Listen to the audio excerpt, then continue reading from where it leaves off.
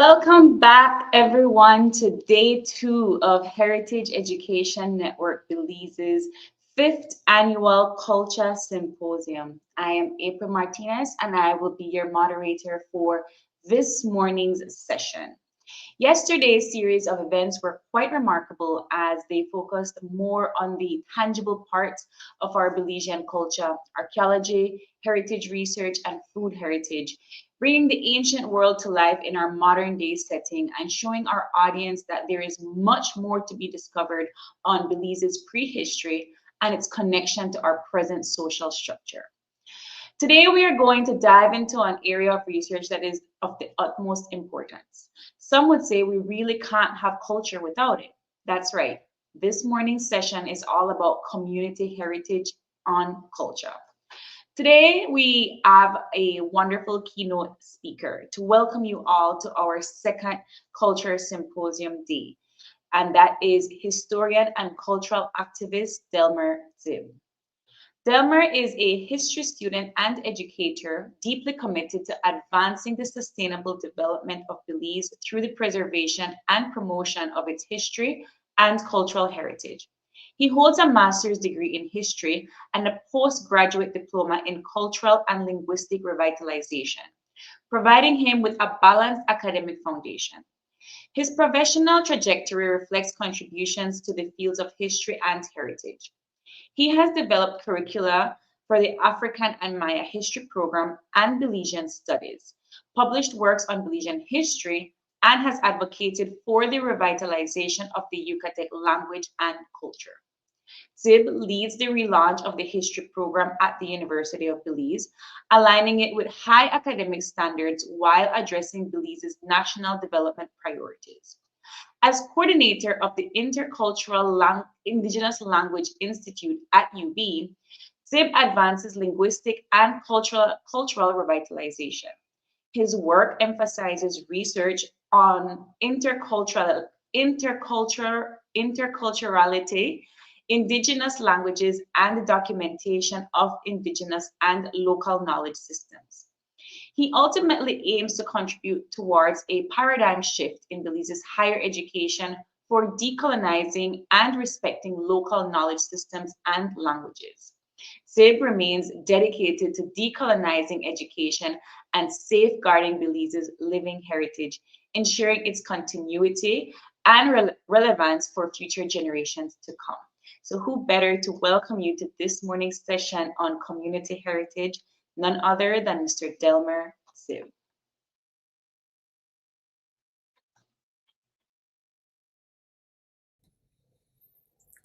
Good morning, colleagues, students, community actors, and other guests. I first want to thank the Heritage Education Network for an invitation to share some of my thoughts on history and its relevance to Belize's present and future. Today, I want to share my deeply held reflections on an issue that has been in my mind for quite some time. I want to expand the question to also include ideas on how history relates to development. I fundamentally understand development to be multidimensional, encompassing technological advancement, economic and social well-being, and also cultural and human well-being. My understanding balances the instrumental aspects as well as the human, the art, and empathy. I note with some concern the rise in emphasis in STEM, that is the sciences, technology, engineering, and maths, while the A, which used to be STEAM, the art, are being devalued. I know of some programs closing and other acts to passively continue to devalue it. The growing prioritization of STEM disciplines raises critical questions about the broader ecology of knowledge. In such an environment, what becomes of history, the discipline that shapes our very sense of purpose and belonging? It is within these constructs that I share my thoughts. What is the place of history in our current context? The place in this phrasing relates to what importance does history have in today's world? What role does history play in shaping thought, policy, identity, or development?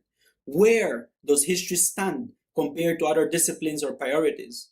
How influential is history in public discourse and nation building? Perhaps assessing every aspect may not be possible in this analysis, but certainly it is worth thinking about it. We are in an epoch dominated by rapidly changing technology and global uncertainty. We're in an age of buildings, bridges, and roads. History does not feature in the language of development. We hear the language of progress, innovation, sustainability, digital transformation, yet we rarely hear the word history spoken in those same circles of planning and policy. So again, I ask, what is the place of history? The question is not reduced to the curriculum or institutions. It is about how a nation understands itself, its past, its present, and possibilities of its future. In contributing to answer the question, I gather from Slavoj Zizek that history is not a closed book. Rather, it is an unfinished process filled with traumas and contradictions that continue to shape our realities. For Zizek, history is quote-unquote undead. The past continues to haunt the present because we have not confronted its deepest implications. We may know the facts of enslavement, colonialism, or dispossession, but we often repress what they truly mean for us and for where we are today. Caribbean thinkers such as Hilary Beckles and Asad Schumann have shown how these profound institutions and traumas are institutionalized in economic and cultural structures of today. In Belize, we're in the process of developing a historical consciousness.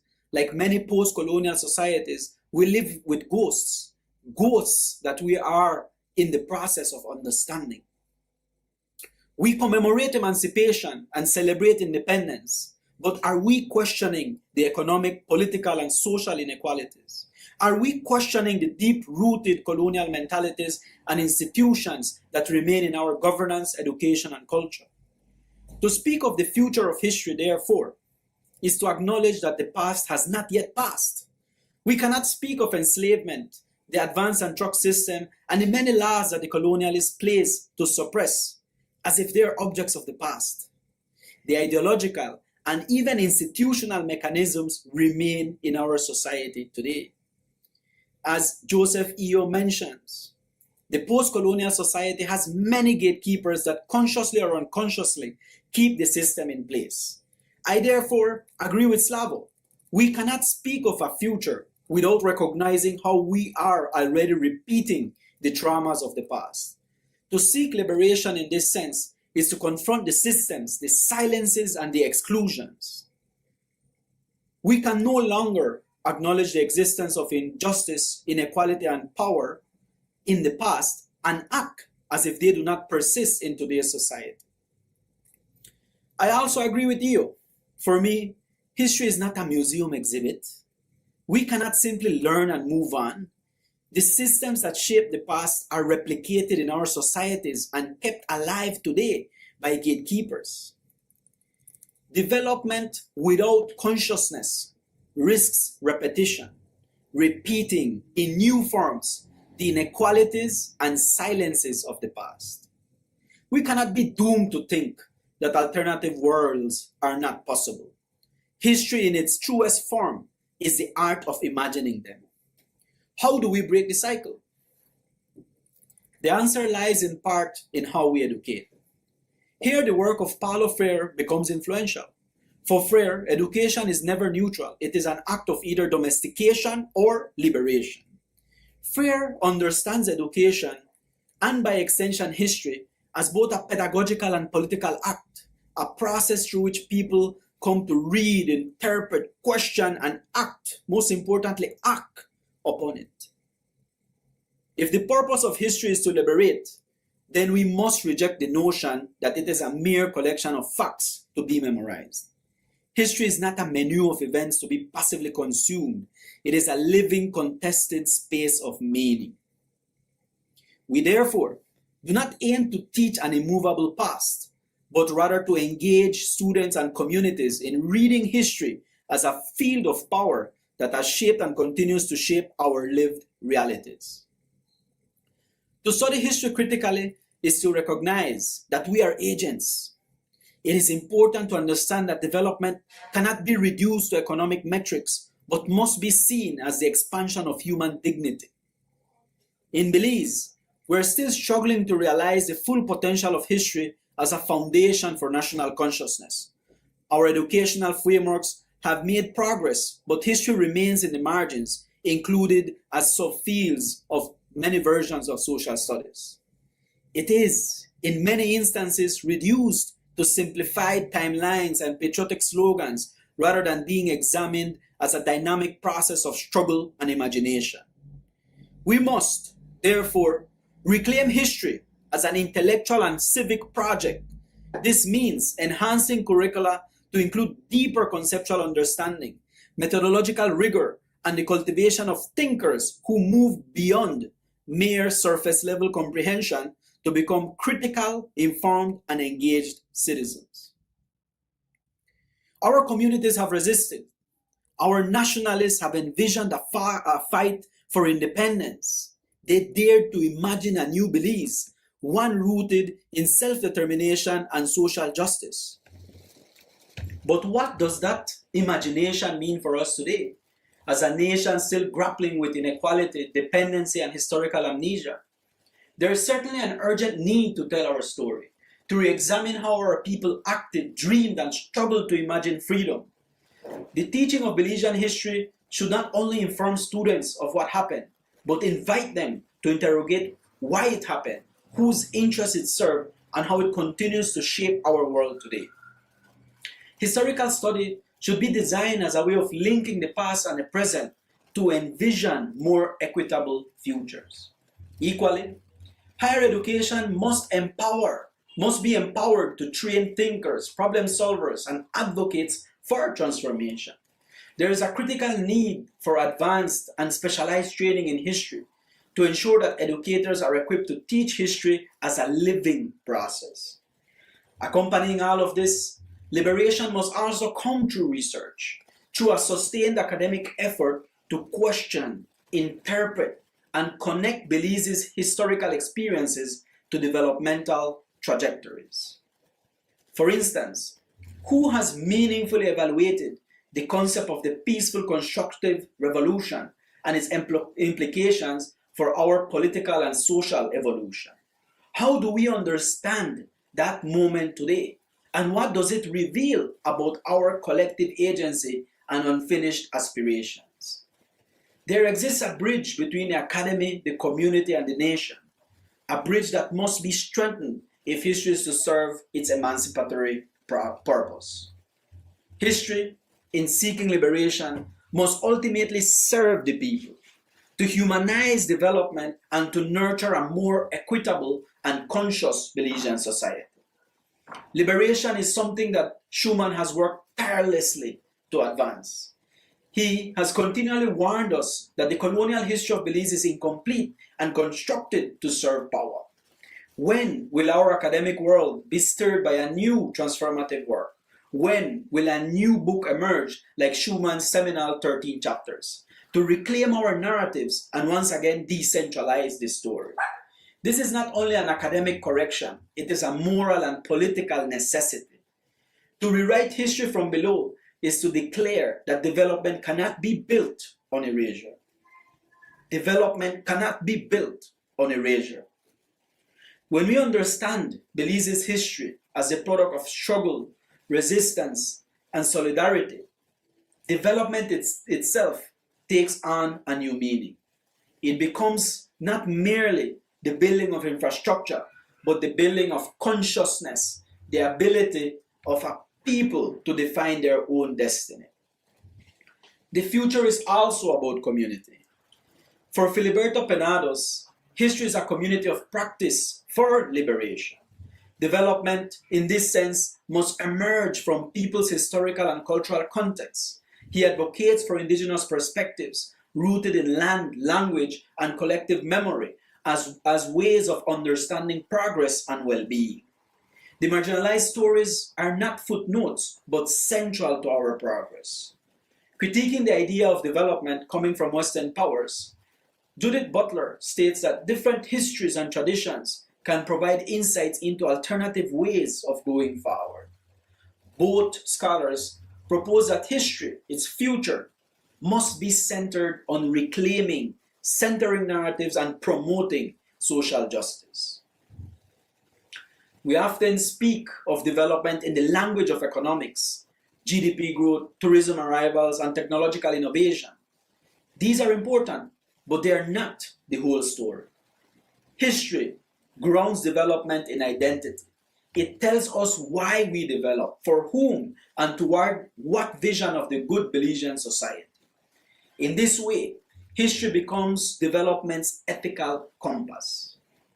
The task before us is to stop pretending that history is settled and instead to enter into dialogue with its unfinished questions. What does the future of history in Belize look like?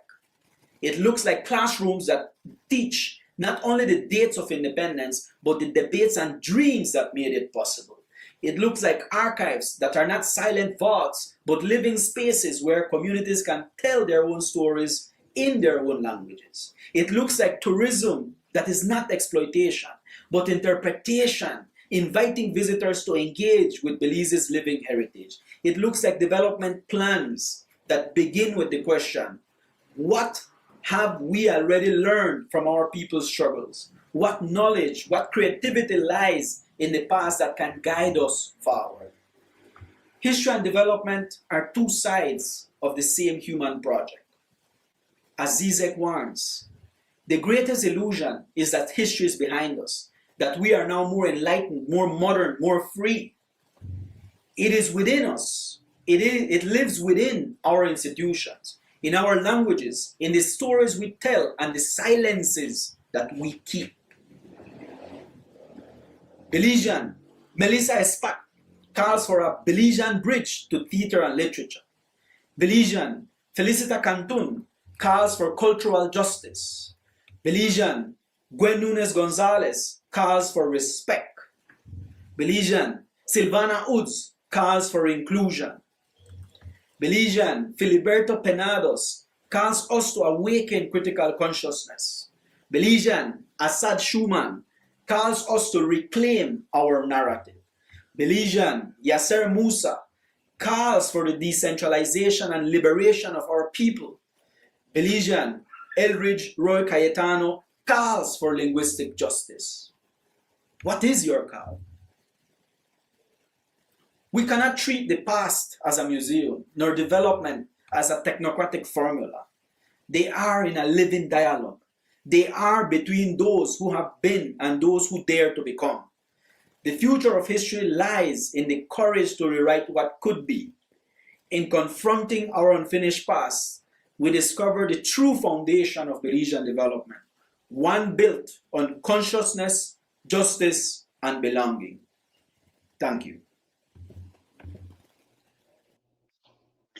Thank you, Delmer. I am reeling because you know something, all of the persons that you have mentioned have been stalwarts in the progress of Belizean society. And so I truly thank you so much for that keynote, and I hope that it resonates with our viewers this morning. I just want to quickly remind you all that if you have missed any of the presentations uh, for the past 2 days, and for if you probably will miss tomorrow, you can always watch the reruns on our YouTube page. That's Heritage Education Network Belize. And a little bit about the next couple of days. We have one more day of culture to go. That's tomorrow. We have a full day of presentations. We begin promptly at 8:30 a.m. and we finish roughly around 4 o'clock, 3:30 p.m. Of course, we stream the conference live on our Facebook and YouTube pages. So if anyone can tune in at any time, and of course, ask all your questions, because after each presentation, after each session, we will have our panelists come forward on the stage and answer any questions that you may have. And of course, if you would like to know, or if you'd like to catch a particular presentation, you can download our program on our Heritage Education Network website. That's heritagebelize.org/symposium. For today's research symposium, our thematic session is community heritage. Our Belize Research Culture Symposium has always encapsulated all things Belize. So on our second day, we're going to discuss more about Belize's community heritage and the ways that traditional knowledge systems shape our modern realities. We have become a society that is working to safeguard our cultural identity while combating urbanization and globalization, while trying to remain relevant. And in a growing and changing world, perhaps we need to understand our heritage and community to make our world a better place. Therefore, it is refreshing to have our lineup for this morning and this afternoon's session.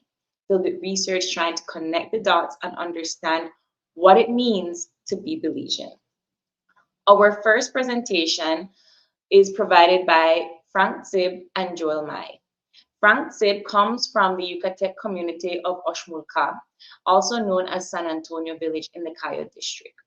Growing up in this vibrant community inspired his deep love for Maya culture and a strong appreciation for his identity as a Maya person. His passion for heritage and learning led him to begin working on archaeological projects at the age of 14, and later to participate in an intensive 9-month epigraphy course with Estudios de la Lengua Maya in Mexico, which focused on the Maya calendar, epigraphy, and classic Mayan grammar. Frank also contributed to various initiatives dedicated to the preservation and promotion of Maya culture in Belize. His presentation is a collaboration with artist Joel Mai. Ladies and gentlemen, Frank Tzib and Joel Mai on Preserving Maya Heritage Through Community Art, a collaborative mural celebrating San Antonio's cultural tapestry. Well, good morning, everyone. My name is Frank Sib. I am a proud Yucatec Maya from the beautiful village of Oshmurka, place of the Three Hills, now known as San Antonio in the Cayo district. So today, my colleague and I will be presenting about the preservation of Maya heritage through community art, which is something that we have both been working on. And my colleague Joel has been doing this for a long time. And me, myself, I try to preserve the Maya heritage through the ancient Maya writing system. So this is a collaborative mural that celebrates San Antonio's cultural tapestry, and it is a pleasure for me, to present to you the art that we have been working on and the art that shares the history of San Antonio in very colorful ways. So thank you. I hand it now to my colleague, but he's going to be talking about himself. Hello, my name is Urbano Joel May. I am a proud Yucatec Maya from the beautiful village of San Antonio. I am an artist and I have been doing art from the past 30 years, and I can say it's a gifted talent. And it was an honor to paint the history of San Antonio in an art form. So here is the art we created. So the birth of the mural took place when Mr. Aaron Tzib, the village chairman, contacted us to paint a mural that is not only artistic but meaningful to the people and the history of San Antonio. He mentioned that he received some funds from the Batsub and other sponsors so that we would create the mural here in San Antonio. We then decided that the location of the mural would be in the center of the village at the Oshmol Park, where everyone would enjoy it, including visitors that just come and spend time here in this beautiful village.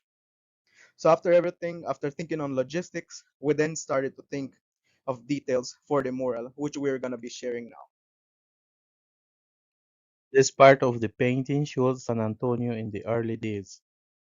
This is how ladies make corn tortilla on the comal on a fogon. And on the background, we have the thatch roof houses, like in the old times. And in the front, we have two traditional pottery bases used for storing water. So in this part of the painting, we decided to incorporate Maya hieroglyphs at the top and at the bottom.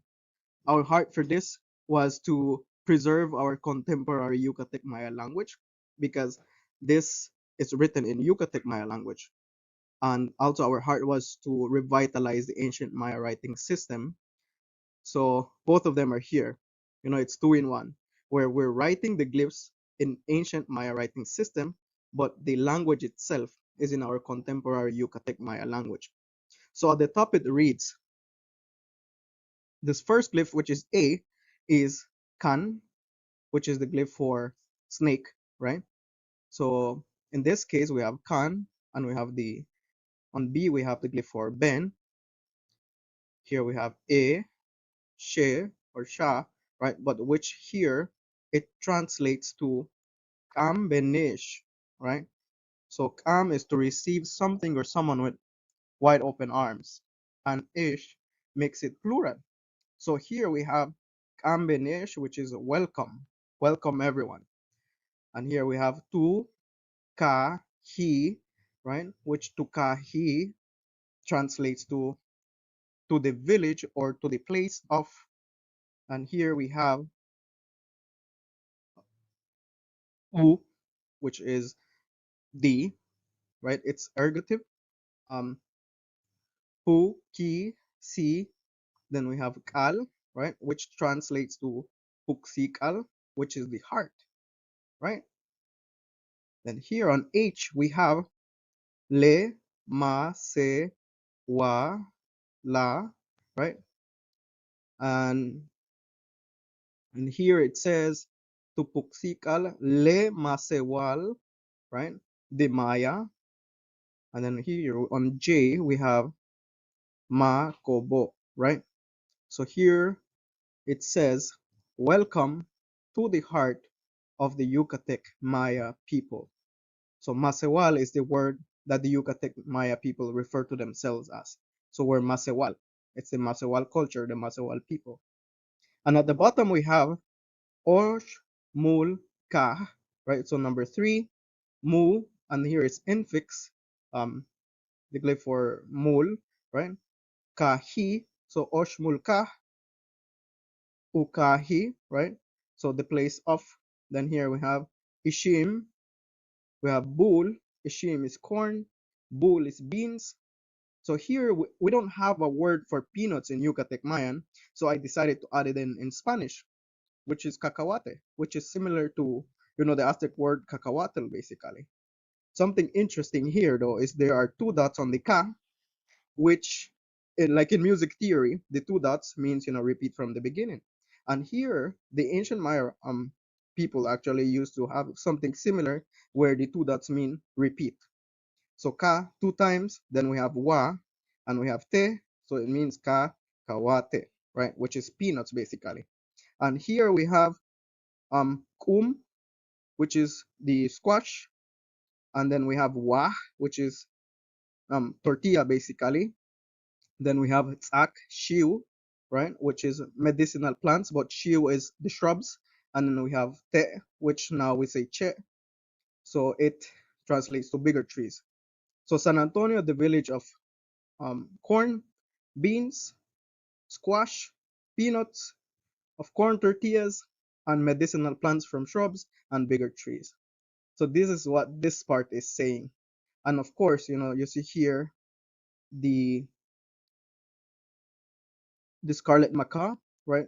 So these and the toucan, these are normally for color. Like in art, anytime you need those bright colors. So these are here as a representation of Belize's um, fauna that we have as well. Here we have the Maya calendar, which is surrounding hand holding the crops that we grow here in the village of San Antonio, which are beans, corn, peanuts, and many more. In the background, 3 Maya temple which represent the Mayan name of San Antonio Oshmulca, place of the 3 hills.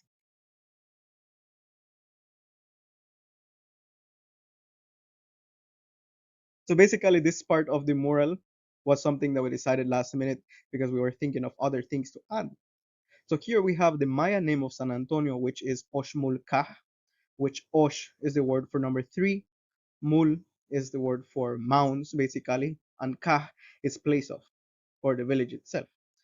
So it translates to place of the 3 hills. So here we have the name, which are basically carved on rocks, as you can see. And here we have a Maya person carving the name Oshmulkah, right? And the scene you can see, it's almost like metaphorically how we say it is on a very sacred space, which is the caves. In the Maya belief, the caves are very sacred. And here we have the caves. It's almost like you're looking from the inside out. So we have a platform there from the stairs where you see the person standing, right? So the platform is almost on the entrance of the cave. So here you see a person carving the name on a platform. And with the sacredness of the place, you see on the bottom right, we have a censer, which is basically, burning copal. It's the sacredness of the cave. So here is what we put on this part of the painting, which is on the left side. And yeah, that is why we decided to add these features here on this part of the paint. This is our signature in Maya glyphs, similar to those of the Maya artists. On the left, we have the name Frank, and on the right is my name, Urbano. This part of the painting, even though you see it's very simple, it's just lines, doesn't have colors, but this is the best part. This is our favorite part of the whole painting. And this is because When we were painting this mural, a lot of people used to hail us from the roads. They would come over and say, "Hey, what are you doing? How can we help?" A lot of people came over, and they were very happy of what we were doing. So we decided to add the glyphs here that say Umeya Tana, which translates to the work of the community, because it's a collaborative mural whereby a lot of people came together and said, we want to create a mural that represents San Antonio in art. How can we do that? This is where the artists came in, the chairman, Mr. Aaron Tzib. So we really appreciate the work that he's doing here in San Antonio. And, Batsub decided to give some funds for the paints. So it was a collaborative project where we all came together, did this. The people that came over, sometimes they would come over and leave us drinks, and so it was very beautiful to experience this. The younger people came sometimes, after school, they came over and they were really enjoying the art. And I think this not only, we painted this, but also created inspiration in the younger generation so that they would continue what we're doing. And that's the purpose of this mural, to create something that the younger generation can see, where they can appreciate art, they can appreciate language and writing, because that's our heart in this whole thing, to preserve our heritage, our language, and the writing system. So thanks to everyone who took part in this. And we want to thank, of course, Heritage Education Network Belize for giving us the opportunity to share this art, because this is our heart, to share our beautiful Maya culture, our beautiful village, Oshmulka, place of the three hills, San Antonio. So thank you, everyone. Hope you have a very nice day. Thank you, Frank. Thank you, Joel, for that wonderful presentation. All right, so we have next on our list, on our session list, sorry, we have Antonio Beardall, Kaylie August, and Ishawn Arana. His team is based on all Belizean archaeology and Belizeans doing research. Mr. Antonio Beardall is a Belizean archaeologist whose research focuses on how Belizeans perceive and engage with the country's archaeological heritage and how these interactions shape cultural and national identity. His work also emphasizes youth engagement with heritage management, exploring how young people can identify points of connection among different cultural heritage mechanisms, become active participants, and better understand the factors that influence their involvement. Antonio Beardall is joined by his students Kaylie August and Ishawn Arana. Hello everyone and welcome to our presentation, The Hands of Heritage, the Making and Breaking of Community Archaeology in Belize. The origins of this project has its roots when I did lectures across Belize, where Belizean students were largely just consumers of archaeological knowledge. Later on, working with BVAR, I mostly worked with foreign undergrads, and Belizeans were hired to be mostly field hands, but there wasn't much engagement with them. Later on, Galen worked along with BVAR, where I would teach Belizean undergrad students archaeological field methods, and this also gave me an opportunity to take on a lot more Belizean volunteers who also wanted to learn. When I did my master's thesis, I kind of touched on this subject a little bit, but it wasn't deep enough, as the focus was mostly on the projects that are working in Belize and the different heritage management institutions in Belize as well. So for my PhD, I wanted to focus more on the impact that being part of a project has on a young Belizean. Does it make them feel any different about themselves, about their cultural heritage, their cultural identity? And working along with Belizeans over the years has helped me see that they want to take a part because they live here. And as one of my students had told me, this we heritage that we banya. So this project is kind of a balanced attempt at having them learn what they can about archaeological field methods and archaeology in general, everything from excavations to lab mapping, working with scanning, but also taking part in lectures, especially on things like epigraphy and ceramic analysis. Hello, my name is Ishawn Arana, and today I will be presenting on the importance of community archaeology.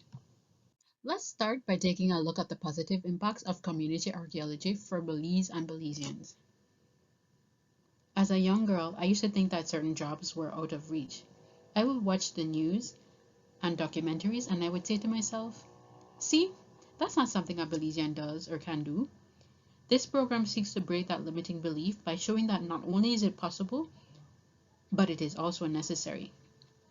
Educating more Belizeans to work in fields such as archaeology is important because we need to have a connection with what is happening in our country. When Belizeans do archaeology, we work with reverence and respect for those that came before us. We understand the cultural sensitivity and the significance of what we are doing. We are able to share information with the wider community in ways that nobody else could. Many participants for this year's program were new, myself included. We had a preconceived idea of what archaeology was. Think movies, news headlines, documentaries, all of which can romanticize or oversimplify things. Some of us even came with the hopes of finding gold, jade, and bones on the first day. Unfortunately, those were unrealistic expectations, as we were not excavating temples. Rather, we were excavating the homes and workshops of everyday Mayan men and women. In the beginning, every rock had the potential to be something of importance, but throughout the weeks, we became confident in identifying artifacts from non-artifacts. We were given the opportunity to participate in all aspects of the science. We were encouraged to be curious, to ask questions, and to develop theories. And in doing that, we became more confident, and we had new understandings of what archaeology meant. During our morning discussions, we learned new terms, listened to stories about the Mayas, and planned a day.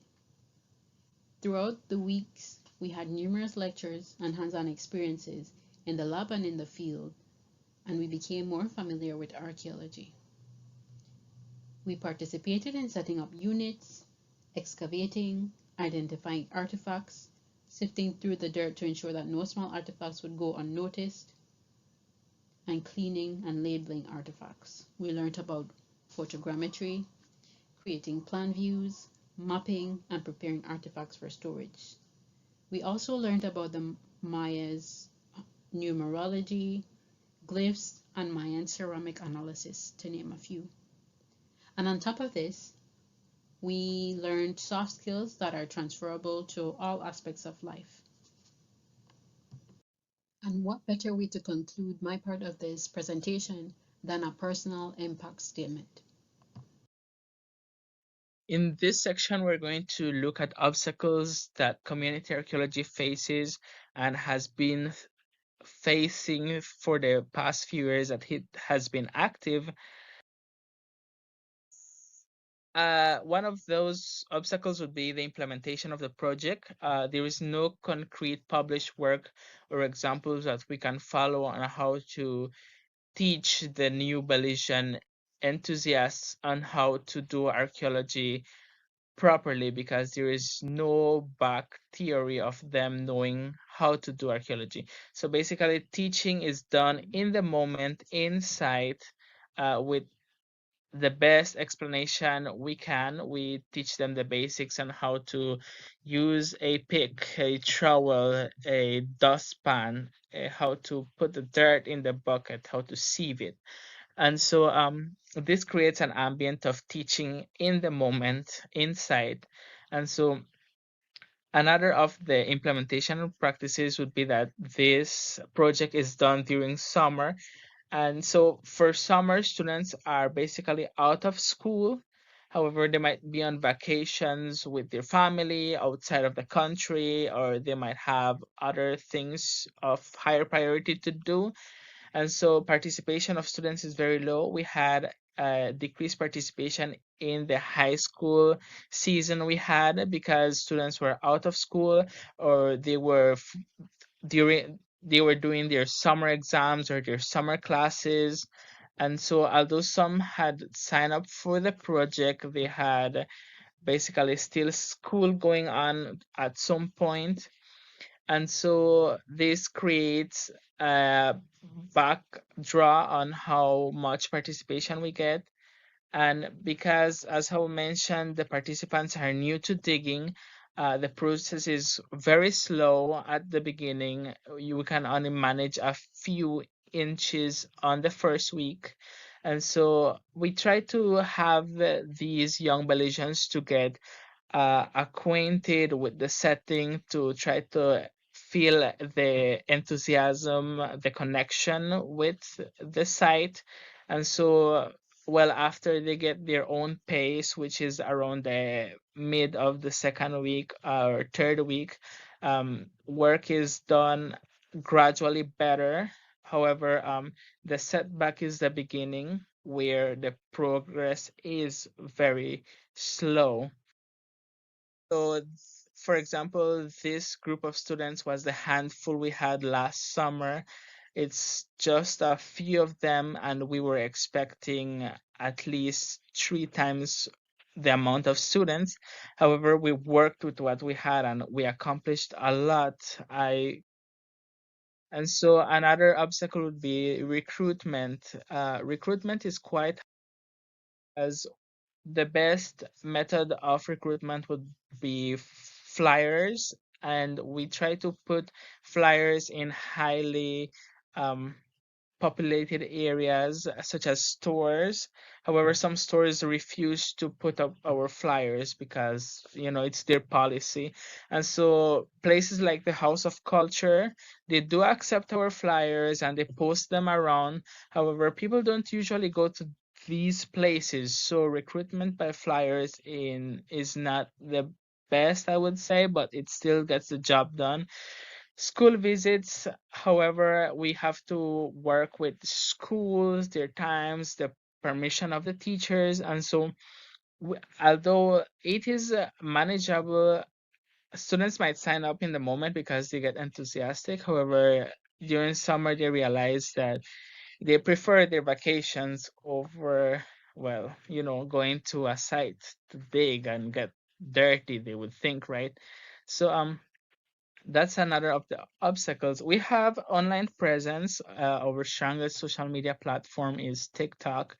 And so TikTok is quite popular these days. However, not every single youth or every single person in the country has access to stable or permanent internet to be like active on the internet and be able to like see our content more often, and so to get their attention, right? So that would be quite of a setback, and social media does help a lot, I would say.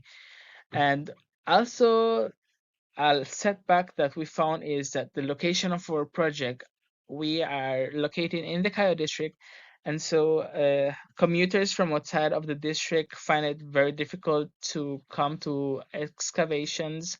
So they might come 1 or 2 times per the season, and that would be it. Compared to the ones that are from the district, they would find it a little bit more easier to get to site. Sustaining interest. There's this common misconception of what archaeology really is. Archaeology is more than discovering treasure and finding dinosaur bones. In reality, fieldwork can take a lot of time, especially with the meticulous work that we are doing. We're in nature, so obviously it's going to be hot and humid.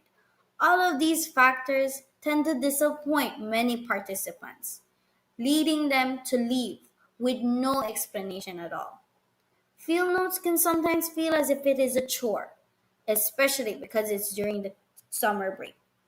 This is nothing like what we see in the movies or on TV. And because we have such a small budget, are not able to provide stipends for many of our participants. And this tends to lead the work to be strictly voluntary. Conclusion. This project is still an experiment in its early stages. We're figuring things out as we go, what's working and what needs to be changed. It will take a few years before we get things running smoothly. Recruitment is a big focus. There's no set method yet, so we're creating one as we go. Something that can be adopted for different projects and communities.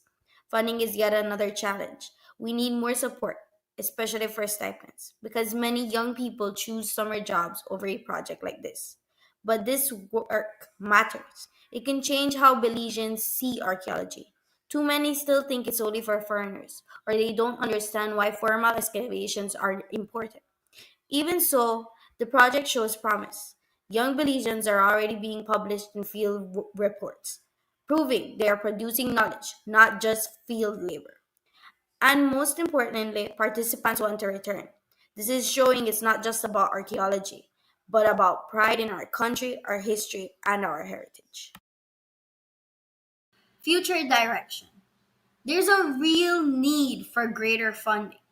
This could mean by applying for grants or working with local communities and businesses for contributions, whether it is financially or even donation of supplies.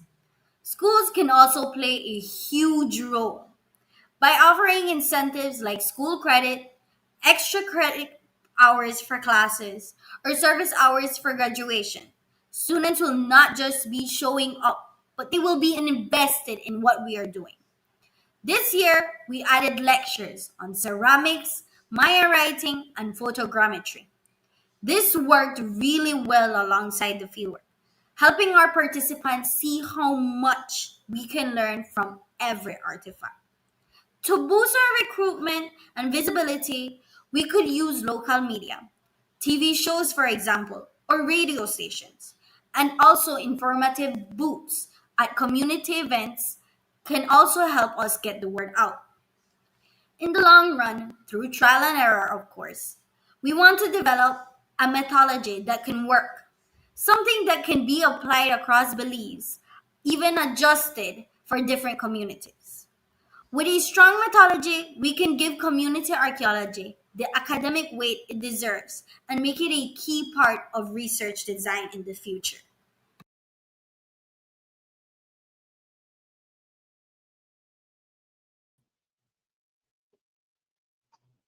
All right, thank you so much to Antonio Beardall and his team. We truly appreciate seeing young scholars be a part of the archaeological research process. We don't see enough of it. I recall whenever I would tell students about it, they really like the pipeline dream, but yeah, they don't want to give up their summer. So how can we inspire these people to be a part of the discourse and a part of the research? Great job, Antonio and your team. We hope you're enjoying our community heritage presentation so far. And in keeping with the theme, we now have our next presentation by Drs. Rissa Trachman and Fred Valdez Jr. Dr. Rissa Trachman is a professor of anthropology at Elon University in Elon, North Carolina. She has been teaching, mentoring, and conducting research as faculty there since 2008. She specializes in Maya archaeology, and she began investigating ancient Maya household sites in northwestern Belize in 1997 in the periphery of the site of Dos Hombres. She is currently conducting field research within the Civic Ceremonial Center of Dos Hombres while continuing her interest in its households. Trachman is asking questions about the everyday life of inhabitants of Dos Hombres, specifically those daily activities related to the political, ritual, economic, and social aspects of the city. She is also keenly concerned with ancient market-based economic activity within the site, as well as that between Dos Hombres and other sites in the northwestern Belize area. Her research interests also includes topics such as household archaeology, ancient identity, construction, lithic technology, archaeometry, socioeconomic organization, gender, and archaeology, ancient childhood, and water management. Her research is in collaboration with Dr. Fred Valdez Jr. from the University of Texas at Austin. Ladies and gentlemen, let's give our attention to Drs. Rissa Trachman and Fred Valdez Jr. Good morning. Thank you for attending. I'm Rissa Trachman from Elon University in North Carolina. My co-presenter is Dr. Fred Valdez Jr. from the University of Texas at Austin. Today I'll be presenting about the value, or we'll be presenting about the value of a long-term regional consortium or collaborative perspective in archaeology, specifically how this is construed in Northwestern Belize. Ongoing research can be defined as that which spans the longer term, continuing over the course of several years or even decades, as in this case. This perspective can be absolutely invaluable in understanding the archaeological record, the context in which the material culture is encountered, and moreover, the community cultural context in which the project itself is embedded. So in order to situate us geographically, the project is a regional project located in Northwestern Belize. It's an area that is adjacent to both the western border between Belize and Guatemala and the northern border between Belize and Mexico. The project initially began because the Institute of Archaeology was interested in having a regional project in Northwestern Belize and invited Richard E.W. Adams, who had been working and was working at Rio Azul and leading the Ishkan Rio Regional Project. So the area that they were interested in having Dr. Adams attend to was immediately and directly across the border from the Ishkan Rio project. So this would have been an extension of that. Dr. Adams felt that he had more to do than he could effectively do. So he sent Dr. Fred Valdez in 1992 to do a pilot season across the border in Northwestern Belize. And he began this project in 1992. These were the very early beginnings. Both, I would say, 1992 and 1993 were very small projects. 1994, the very first field schools began. And then we have had continuous field schools in the summers and in several springs from then until now. So over 30 years and running, minus the pandemic years. The original research camp was actually situated adjacent to the program for Belize, La Milpa Station and Eco Lodge. This is a picture of that. The Education Center is also located on the Eco Lodge, and you can see here those beautiful images. The program for Belize Archaeological Project has over 30 years of presence in the forest of Northwestern Belize and its nearby communities. The Rio Bravo Conservation and Management Area consists of more than 70 ancient Maya cities, villages, and large areas of household settlement in which survey, mapping, and excavation and analysis of remains occurs at a large scale annually.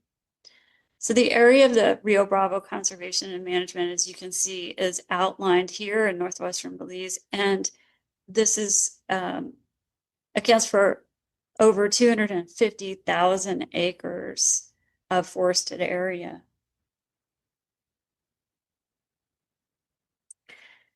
In the early 90s, in the early days, of course, then there was a very rudimentary camp originally in 1992, and then infrastructure began to be built. Now, the infrastructure had to match the environment, and there were only there were important stipulations about how we might do that or how Dr. Valdez might do that. And you can see here that he and Oscar are standing in the very beginnings of the dorm and lab building, the lab being on the bottom floor and the dorm being on the upper floor. That building effort accrued over time. So we have the dining hall, the latrine and shower facilities, and also a tent shed. These are all semi-permanent structures. And as you can see here, it grew even more and more over time. So the lab was then expanded, more and more cabanas were built. And now we are able to house a number of field schools at one time.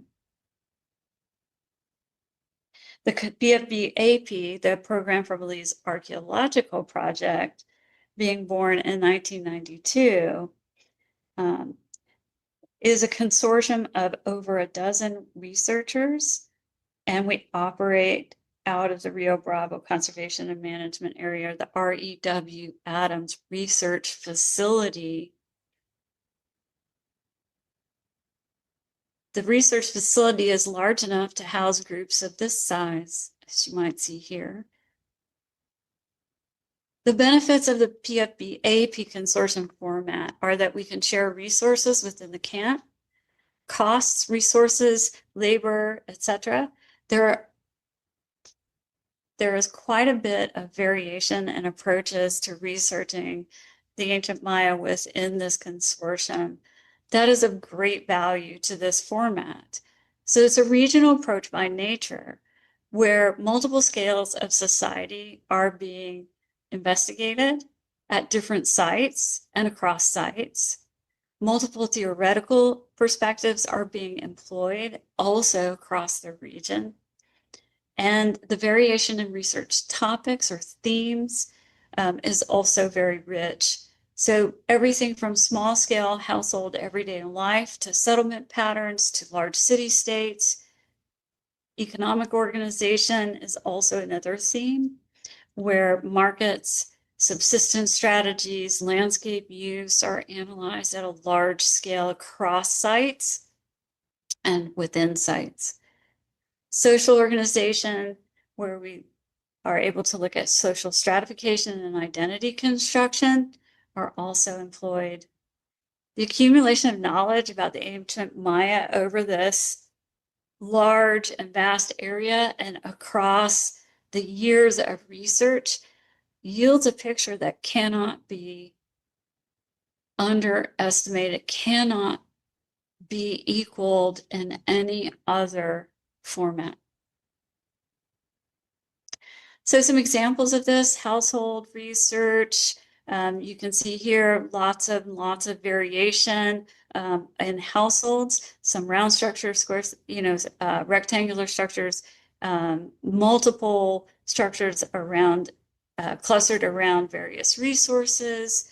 You can see also small features are also often investigated. So Estela Weiss-Kresge, for example, has been looking at reservoirs across the region for a number of years.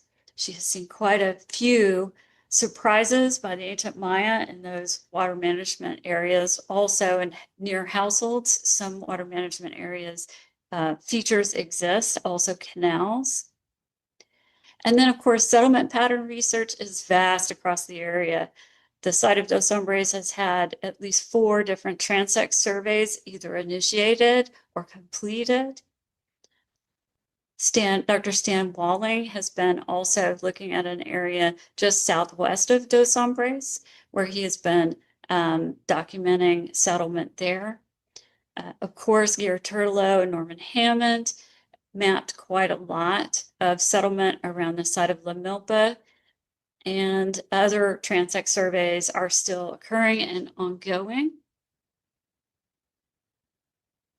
Additionally, there are small sites, small to medium sites that are being investigated, and large sites. So of course, La Milpa being the largest site in the region, then there's Dos Hombres, Moshna, Gran Cacao.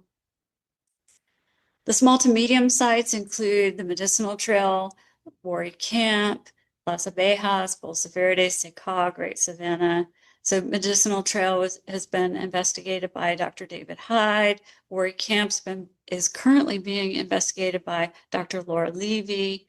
In terms of the large sites, Dos Hombres by me, and then the site of Moshna by Eleanor King. Lots of folks now are working at the site of La Milpa. David Hyde has moved into that site, and others as well. Dr. Brandon Lewis, for example, and then in the settlement areas, Dr. Eric Heller, Michael Maddox, and so on. Other things that can be accomplished at this scale, thematic and material culture meta-analyses. So meta-analyses being the larger picture across a region, and especially with material culture specializations and specialists like Dr. Lauren Sullivan, who has been looking at the ceramics in the region for decades. That's across sites and across time. I have actually also been looking at the obsidian across sites and across time for the entire program for Belize Archaeological Project. These analyses are rich with information about culture change, technological change, stylistic change across time and across the region. Very, very important analyses. In addition, in terms of subsistence strategy, Dr. Byron Smith's been looking at the birds of paradise stitched fields. This is very, very important at a larger scale in the ability to analyze subsistence strategies in terms of thematic topics. Also, economic organization, a National Science Foundation grant was acquired by 3 co-PIs, myself, Dr. Eleanor King, and Dr. Marisol Cortez Rincon, to explore market spaces within and between sites within the Three Rivers region, or really specifically within the Program for Belize Archaeological Area located on the Rio Bravo Conservation and Management Area. That National Science Foundation grant began in 2023, and our analyses are pending. Some other things that are of great benefit in this consortium is that we are able to go through the permitting process through the Institute of Archaeology, and our interests very much are basically segue to each other in this notion of preservation and conservation of cultural patrimony. And the Institute of Archaeology is also very much interested in training future archaeologists in ethical practices. So the fact that we're able to run field schools long-term, we have been able to train hundreds of the next generation of archaeologists, and to be able to conserve Belize's past at the same time. And this also connects very well to education and outreach that the project actually supports. Dr. Eleanor King, Dr. Daniel Baer have done a great amount of work in connecting with the local schools in San Felipe, Blue Creek, Yo Creek, and Orange Walk. And they have invited the schools to come to the research camp to teach about artifact identification, about soils identification, about stratigraphy. And they also then are visiting the schools themselves as well, for those who aren't able to come to the camp, and also to work with the teachers in the school, to these schools within Orange Walk District, for curriculum, to develop curriculum. The Institute of Archaeology has also been involved in many of these activities, as you heard from the presentation before this one. The other part of this, which creates multiple pillars in this process, is that the Program for Belize, which is the managing organization for the Rio Bravo Conservation and Management Area, also is very, very interested, obviously, in conserving the environment. And so we are situated in a very unique position where we are integrated with the community, conserving the environment on the conservation and management area, and protecting also the cultural resources, and investigating the ancient Maya in one of the most robust ways possible. We also are very connected to the community in that we are contracting locally exclusively for almost everything that we need within the day-to-day operation of the summer field programs. And that is for vehicles, food, labor, anything, other equipment that we need in the field on the spot. All of these things are done absolutely locally. So I hope that you've enjoyed this presentation. Thank you to the Heritage Education Belize and Kulcha 2025 organizers. Thank you.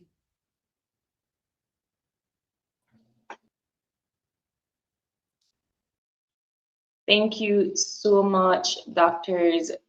Trachman and Valdez, for that wonderful presentation. And I'm already noticing some questions coming up, and so I can't wait for you all to give us a little bit more insight on your projects and how you've been able to bring communities together to participate in archaeological research.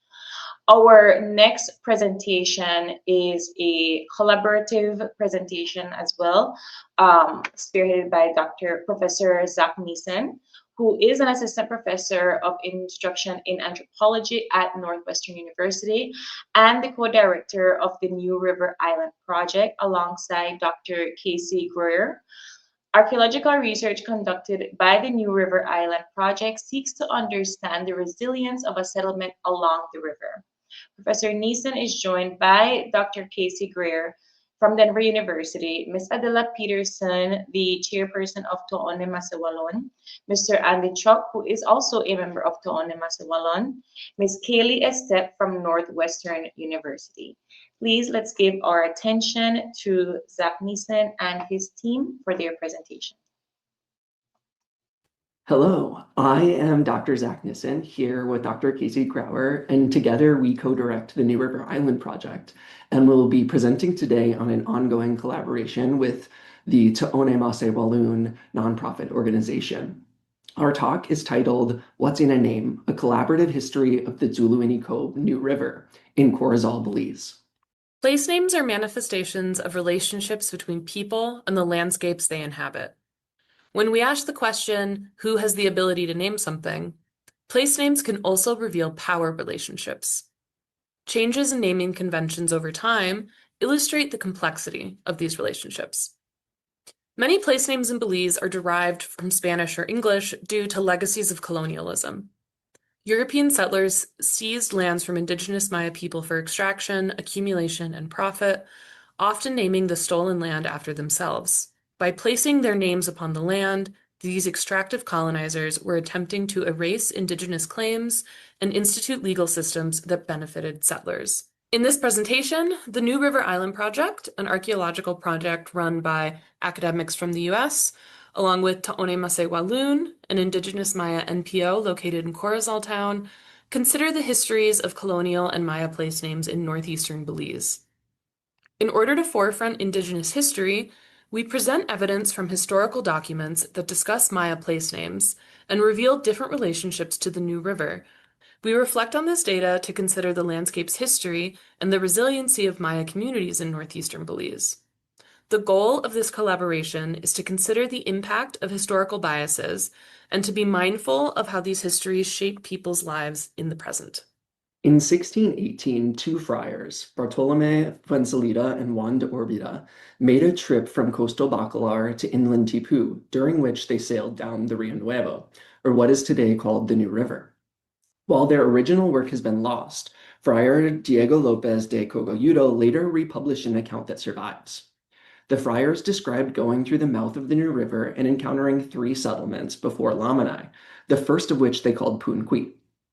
Grant Jones has noted other historic mentions of this settlement, including a 1622 account of new assignments for encomenderos of several villages, one of which was Punqui.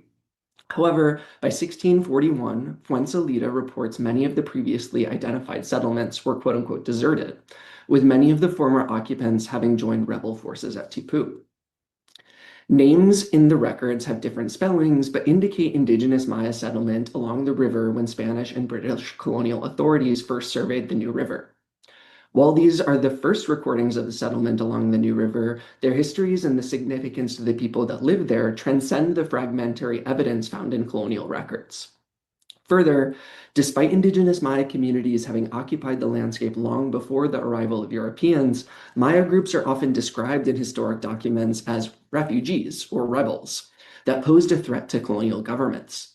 Colonial encounters then with Maya communities provide insight into the people living in the area prior to Spanish colonial and British colonial control over the area. Before the river was called the Rio Nuevo, or New River, it was called Dzuluinicob. The Dzuluinicob refers to both an indigenous Maya territory or region south of Bacalar, along which now is known as the New River, as well as a name for the river itself.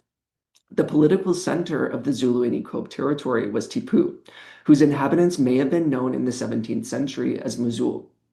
Though conflict with the Spanish and Maya resulted in unstable control of the region between 1544 and 1707, with the center of governance shifting between Bacalar and Tipu. Dzuluinicob or Dzuluinicob is often translated as Rio del Extranjero in Spanish and River of Foreigners or River of Foreign People in English. While this definition may immediately lead people to consider the colonial history of the river, as we previously described, the name itself comes from the pre-colonial Maya, illustrating the rich history of the river as a site of trade and interaction between culturally diverse groups of people.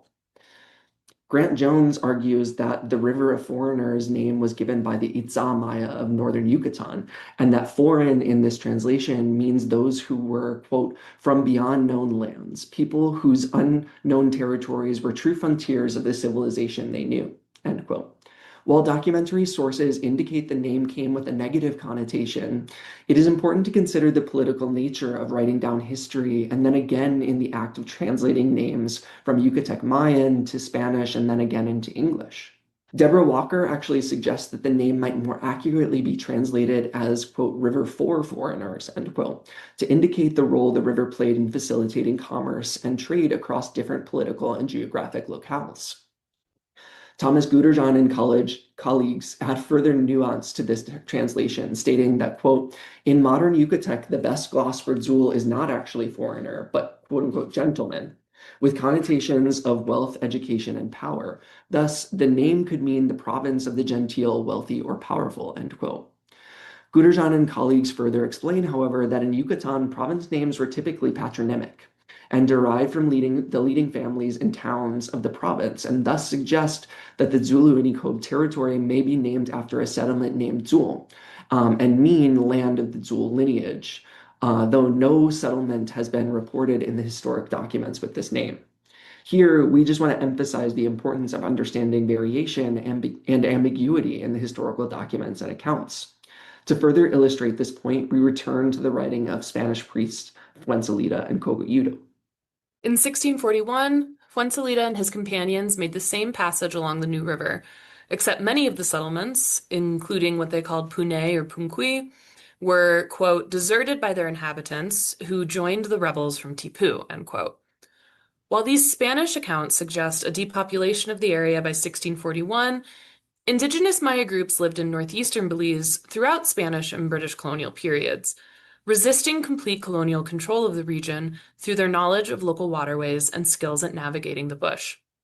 Furthermore, Miss Adela notes that the descriptions of indigenous groups as rebels creates a relative distinction between indigenous and European groups that moralizes certain actions, while simultaneously ignoring the historical fact that Spanish colonizers forcibly removed indigenous people from the landscape and naturalizing their control over the region.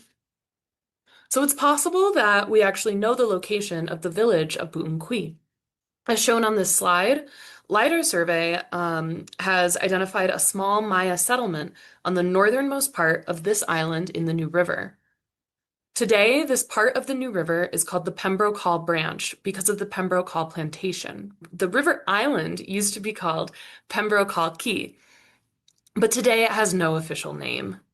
We have been calling it the New River Island, following the present-day official name of the river.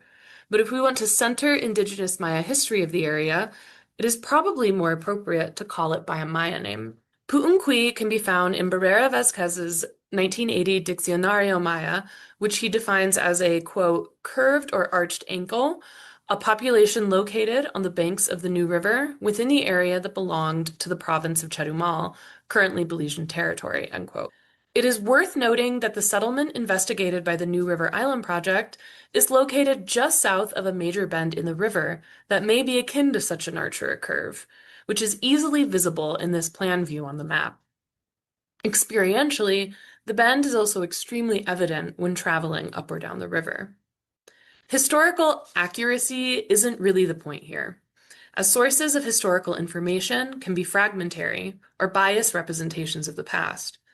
The river and the island have had many names throughout history, and when we retell the history of the landscape, it is important to consider the implications of the historical narratives we put forward, and be aware of the consequences those narratives have for people today. To think about that further, we now turn to our collaborators in Ta'one Mase Walun. Hello, my name is Adela, and Andy, Chuc, and I will be presenting on the topic, What's in a Name? The Chactamal Maya Temple sits on Santa Rita Estate in Corozal, Belize. This site corresponds to the ancient Maya province of Chactamal. The temple is dated at 1200 BC. It was an important trade center because of its proximity to the Corozal Bay. In 1511, the earliest invaders made contact with the Maya at Chactamal. The great Maya leader King Nachan Khan was in power and continued to fiercely defend the Maya lands. In 1531, when the invader Alonso Davila ordered him to submit to Spain and to pay tribute, he responded, "I will give you turkeys in the shape of spears and corn in the shape of arrows." Davila was promptly chased out of Chactamal province. Since the temple sits on the Santa Rita estate, its original name has been stripped, and hence it is referred to as the Santa Rita Archaeological Reserve. There is no documented records of its inherent Maya name, the irony being that the Maya temple bears a Spanish name. In reference to the murals of Chactamal, discovered by Thomas Gann in 1900, he writes, in the mounds of northern Honduras, quote, "After I had traced the outline of about half of the mural paintings, some mischievous Indians, in reference to the indigenous people, came in the middle of the night and removed the whole of the stucco. This is especially to be regretted, as towards the broken end of the wall a number of hieroglyphs were massed together, which were entirely lost." End of quote. Hence, we do not know what the readings of the glyphs were. If there was any indication or reference to the name of the temple, we may never know, as Gann was not interested in any scholarly findings or archaeological interpretations. He was primarily interested in personal collecting and illegal export of the Maya artifacts, and engaged in excessive use of dynamite at the digging sites. But what's in a name? Countless scholars, readings, and educators refer to our sacred Maya temples as ruins. Definition of ruins: destruction of something or the state of being destroyed. Our temples are sacred structural sites that have stood for many centuries, the place where our ancestors met to perform sacred rituals and gathered for sacred games. They held many exploited treasures and continue to hold unrevealed secrets and mysteries. As depicted in the image, some of the artifacts from Belize, and today many people come from afar to extract knowledge that may be useful in today's society. We request refrain from using the term ruins and try on the term sacred Maya temples. And now a word from Andy Chuc. Name change follows long claim. For example, in 1841 in Yucatan, Zitno became Barbachano, Dzuluinicob became Iturbide, Put became Moreno, Cocobchen became Zavala, Cholul became Libre Unión, To became Mérida, Noacap became Progreso, Saki became Valladolid. The Maya names were replaced with Spanish names. removed and access to water was denied. There was competition for water. The water that was free became costly. As the population increased in the region, there was migration to the south and the southeast region. Any land that belonged to the Maya natives was considered free for all. With migration and land claims, what followed was name change. Subsequently, since the land needed to be attended to, the plantations needed laborers. Later, this led to forced labor and servitude of the indigenous people of Yucatan. What seemed as a small, significant name change was the premise for the more than 50 years social war of Yucatan, known as the Case War of Yucatan, known in our Mayan language as Nohoch Battle. It took us more than 4 months to come up with a name that reflects the objective of Tone Masewalon Cultural Preservation Group. When we see the word Tone Masewalon, we proudly reaffirm that we are Maya. We are here. We are alive on as a people, and we continue to struggle and actions of preservation, self-identification, and autonomy. The renaming of places, rivers, and archaeological sites to the original name before colonization is an important step in the decolonization process, one which would connect many to the history before the Europeans, a history which many times is ignored or not taught. It would be a process of cultural revitalization and preservation, one which could be a step in strengthening and preserving Maya language. With the continuation of the use of colonial names, and here we have some examples like the New River in Belize. It was changed from the word Dzuluinicob. Santa Rita site, its original name is Chuc. The Rio Hondo, original name is No Okum. And these are just some examples of claiming and reclaiming our history. Yum Botik, Kananta Bayesh.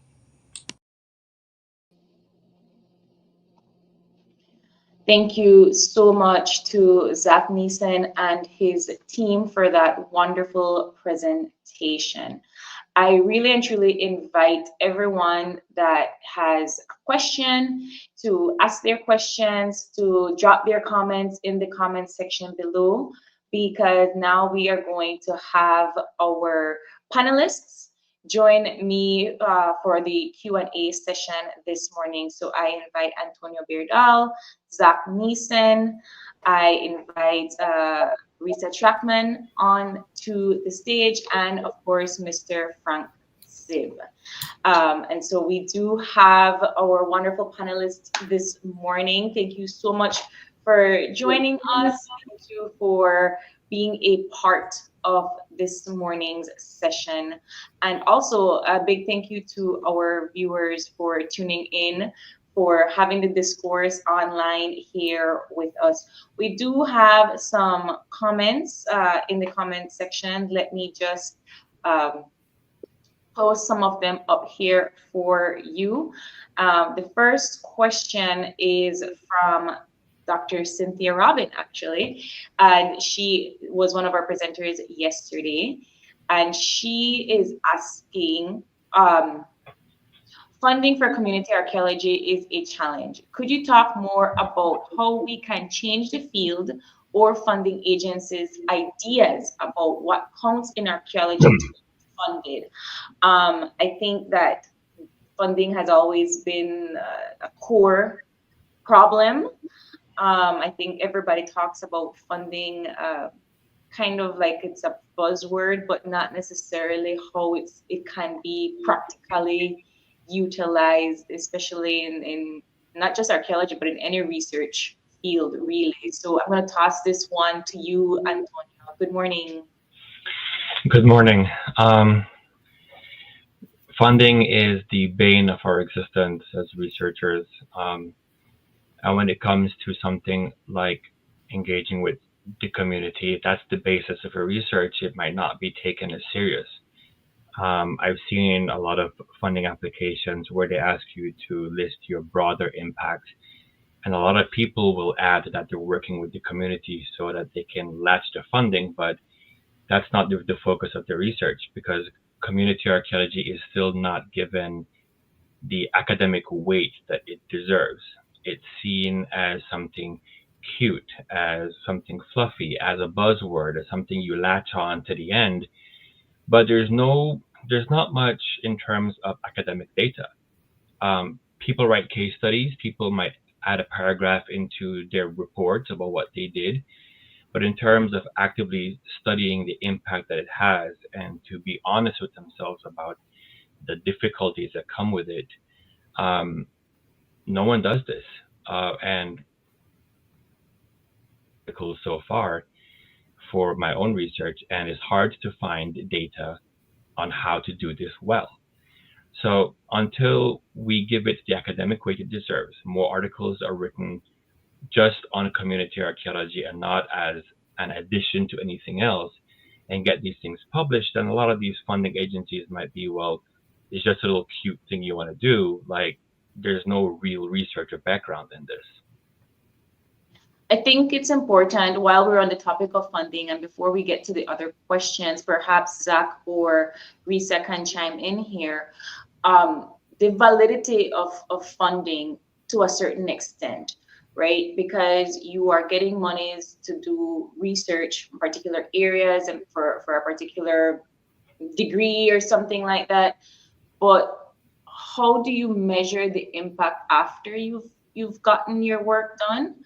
And does it matter when you apply for these grants? Because I would imagine that there has to be some level of sustainability and continuity with your research. Please, somebody correct me if I'm wrong here.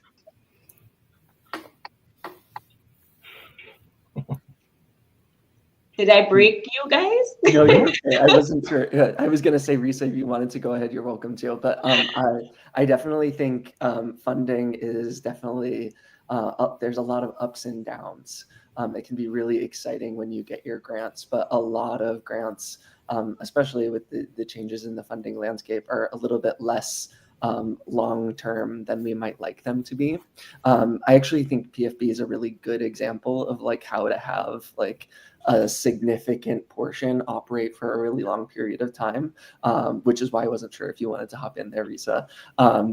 But I definitely think thinking about things like sustainability and like what that means to the community, it's definitely, I'm not sure I have a super clear answer here, because some summers you have funding and it's really great, and working with communities is awesome. But as Tony mentioned, like writing that like collaboration into grants is sometimes sort of a token of proposals. It's not necessarily a well-integrated element of proposals. And with the changes to the funding landscape, it'll be interesting to see whether that continues or whether it's gotten rid of entirely.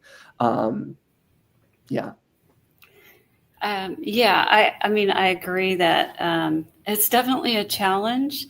And I think it's something that, the workaround for us for a long time since it was such a priority over the long term, is to literally build it into the research budget. Now, as has been pointed out, the granting agencies all sort of expect to see that picture within our grant proposals for our research. How are we going to engage the community? And I do think it's more of a tag on kind of perspective. So more recently, Dr. Eleanor King actually got an entire separate grant from Winter Grin to do community education and outreach. So it was really literally a whole separate piece in terms of the funding, but very well integrated into our overall regional project. Perfect. Here's another question for you, Dr. Rissa, and it's also by Cynthia. She's asking, do you want to hear more about archaeology embeddedness and environmental preservation in your work? Okay, so there are several ways that could play out. One being that we do have various specialists that are also involved in the archaeology. So, for example, Nick Brokaw, who specifically is really looking at the environment itself, the modern environment, and how that might connect to modification of the landscape that the Maya did in the ancient past. And so we're always thinking about how those two things are coalescing. We're also, while we're conducting archaeology, very much engaged in preserving the very environment that we're in. So we have to be very mindful of our approaches to excavations where we can't undermine the environment around us. We take very special care to not remove any trees that are endangered or any species that are endangered. We're not there to do anything to the animals except maybe fertilants. Fertilants who tend to come into our areas that we're working. But we definitely are very mindful of that at the same time. And so the goals of the program for Belize in terms of preserving the environment around us and are very much attached to our integration there and into thinking about how the ancient Maya utilized the environment that we're in as well. So we're able to be in this environment that the Maya were in and think about all of those things at the same time. Awesome. Thank you so much. There are a few questions here in respect to Zach's presentation, more so asking around the name changes. And I know Andy and Adela aren't here, but maybe you can chime in, Zach. So we say Carolyn Dawson wants to know if new facts are added to bring clear understanding to the name changes. Yeah, I think this is a really great question. I think our approach in general, is speaking the R here is Dr. Grauer and I, when we're doing our research, especially thinking about the archival and sort of historic document side of these things.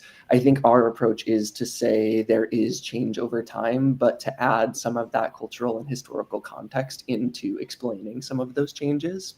And to foreshadow a little bit, I think Dr. Robin also had a similar question about this of like, how do you reinstate those Maya names? Our approach has definitely been putting these two questions together is like, here is the information, here have been the names of various places on the landscape, and making that be a more collaborative conversation with members of the community. So that's where working with Miss Adela and Mr. Andy has been really productive in our project, but also just talking to everyday community members, right?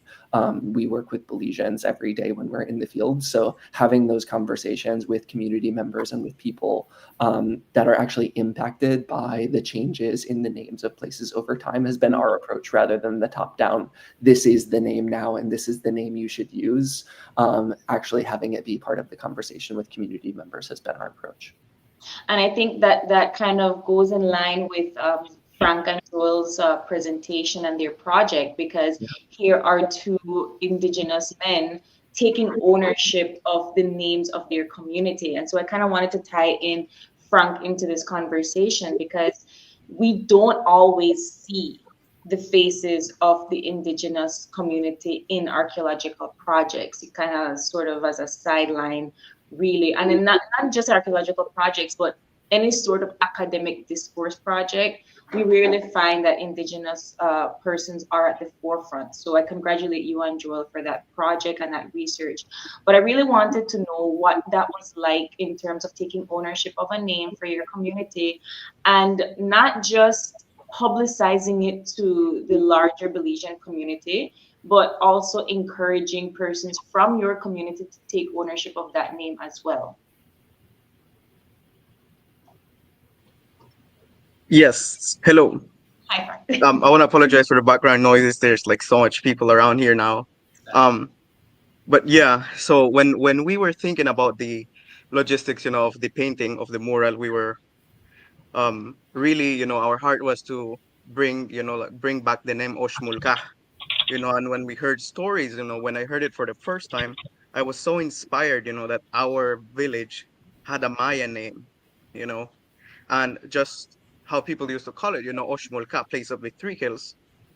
And when we were deciding on the mural, we said we want to put that, as the focus of our mural. That's why you see the big name there, Oshmulka. And in Glyphs, it's everywhere, and we wanted to just to bring that again, because when we think about, the history of the name, how it started being a Maya community, but then as soon as Catholicism came in, they basically tricked the Maya people, saying if you change the name from Oshmulka to San Antonio, we're gonna bring you, a patron, a statue of patron Saint Anthony, and the people were saying, we're still waiting for for the statue. It haven't come yet, and it's funny because they promised the people, that they're gonna do something for them if they change the name, and they never did, and the Maya people decided, okay, we want to change the name, then we'll change the name to San Antonio, and just to think about that, I think for us, it's very sad as Maya people, we speak the language, but then our community, is a Maya community, and to know that, the name is very Spanish, so we thought, we want to bring back the name Oshmolka, place of the three hills, which the Masawal people from San Antonio were calling this place, and that was our heart with the mural. Everyone that comes, they're not just reading in classic Mayan writing system, but they're also reading in contemporary Yucatec Mayan language. So that was our heart with what we're doing. When we see that in many indigenous communities across Belize, where you will go into a particular area, whether it's north or south, and it's not just a Spanish name, but you're right, it shows the religious influence of a saint, a patron saint name. But you have certain persons and certain projects that really do try to incorporate this sort of community discourse to, I guess, influence the way that we now approach archaeology. We're removing that Western lens, and we're trying to kind of think in the minds of the persons that were actually here. How easy or challenging is it for our researchers to do that? And I'm tossing that question to Zach and Rissa and Tony, because we grew up, right? We were trained in a particular way to approach archaeology through one particular lens. And with so many years of and boots on the ground, we've realized we can't continue to do it this way. But how often do you find yourself still kind of slipping back into certain habits? All the time. When you're trained in a certain way to see archaeology as strictly academic, that forms the background. And with the work that we do, I mean, it still is. We're not doing away with the quote unquote Western science part of it, because that's a foundation in teaching the steps of doing archaeology, why it's important to go level by level and document and all these things. It's the engaging part that sometimes can be difficult, because I think sometimes we assume that everyone knows what we know or thinks the way that we do. And when you're engaging with young Belizeans, especially, it is, you have to go very, very carefully and step by step, and understanding Belizean cultural nuance is very, very important. Because if a young Belizean is confused, they will not ask you to clarify. They will just say, I know, and move on. And then they will not want to ask you questions again and again, because they don't want to look like they're ignorant. So fortunately for me, I've been very fortunate for working with Belizeans for so long, and being a Belizean myself, that I understand more or less exactly how they think. I can pick up on the cues when they're confused. And I make sure to stress that no matter if it's the 100th time you're asking me the same question, you need to do this. But I also put myself in their place when they are finding their first couple of sherds, and I found 1,000,000, and they're so excited, and then that reignites my passion for what I'm doing. So I take out the academic part of it to some degree, especially when it comes to the language that is being used. And I talk to them in the field like I would talk to anyone else having a conversation. So in Belize, it's pretty much strictly Creole in the field, so that they can feel like we're on even footing. So I guess that's it. It's just, well, like I said, trying to not fall back into that thinking of an academic style, and even in the writing of the reports, which now I hand off to the young volunteers. Like, you're doing this. I'm gonna check it over, but here's how we wrote it before. But also use your own style and your own flair. Because if we're trying to do away with jargon, that we can't use a paper full of jargon to decry the use of jargon. So it doesn't make sense that way.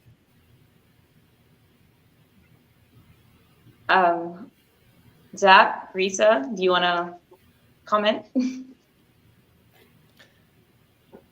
I think Tony is bringing up excellent points here, that it really is about that sort of collaboration and that back and forth. I think it can be relatively easy in the sort of archaeological research context to sort of fall back on those top-down models of like PI sort of directing and doing everything. But I think as someone mentioned yesterday in some of the talks, that slowing down that process and making it sort of more collaborative and educational for all parties involved, I think is important.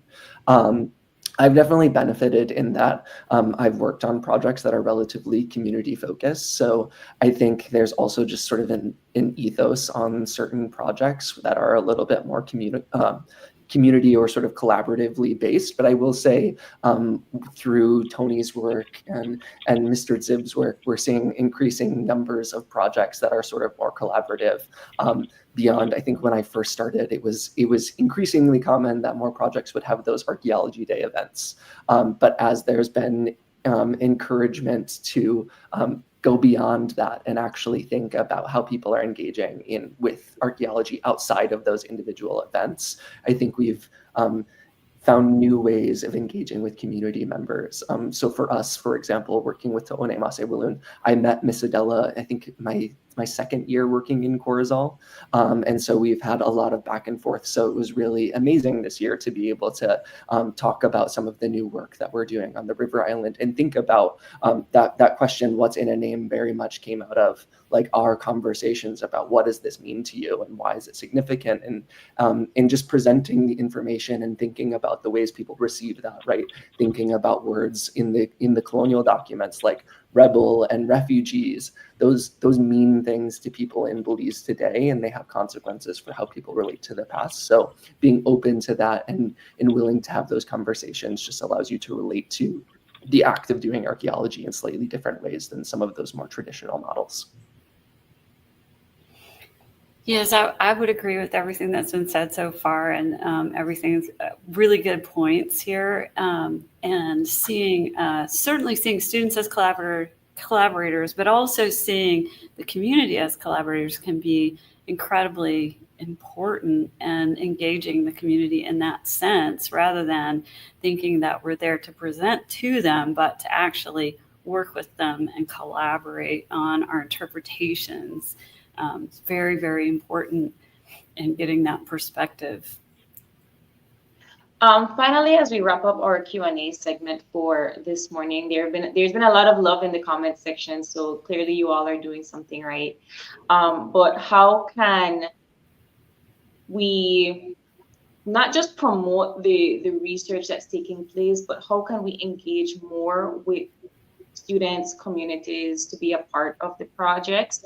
And I ask because for as much as it's probably visible in your surrounding areas, I work in the media, and whenever you ask somebody a question about a particular project or about something that's taking place in, when it comes to history or archaeology or anthropology, they don't know, and it's very, very predominant in urban spaces. And urban spaces that have the most people still don't know that these sort of projects and this information exists.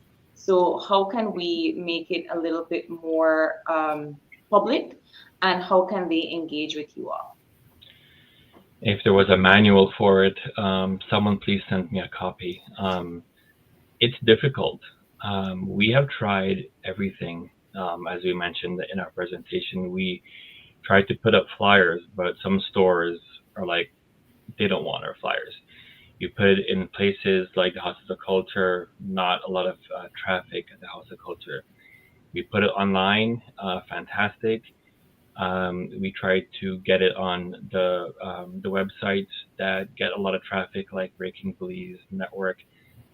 They want you to pay to share it, which was disappointing.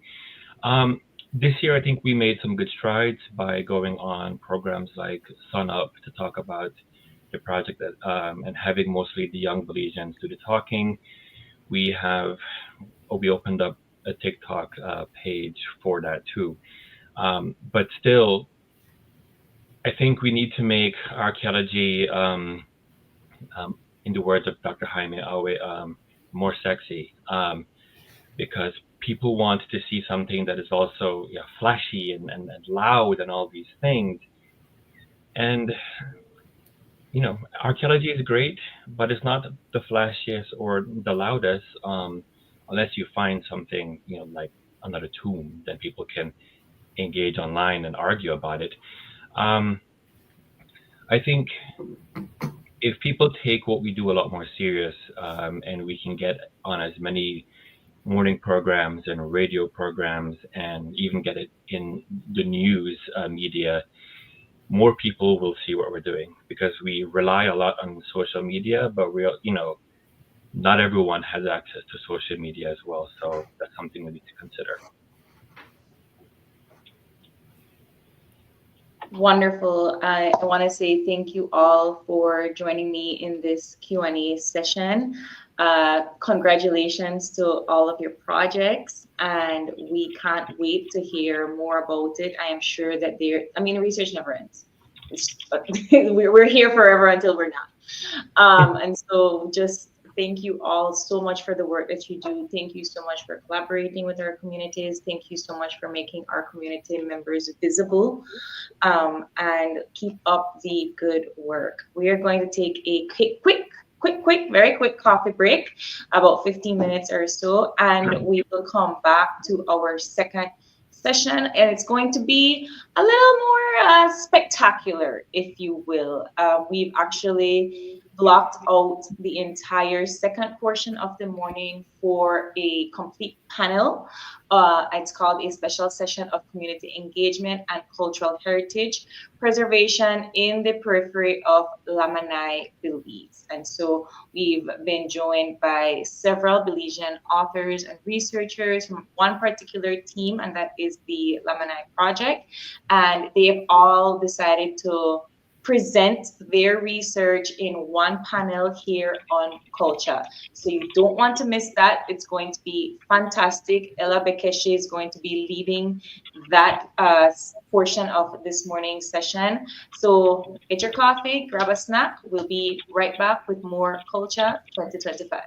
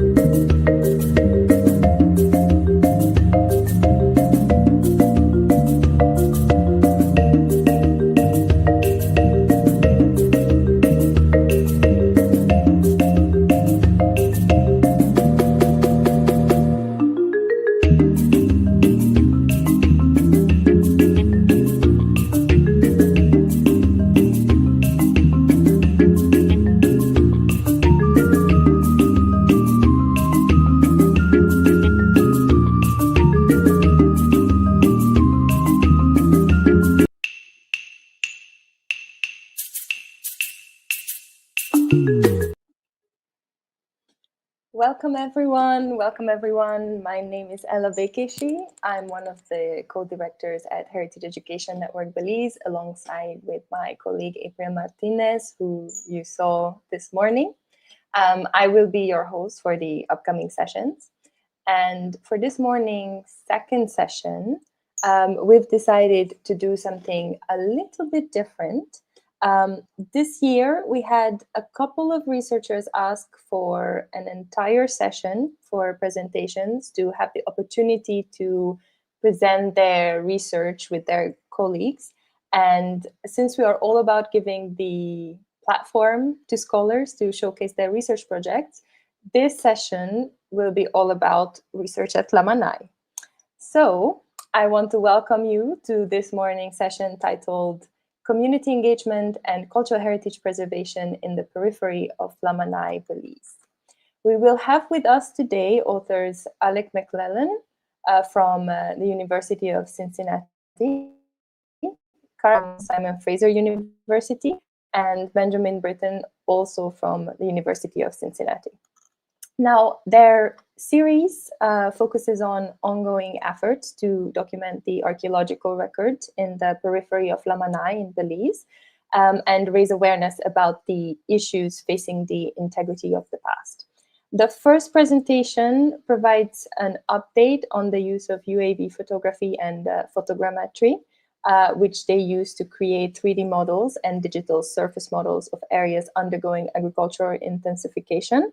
The second presentation demonstrates their experimental approach to artifact identification using machine learning and object detection in low-altitude drone photos. And the third presentation discusses their work with the community of Indian Church in providing access to information about local heritage.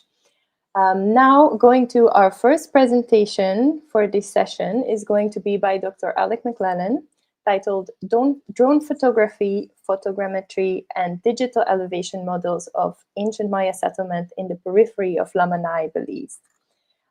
Dr. Alec McClellan is an archaeologist whose research examines colonial interactions and indigenous perspectives on archaeology, with a particular focus on settlement patterns and landscape archaeology.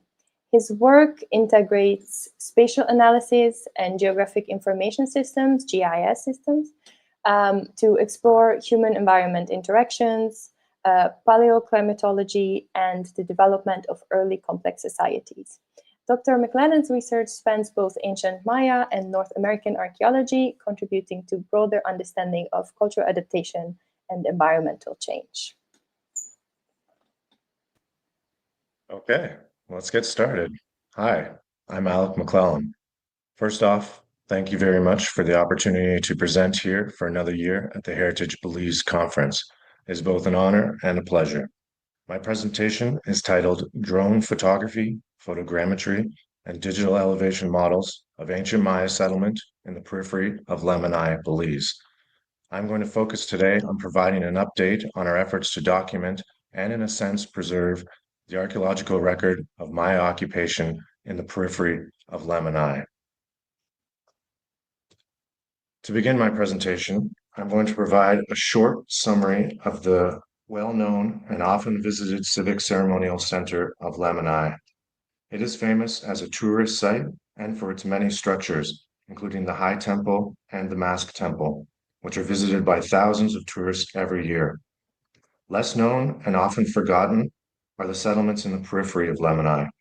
These supporting populations are key to understanding the history of the site, especially evidence of human environment adaptations, such as wetland management strategies, which were presumably vital to the sustainability and resilience of Lamanai in the past.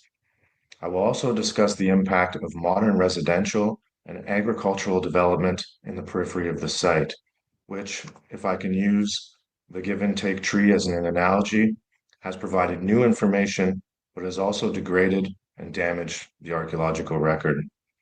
We are using drone photography and photogrammetry to respond to the development of the Lamanai periphery, creating a digital record of the landscape and quickly and accurately surveying and interpreting evidence of Maya settlement in Periphery. Finally, I will discuss how these efforts are informing our understanding of the Maya who inhabited this region. Okay, so on the left, you have a digital elevation model of the Maya area, and on the right, you have the districts of Belize, with Lemon highlighted in red on both maps. The site sits on the northeastern edge of the Maya lowlands. In the center of this slide, you have a digital elevation model of Orange Walk, as well as the major waterways and water bodies in the district, including the New River Lagoon, which is the largest body of water in Belize. Lemon comprises a strip-like settlement that rests on the northwestern shore of the lagoon. On the right, you have an updated satellite image of Orange Walk. It is important to note the modern development, which is sweeping south of the lagoon and connecting it for the first time ever to the current infrastructure of Belize. Before we discuss the evidence of settlement in the periphery of Lemon, it is necessary to provide a short summary of the Civic Ceremonial Center, which has one of the longest histories of settlement in North America, spanning over 3,000 years. The first evidence of occupation at the site is found in pollen cores that show the cultivation of maize as early as 1500 BC. The site continues to grow, almost unabated over the centuries, and is notably uninterrupted by the social-political disruption and collapse that shakes the foundation of Maya society at the end of the first millennium. Archaeological investigations started in the site in the 1970s and continue, albeit to a lesser extent, in the 2000s with targeted excavations for thesis-based projects. Less work has been completed on the supporting populations and other communities in the periphery, most notably Kakabish and Kokochan. Let's go back in time, or if you're viewing this from the vantage point of the Maya, forward in time to 1985. David Pendergast wrote in a newsletter for the Royal Ontario Museum on October 29, 1985, titled, "Stop Me Before I Dig Again," that excavations, which had started in 1973, were finally coming to a close. He commented that although excavation at Lemon has officially come to an end, he is not yet ready to lay down his shovel. In the intervening years, many archaeologists from all over the world have picked up where he left off. The site continues to be monitored and preserved because of the diligent efforts of the staff and caretakers of Lemon. The same cannot be said for the periphery. Here's Kokochan. This is a drone photograph taken of the settlement surrounding the minor ceremonial complex, which has been deforested and plowed, with the white limestone debris fields representing ruined Maya structures.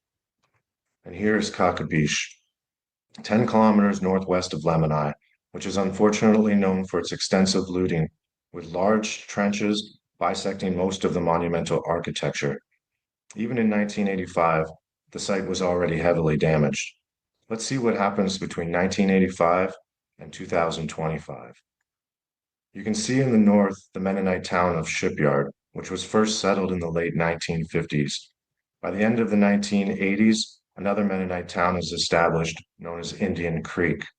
Over the next 20 years, the settlement of Shipyard pushes south, while Indian Creek advances north, moving into areas that were heavily occupied by the Maya in the past. In these areas, tropical forest is removed and the areas developed for residences, but mostly agriculture. While some of these activities have a minimal effect on the archaeological record, others, such as chaining, which involves dragging a heavy chain across the fields, effectively erases Maya occupation. Other archaeological features, such as wetland management strategies, canals, and channels, are smoothed over via plowing.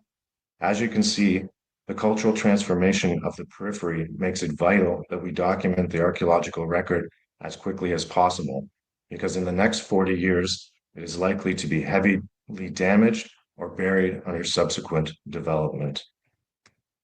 Luckily, we have been at this for the last 15 years, documenting and mapping Maya structures, first with traditional pedestrian survey techniques, indicated in white, and more recently with LiDAR, which is indicated in gray. We have already identified hundreds of structures with these methods, but as development rapidly advances, we have started to use new survey techniques to try to document the open fields, especially ones that have been recently cleared, as they provide the best visibility for identifying archaeological features. In the last 2 years, we have moved to drone photography to create a digital record of the periphery. Drones have several distinct advantages over traditional pedestrian surveys and LiDAR surveys. First, they are fast and efficient, covering large areas in a matter of minutes. They are also comparatively affordable and can take thousands of photos in days. Also, in areas with open fields, they have an advantage over LiDAR surveys in that visible light allows for detailed images of the ground, which can aid in identifying smaller and low-lying structures. There are some setbacks, such as storage and power, but these can be mitigated by data dumping and using multiple batteries. Once we have captured the photos, we can import them into photogrammetry software, such as Agisoft, which is the leading platform for this type of work. We can create 3D models, digital elevation models, and orthomosaics, which help us to interpret the settlement patterns. Here's an example of an area we surveyed in the summer of 2025. Using the aerial imagery and the 3D model, as well as the digital elevation model, we can visually assess the results and see the ruin-mounded platforms that once represented Maya structures. Here's a simple four-structure Plazuela group, which is represented by the mounded limestone debris fields. Over on the eastern side of the model, we see several large structures that were avoided by the agriculturalists, likely because of their height and size. Although they are currently preserved because of this avoidance, it is not uncommon for bulldozing activities to take place in these fields. Here's another example of the same field, showing an orthomosaic and two digital surface models, which are represented by different visualizations. There is another advantage to this type of work. The images can be altered to look for discrete patterns that might represent structures. For example, on the right, using a quantile mode for the model, it is possible to see a four-structure Plazuela group that is oriented in cardinal directions. In this image, I have provided a screenshot of the 3D model we saw earlier and its location on the digital surface model. By slowly investigating the images, as well as representing the elevation models with different visualizations and switching between the mediums, archaeologists can start to reconstruct the character of the Maya settlement and identify archaeological features that may be difficult to interpret on the ground. The image on the left shows the fields we have surveyed since 2023. In every field we assess, it is visibly obvious by the white limestone debris fields that the area was heavily occupied by the Maya in the past. We continue to look for this evidence and have been following it in multiple directions.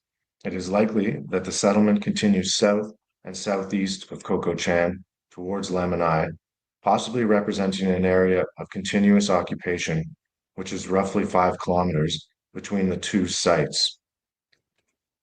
Let's zoom in on one of these fields. On the left, you see an orthomosaic of the field midway between Cocochan and Lemani. And on the right, we have highlighted Maya structures with rectangular polygons, which is a standard way of representing Maya settlements. Although this area was surveyed with traditional means and modeled with LiDAR, it is likely that both techniques still missed evidence of Maya occupation. Many of the discrete limestone patterns in the image, outside of the regular polygons, probably represent Maya structures or other changes to their landscape. Although we prefer to use remote sensing techniques such as LiDAR and photogrammetry, there are also interesting patterns that can be seen in satellite imagery. This is an image from 2024 of a small water body that is only 3 kilometers south of Cocochan. Maya settlement is again represented by the limestone debris fields, this time viewable from space, that are neatly arranged into Plazuela groups. Like Cocochan, it looks like the Maya in this area are living on the margins of these low-lying water sources and improving them via wetland management strategies, probably farming communities that are supporting the large populations in this region. Here's an updated but as of yet still incomplete model of the site of Coco Chan.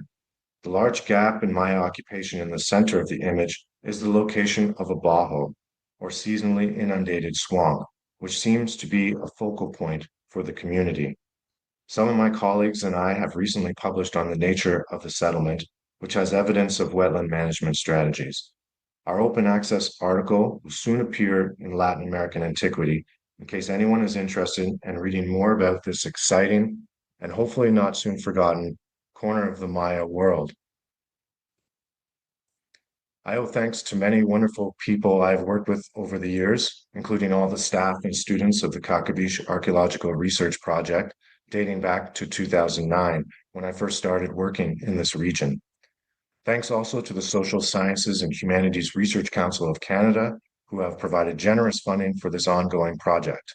And of course, the people of Indian Church Village, who welcomed me with open arms many years ago and continue to be a source of friendship and family in my life. Thank you very much.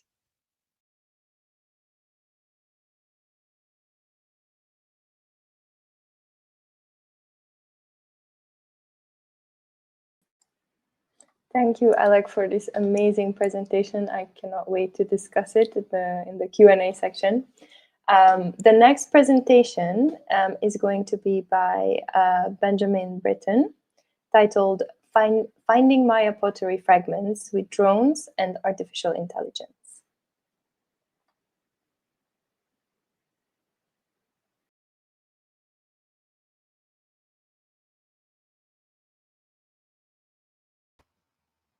Field walking with drones.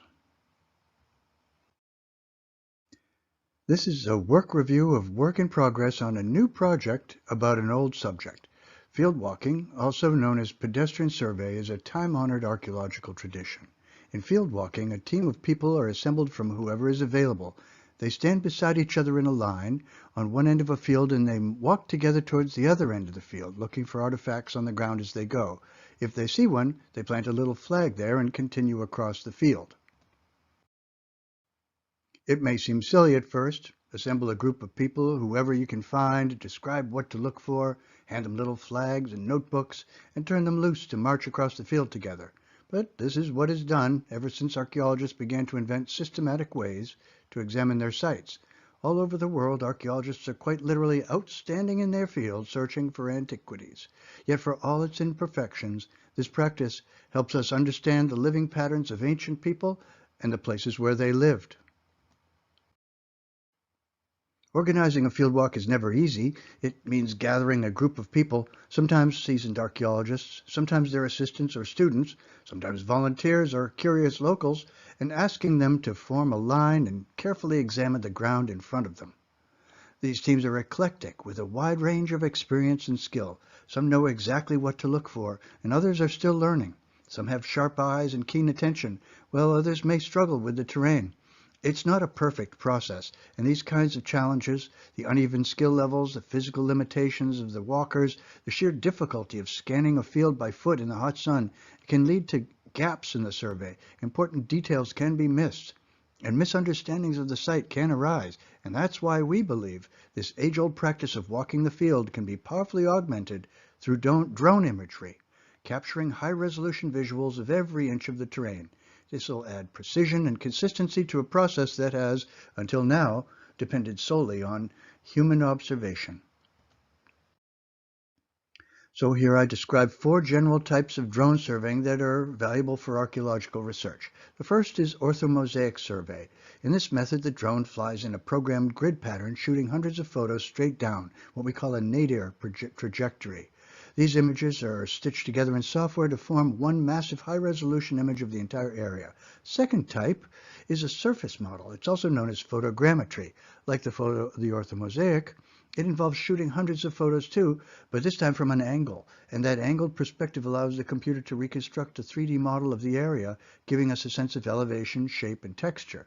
The third type is video imaging. We're all familiar with the stunning drone footage from travel videos, but in archaeology, video can also be a powerful tool for site analysis, especially when capturing movement, spatial relationships, or environmental context. The fourth type, and this is the one we're focused on, is the aerial survey. It's similar to an orthomosaic in that it covers the entire area systematically, but it's done at very low altitude. The goal here is not just visual documentation, but to enable AI analysis. By flying low and capturing high detail images, we give the AI model the best possible chance to detect and identify small objects, like pottery sherds. When we talk about a complete aerial survey, it's important to clarify what we mean. This isn't an aerial survey as in a survey from the air. It's an aerial survey meaning a comprehensive survey of a defined area. The goal is to create a high-quality visual record of every single spot within the target zone. This allows for detailed analysis after the fact using non-intrusive methods to document the entire site. It also ensures that every object is tied to precise geospatial coordinates so that we can detect, locate, and analyze those objects. With the help of AI, we can generate a tabular inventory of what's present, the type of object, its visual character, size, and exact physical location, supporting research into population estimates, settlement patterns, and land use models. By photographing every square inch of a field, we create a detailed, accurate, non-destructive record of the site, one that complements and enhances traditional field walking. So that's the introduction to the kind of work we're doing. Now I want to tell you about the specific project we're working on right now. We are working in the fields west of the Maya archaeological site of Lamanai, close to Indian Church Village, about 50 kilometers northwest of Belize City. You can see the two mounds I will describe, Platform 1 and Platform 2, as yellow and blue stars in the map inset, and you can see them again very small at the top of the map where they appear as yellow and blue dots. You can see the New River Lagoon under the letters W and D in the words Orange Walk District on the map. The two mounds are about a kilometer apart. The tropical forests west of Lamanai have concealed Maya ruins for over thousands of years. In this image, you barely see the outline of a large ancient structure. Covered in thick growth, the plants are so dense it's almost invisible. No one knows exactly what it is or what's hidden there, and the pottery sherds and other artifacts which could tell us so much about the people who live there remain buried in the underbrush. Forests are full of ruins like this, waiting to be examined and understood. Then comes the Mennonite farmer on his tractor, clearing the forest for agriculture. With bulldozers and chains, the land is leveled for planting. Ironically, this destruction gives us our only brief glimpse into the ancient world. As the forest is cleared, ruins are exposed, just for a few days before crops are planted and the past is hidden once again. In that short window, we can see the outlines of platforms smeared across the landscape amid scatters of pottery sherds, fragments from the homes of Maya families long ago. During these fleeting days, the farmers generously allow archaeologists to walk their fields, documenting what remains, trying to piece together the story of the place. These fields, filled with the remnants of vanished communities, present enormous challenges. Vast open areas, many square kilometers in size, reveal patterns of domestic settlements strewn with thousands of distinctive Maya pottery sherds, mixed in the crushed limestone debris. Could AI detect those distinctive red pottery sherds scattered across the Mennonite fields of Belize? Our goal is to develop methods, tools, and techniques for detecting Maya pottery sherds using drone imagery and AI deep learning. We began this work last summer when I arrived in Belize at the field camp where Dr. McClellan, located in Indian Church Village at the archaeological site of Lamanai, was working with his drone. Here I will outline our key steps in our process, steps that are broadly applicable to any project aiming to build an AI object detection model from field data. Step 1 was to mark confirmed pottery sherds on the site with little red survey flags. This was done to provide confirmed ground truth samples of the sherds in the drone images. After tagging the artifacts on the target areas, the next step was to fly the drone at very low altitude and shoot photographs of the target area. Back at the studio, we pre-processed the drone footage, imported it into GIS software, and manually drew outlines around hundreds of individual pottery sherds. Now we're using those sherd outlines to create training samples to feed to the AI deep learning model so it will learn what Maya pottery sherds look like. And our last step is to run the model on previously unseen terrain to run validation tests on it to confirm and measure its effectiveness. So that's the overview of our planned workflow. Now let me show you how we're putting this into practice. Step 1 in our process was to mark the locations of confirmed pottery shards on the ground before photographing them by drone. Dr. McClellan had already assembled a team of field walkers before I arrived, and they had flagged Platform 1 in anticipation of my visit. It was covered with red flags, my first introduction to the many archaeological sites in the area. After seeing the first platform already tagged, we headed out the next morning to another field with many mounds arranged in plazuela groups. We talked through the challenge, flying low enough to get sharp, detailed images, but not so low that we risked crashing into cornstalks or limestone boulders. We chose a second mound, now labeled Platform 2 in our dataset, and began tagging pottery shards there, planting red flags and clusters of broken reddish fragments. We began our low-altitude flights, sending the drone on carefully programmed paths just a few meters above the ground. It skimmed the top of the mound just high enough to avoid a crash. This slide here is intended to illustrate why we needed to fly the drone so low. This sequence of images shows the challenge of capturing shards clearly enough for AI object detection. On the far left, the drone is just 1 meter above the shard. You can see the close-up above and the full photo below where the shard appears as a tiny dot on a piece of white paper held down with a few objects to prevent it from being blown away in the drone's downwash. Even at 1 meter, the shard is very small and slightly fuzzy, but still recognizable, represented by roughly 10,000 pixels. As you move to the right, the drone's altitude increases up to 5 meters, and at that height you can see the entire picnic table in the frame. But the shard itself is barely visible. It's represented by only about 500 pixels, which is hardly enough for a reliable detection. So the takeaway is clear. To get usable images of such small objects, you need to fly as low as possible for image quality while staying high enough to keep your drone safe. Here's what the pottery shards look like up close, photographed with a handheld iPhone from below waist height. They're made of reddish clay with white sand inclusions. That distinctive red tint is what led us to believe AI might be able to spot and detect them. And here's another handheld photo showing a cluster of shards, just what you might see if you were walking across the field. And this is a drone photo taken from 3 meters up, 3 meters above the ground. Can you spot the pottery shard in this image? And now here's the same shard partially hidden behind a cornstalk. From this height, you can see just how small it appears in the photo. And as you can see, each shard is represented by just a handful of pixels, roughly about 25 across and 25 down. That's barely enough for basic detection, so we're relying on the distinctive reddish color of the pottery to help the AI recognize them. Without that tint, there simply aren't enough pixels to confidently identify these as shards. This image was captured by the drone at a height of 3 meters. 2 pottery shards are highlighted in yellow to illustrate their scale and visibility at that altitude. After we returned to the studio, I prepared the drone imagery for AI model training by converting the raw DNG files into 2 formats, high-quality HSV numerical arrays and TIFFs. I embedded the coordinate reference system in geodata, converting the processed TIFFs into geotiffs, and then I curated a set of non-overlapping photos that covered the target areas. And those geotiffs were used to outline the shards to make a layer of pottery shard polygons as a cookie cutter for extracting the shard pixels from the images to make AI training samples. This Python module extracts individual shard images, hundreds of them, to be training samples for the AI model. The samples are HSV pixel arrays made from the images. We're using HSV, that's hue, saturation, and value, to focus the deep learning model on the distinctive reddish hue of Maya pottery. This Python module will handle the deep learning model training, ingesting the training samples and essentially small cutouts of pottery fragments, and analyzing their visual patterns. Through digital cogitation, our AI will learn to recognize Maya pottery shards. That's our goal, and we're nearly there.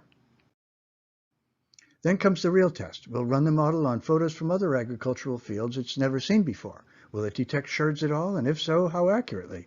We will generate industry-standard test scores to evaluate the model as a proof of concept. I expect our first version will be like the Wright brothers plane, sort of a proof of concept rather than a polished solution. But our innovation is real, using low-altitude drone imagery, processing it as HSV arrays, and applying these tools to enhance the age-old practice of field walking.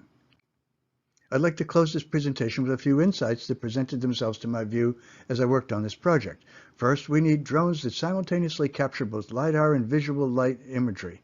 syncing and combining them into 3D models and making a virtual twin over the terrain as they fly. Second, this kind of imaging needs lots of computational power, and on a small, lightweight drone that's simply not feasible unless the drone streams its data back in real time to its home base, perhaps to a computer in the back of a pickup truck where the data is received, recorded, and converted into a digital twin. So third, that digital twin can assist with drone navigation, streaming flight instructions back to the drone as it flies, creating two-way streaming media to enhance recording and navigation capabilities. And so fourth, with this enhanced imaging and navigation system, drones could safely operate at extremely low altitudes, helping them maneuver more precisely through complex terrain. And finally, fifth, with the low altitude flights safe and reliable, we improved the quality of data collection, capturing ultra-high resolution imagery of in-situ artifacts for making better and more accurate objects detection models. So it's not just about flying lower, it's about seeing better. This concludes my presentation, and I'm grateful for this opportunity. I'm grateful for everyone who's contributed ideas and support. If this can be shared, it will have served its purpose. Thank you so much for this amazing presentation. It will be shared. It will stay on our YouTube and Facebook channels for everyone to see who's interested. The next presentation is going to be by Professor Trachman and Hannah Herrick, titled Archaeology Made Fun and Colorful, sharing the story of Kokochan with the Indian Church Government School. Hi everyone, my name's Trachman and I am presenting the collaborative project that I worked on with Hannah Herrick, which was to create some educational materials for the Indian Church Government School related to the Kokochan Archaeological project. So just as a reminder, Kokochan is situated here in the Orange Walk district of Belize, and it is adjacent to the New River Lagoon, which is of course where the famous Lamani archaeological site is located. So in 2023, I was supervising the excavations at Kokochan with 3 undergraduate students in the South Plaza. And here you can see the grid system that we set up across the plaza, and we excavated small 1 by 1 meter units. And on the right, you can see our students are measuring and recording some of the information from these excavations. And our focus was on recovering some colonial period information about the site. Previously, the Kakabish Archaeological project had uncovered some evidence of colonial period occupation around Kokochan, and our investigations were to see if we could find any more information about this period of time and the relationship between the Maya and the Spanish. So while we were focused on colonial period occupation, one of the really interesting artifacts that we found came from a much more recent period of time. And you can see in the images here, we recovered pieces of a clay smoking pipe, pieces of the stem and the smoking bowl that we believe to be 19th century in date, based on pipes that have been found at other sites in Belize like Lamani. And it's believed that these are associated with the British logging industry and may have actually been used specifically by Creole labourers during this time. So then this gave us a pointer to other people that were at Kokochan that we hadn't initially thought about, but helped us expand the story that we were able to tell about the people that interacted with the site in the past. So we visited the school in Indian Church Village towards the end of our field season to share some of the results that we had uncovered. And the students at the school generally range in age from about 5 years to 11 years old, and they're mostly bilingual, but they are taught in English. And I was really encouraged to integrate school into our outreach because we hadn't actually initially thought much about how to integrate the students when we first applied for the grant, but having become a mum myself not long before we went to Belize, this became something that actually was really important to me, and I wanted to try and give back to the community, but especially the young students. And here you can see in the images some photographs of our visit. On the left are the diagnostic artifacts that we brought along for the students to see, and we brought some posters from the Institute of Archaeology as well. And then on the right is an example of the technology that we brought along. So we showed them the drone, and we also showed them the iPad 3D scanning feature, which they found really, really fascinating. So overall, it was a really great visit. We're able to share what we were doing, why we were doing it, and the kinds of technologies that we were using as well. So it became something that I really wanted to try and push forward for the future when we got to the point where we would be sharing more officially the results of our research. And I was thinking about how we could best try to give back to the school and really communicate our results in a really engaging way. So this is where my collaboration with Hannah Herrick comes into play. Hannah is a PhD student in my department. She is a geoscientist and an archaeologist specialising in ancient lime plasters, and she's also an illustrator who has worked on outreach projects related to archaeology and museums. Here you can see some of the illustrations that she's done for her website called Dig Doodles. And here you can see a colouring book that she created for Harvard Art Museums about ancient Egypt. So even though she's not a Mayanist, I knew her expertise in archaeology and her really fun, engaging illustration style would work really well for this outreach project. So we had an initial meeting where I explained the concept of the project and that I wanted to create something paper-based and engaging for the school, and that it needed to be appropriate for a range of different ages.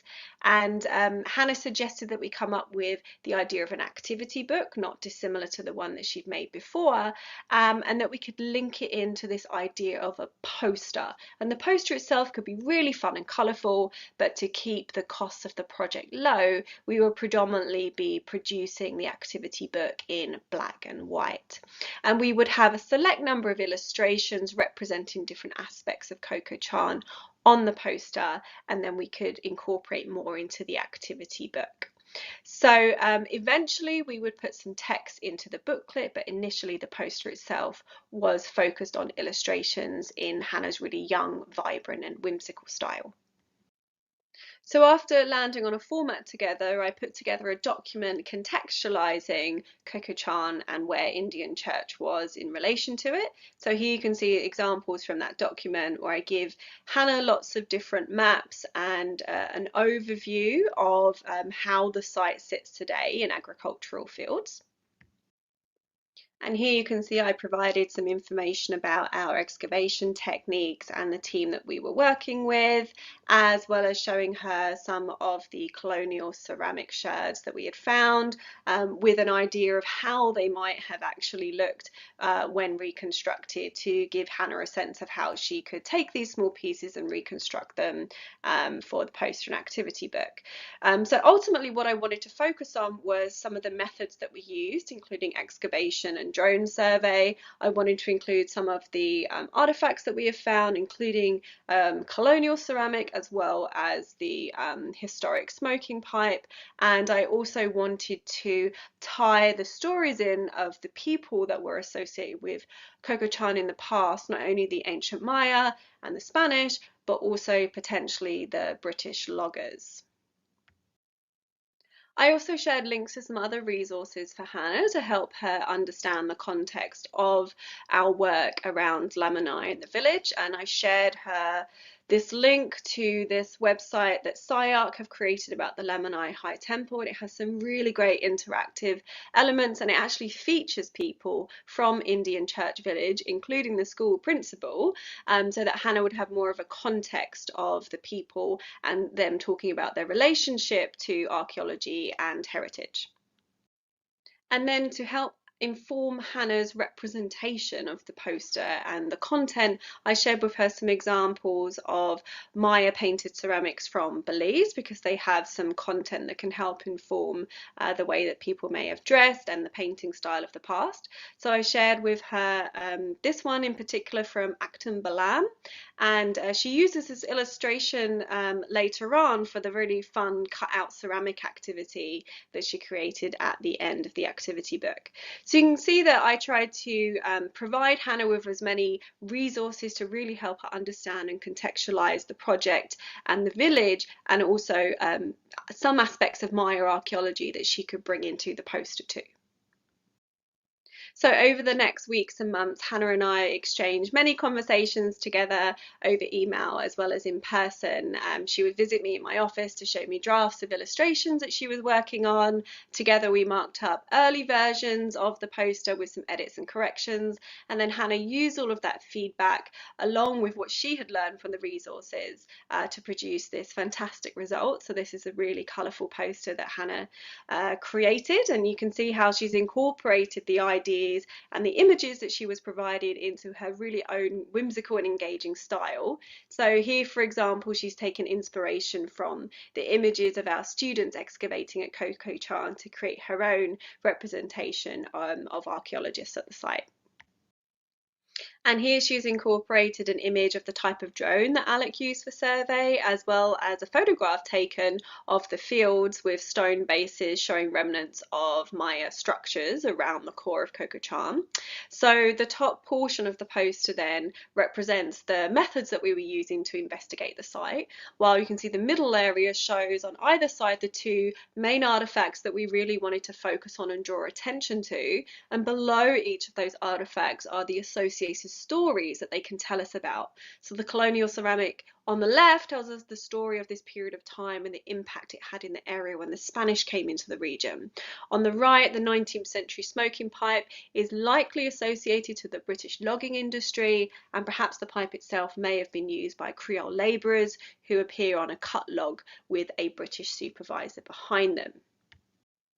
And then in the bottom middle, of course, purposely larger than the other characters, is a Maya family, and behind them is a reference to their home at Kokochan. So here are some of the reference images of the Maya homes that I provided to Hannah for her to create a reconstruction of this.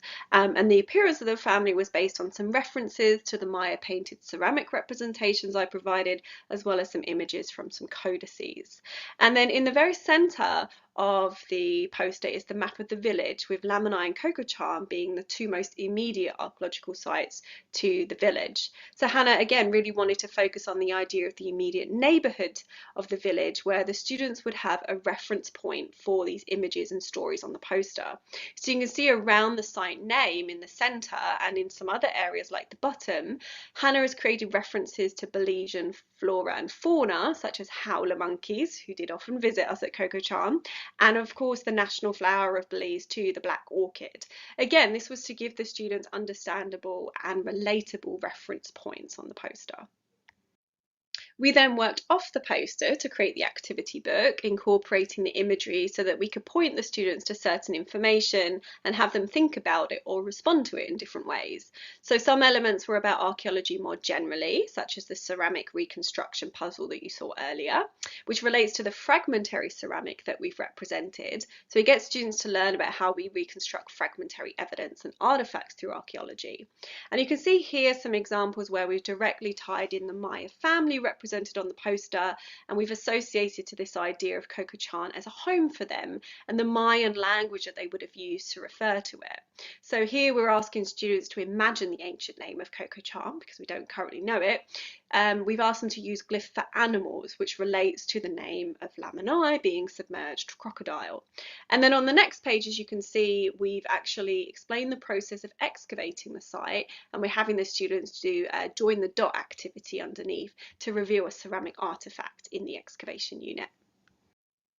And then we advance this idea by asking students to imagine what the reconstructed ceramic like this may have had inside of it and what it might have actually been used for, encouraging the students to draw things inside the ceramic. And then on the adjacent page, it asks them to think about what the Spanish may have actually brought in terms of material goods to Kokochan, and acknowledging that we ourselves didn't directly find any Spanish trade items through our small-scale excavations.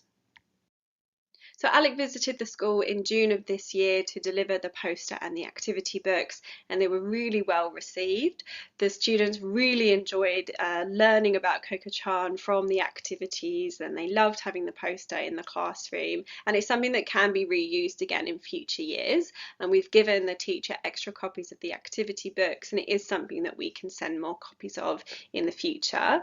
And the teacher commented on how this fits into their curriculum too, which is a fantastic thing. But of course, we do acknowledge that consultation with the school ahead of time would have been ideal, as we were thinking of what would have been the most interesting and engaging aspects for the students.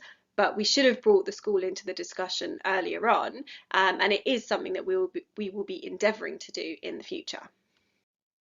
And to conclude, I wanted to share some advice that Hannah has shared about her work in archaeological outreach for people that are interested in working with an illustrator. Firstly, she suggests setting aside some money in the budget from the very outset for outreach work and for hiring an illustrator.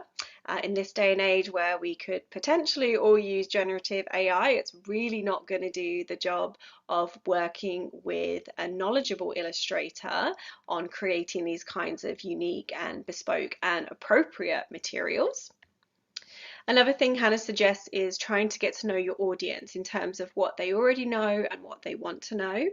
And so for us, we were thinking about what the students might already know about Kokochan, which we assume to be very, very little, and what they might want to know about our project. And this was based on what we thought their interests were after having visited the school and thinking about the kinds of information that we thought that they would want to learn. Hannah also suggests outlining ideas and objectives and remembering that resources like this are a tool, and so it's best to think about how they can function effectively. And then finally, she suggests being prepared to collaborate. So on the side of the archaeologist, that would be preparing some information for the illustrator to contextualize the project. And from the illustrator's point of view, it's trying to learn more about the project context if you're not already familiar with it, and being prepared to brainstorm, raise questions, and have some input on layout and clarity, etc. And that's something that I think that we worked very well on, and I think Hannah would agree. Ultimately, we were really successful because we did a lot of collaboration through this project. So finally, I just want to acknowledge that this project wouldn't have been possible without the help of many people. Firstly, the Indian Church Government School staff and students. Secondly, the work of our fantastic students that you can see in the image here behind myself and my very young son at the time of the project. So Gianni May, Mackenzie Galbraith and Wing Yut Tang. Of course, our friends in Indian Church Village, the Kakabish Archaeological Research Project support, and Chuc Insight Development grant funding, which made this project possible. So thank you very much for listening. If you have any questions, be happy to help. And here are our emails if you have any follow-up questions after the discussion period.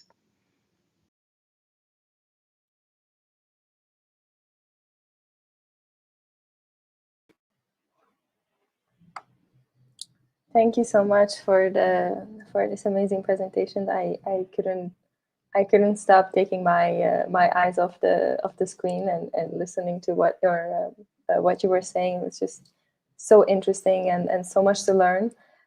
So with that said, I would like to invite our presenters, Dr. Alec McLennan, Cara Tremaine, and Benjamin Britton, to the screen for a Q&A session and the discussion. We had, hi all, welcome. I was just looking at the comment section, and we had quite a few questions. But first, I just want to say, I think, I go way back with Alec and then the archaeology projects at Lamanai, and I just have to say that, I watched you do the field walks in like 2016, 2015 in the heat for hours and hours, and to just go from that to having this much information and this detailed information so quickly. It's amazing. And I was just thinking, I wanted to ask, what is it other than of course the time difference that it takes to gather this information? What do you feel is the thing that changed the most in terms of the quantity and the quality of information that we get with this new technique? Yeah. So hopefully you can hear me and everything's working perfectly. Everything's good. The big thing was to get out of the sun, of course. That's why we're using the drone. Yeah. But yeah, just the ability to quickly survey an area that would have taken us 5 or 6 weeks for a field. I mean, it's amazing to see the results and to be able to get that kind of perspective, because you're on the ground for years. And I remember we did a Cessna survey, so just a little twin-engine Cessna, an aerial survey back in 2010, and that kind of perspective just really changes the way you think of the whole landscape. Yeah. So to be able to just pop a drone in the air and then start to contemplate what's going on there is just amazing. Yeah, it's completely changed the way we do things. Yeah. And has it changed the way you think of the area? Yeah, definitely. And just the amount of stuff in the landscape is kind of amazing. And I had the opportunity to take the drone up in other areas around Lemonai, and basically every time I put it up in the air, I discovered something that I had never seen before, all over the lagoon. So yeah, it's just an amazing opportunity and an amazing technology that we've just started to, I think, really be able to kind of scratch the surface on its use. And Ben's work, I think, is really pushing the limits and what we can really discover with this stuff. It's amazing. I know we talked about it before the symposium as well. I'm just in awe of how much things developed in the past years, and it's amazing to hear about it. We have some very, very specific questions from the audience. I think you can all speak to it. So many questions. The first one is from James Bacon. I know there is an overlap at Kokochan. Have you tried combining the LiDAR and photogrammetry yet? I can think of a few minutes that would work. Yeah, the short answer is that this is on our to-do list, and I will talk to James, and it'll be great to get some support too. If you would like to be involved in this, we're always looking for people to bring these together, and we definitely should be able to use the DEMs from both formats and combine them. So yeah, and I'll send you an email. And the next question is also from James. Was there an advantage recording the excavations digitally with the iPad at Kokochan as opposed to the more traditional pen and paper? I guess I can speak to this. Yes. Yeah. Yes. I think so. It moved everything a lot quicker. We had sort of tried to test out a proprietary database technology to see if we could use that, and there were a few teething issues, so we didn't end up going that route.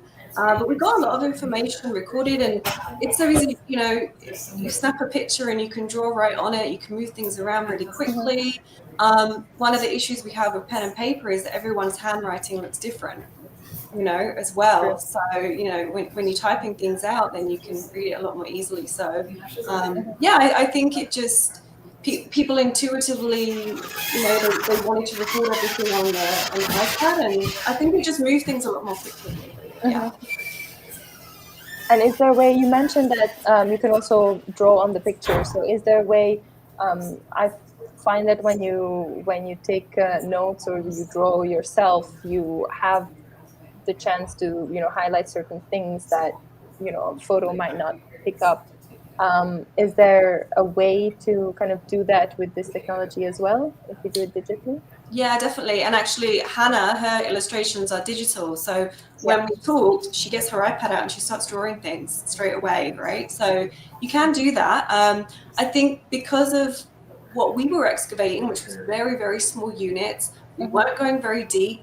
It wasn't complicated archaeology. There wasn't much to see. It was very beneficial. If you're getting very, very complex architecture, I think, yeah, pen and paper would be definitely very beneficial as well. But for what we were excavating through, it worked pretty well. Yeah. It's all about finding the right method and technique. Absolutely. Based on the environment and what your goals are and what you want to get out of your excavation. Yes, and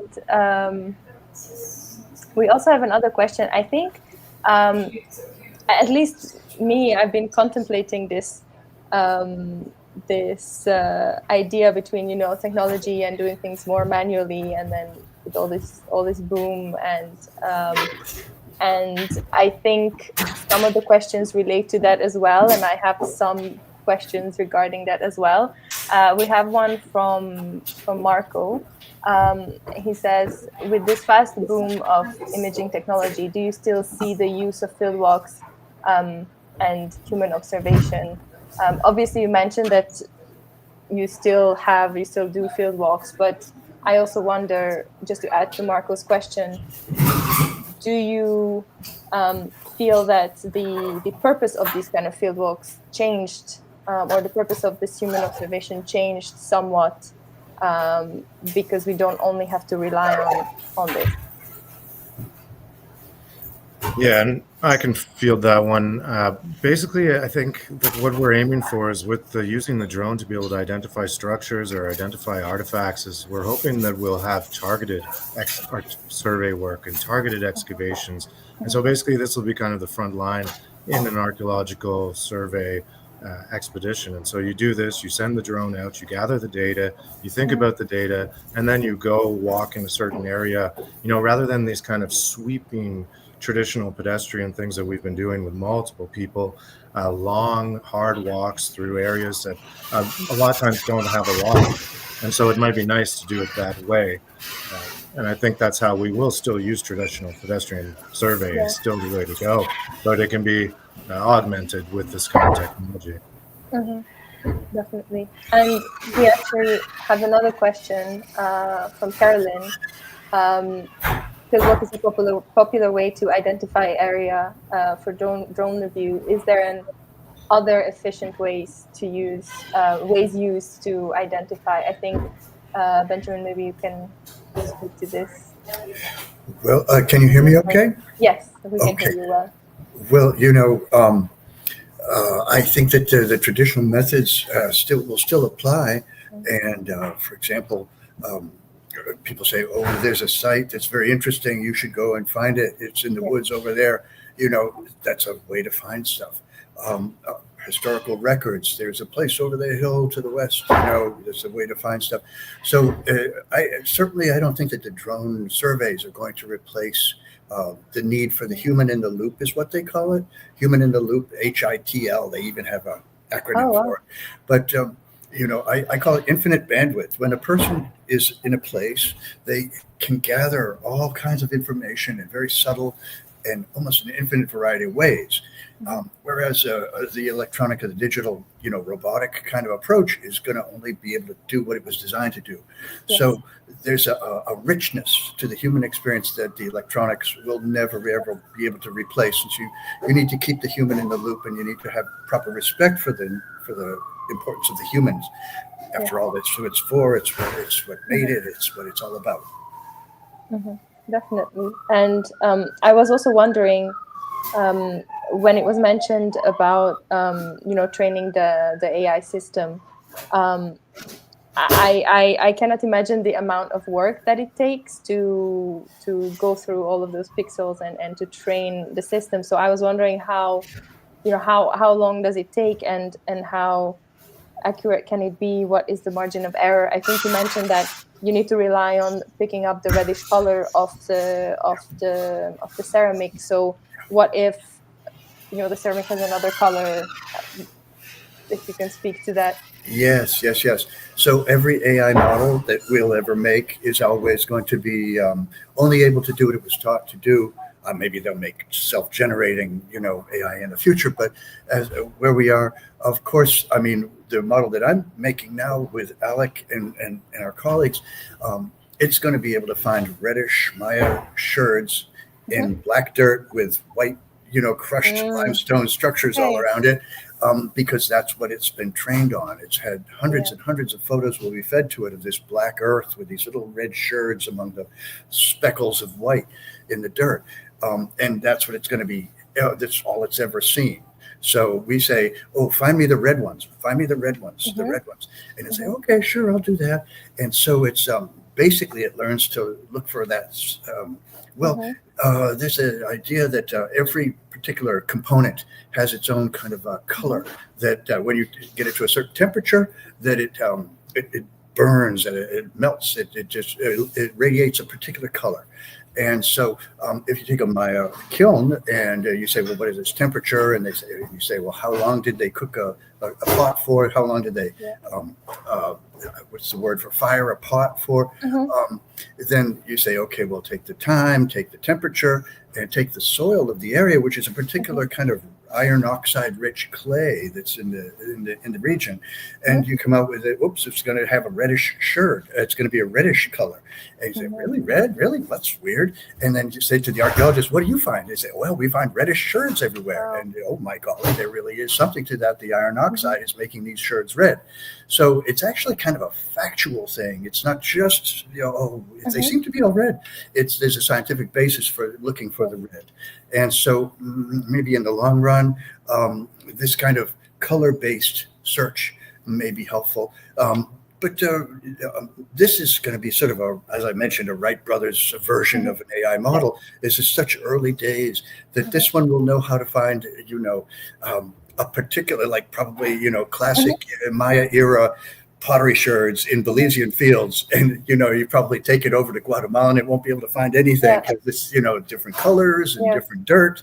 But this one is trained for the fields of Lamanai, so hopefully it will be helping us in this region to inventory and analyze the spatial relationships of the structures.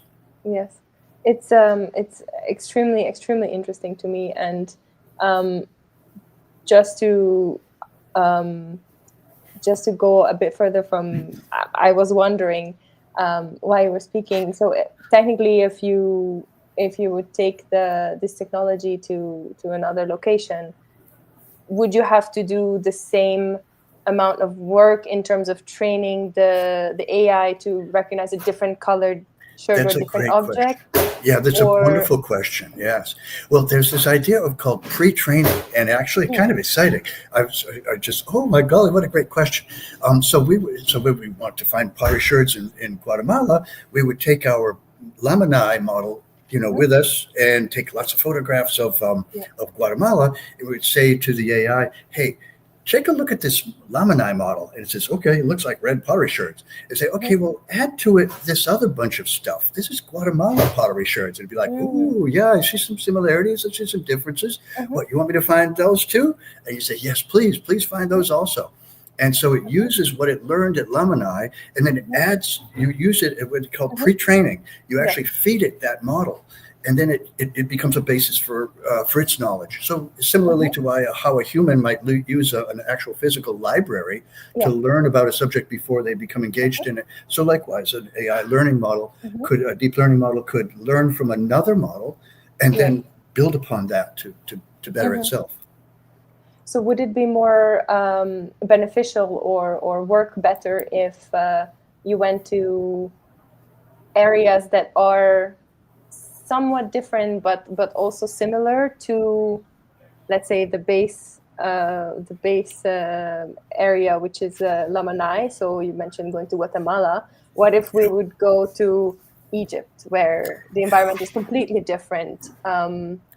Would it be very different, or how would you go about it? Well, it would be similar. I would think that the Egyptian sherds would be fairly similar to the Guatemalan sherds, with they'd be substantially different in their essential characteristics from the Lamanai ones. So that example, it would probably be as easy or difficult to turn our model into one for Egypt as it would be for one to Guatemala.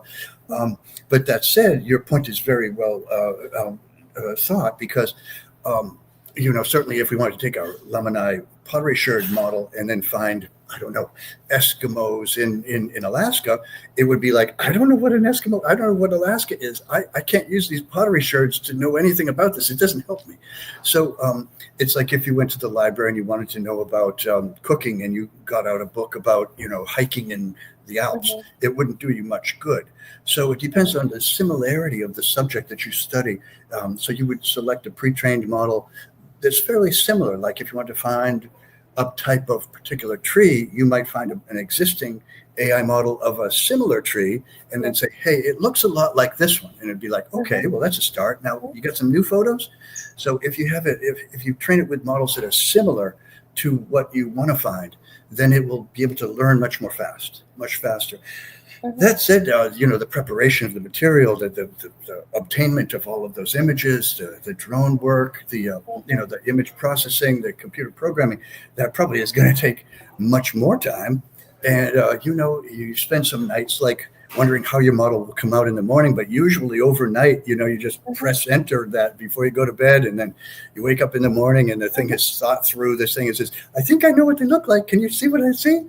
And you say, okay, great. Yeah. It's like, well, it can be better, so then you feed it more, whatever, you train it differently. And so it's a process, but does that answer the question? I'm sorry.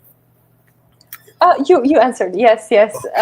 It's very interesting to me to learn about this, because obviously I witnessed some of Alex's early work as well in Lamanai. So I love to hear about it and understand it better.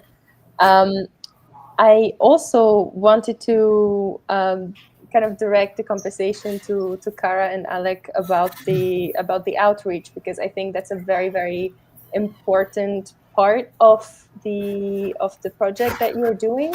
I love to see that there's growing outreach projects attached to a lot of the archaeological projects that are running today, not just in Belize but around the world.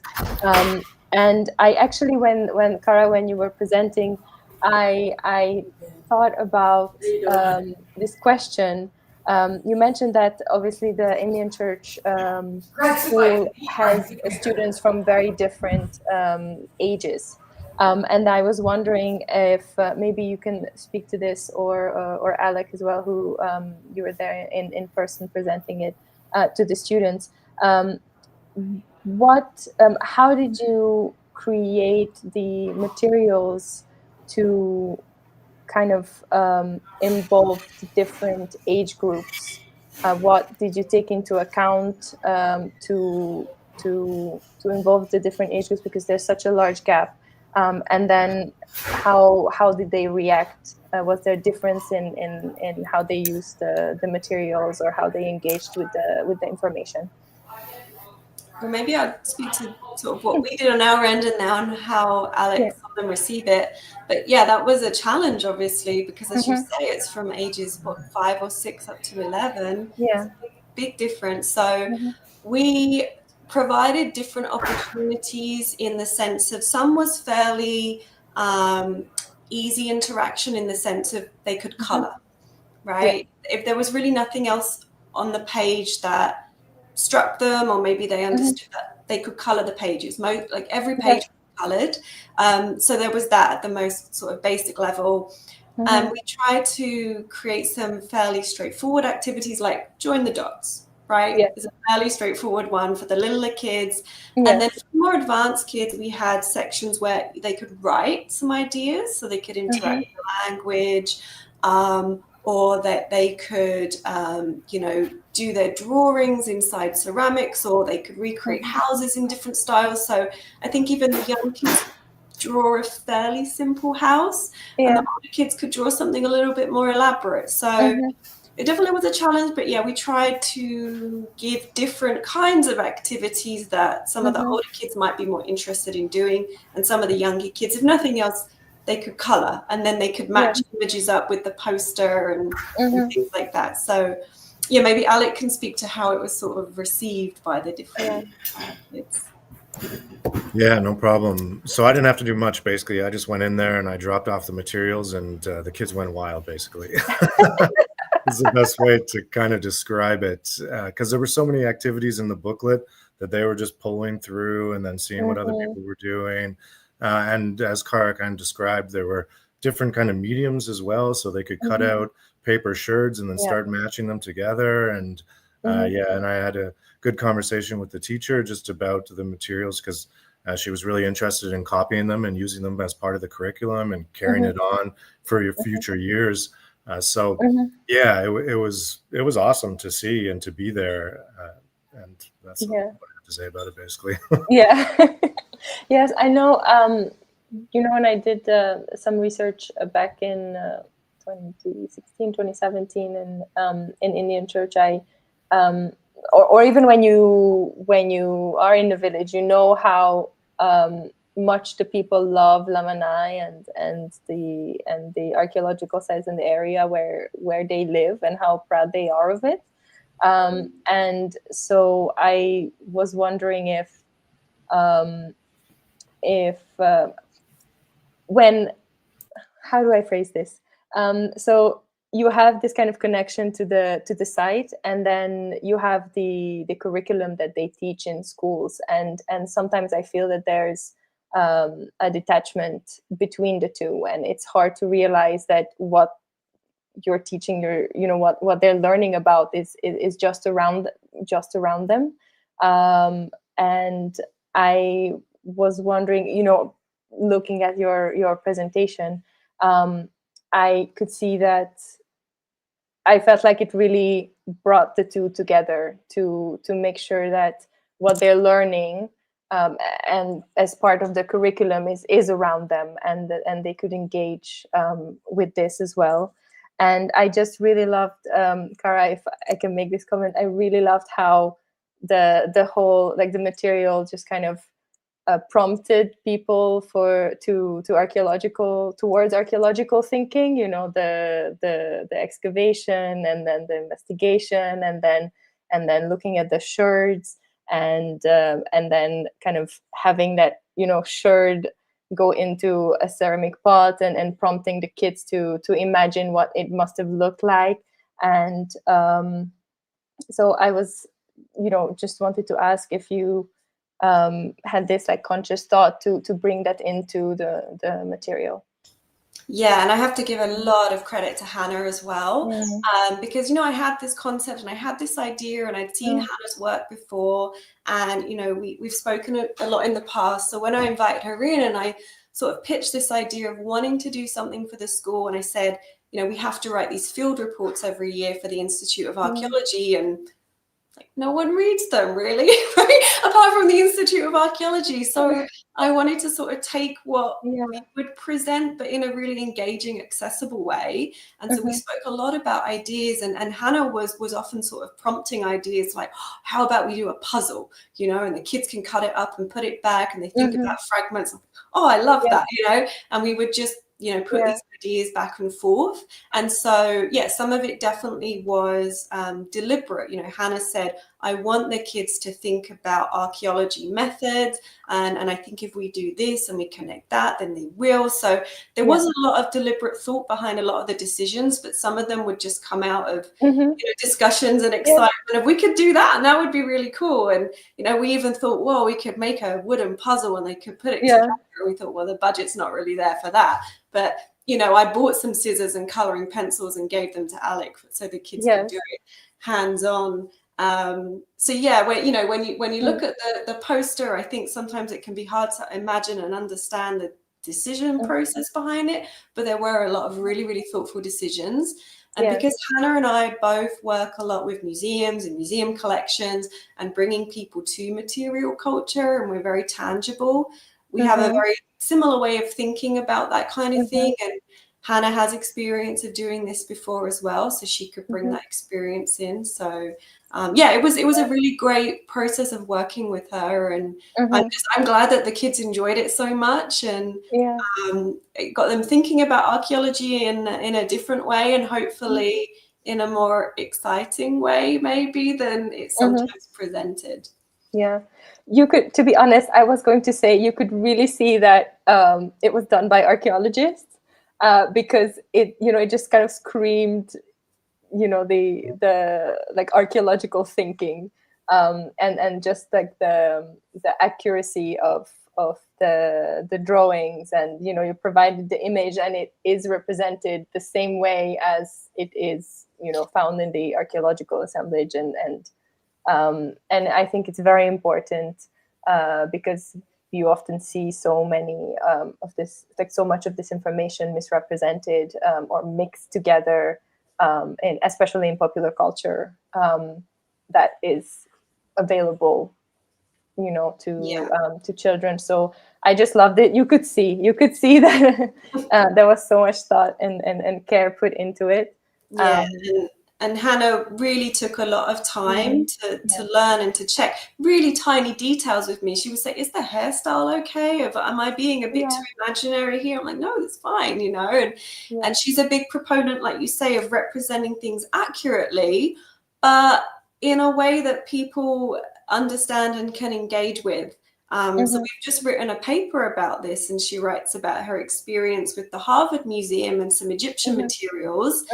And to make it more interesting for kids, she would add like little rosy cheeks on the people and eyes and stuff, just so that it was a bit more whimsical. And at first the museum gave her a little bit of pushback and said, "Well, that's not entirely accurate." And she said, "Yeah, but it's fun, isn't it? And the kids will like it. So I think we could come up with an agreement, happy medium." So she wants to present things accurately, but also in a fun way, right, for the kids. Yes, definitely. Thank you all. I think we went a bit over time. Thank you all so much for the presentations and for bringing your thoughts. And hopefully I see that there were even more comments in the comment section. So please feel free to go back to the comment section and reply or connect with the interested people. And thank you again for being here. Thank you. Awesome. Thanks.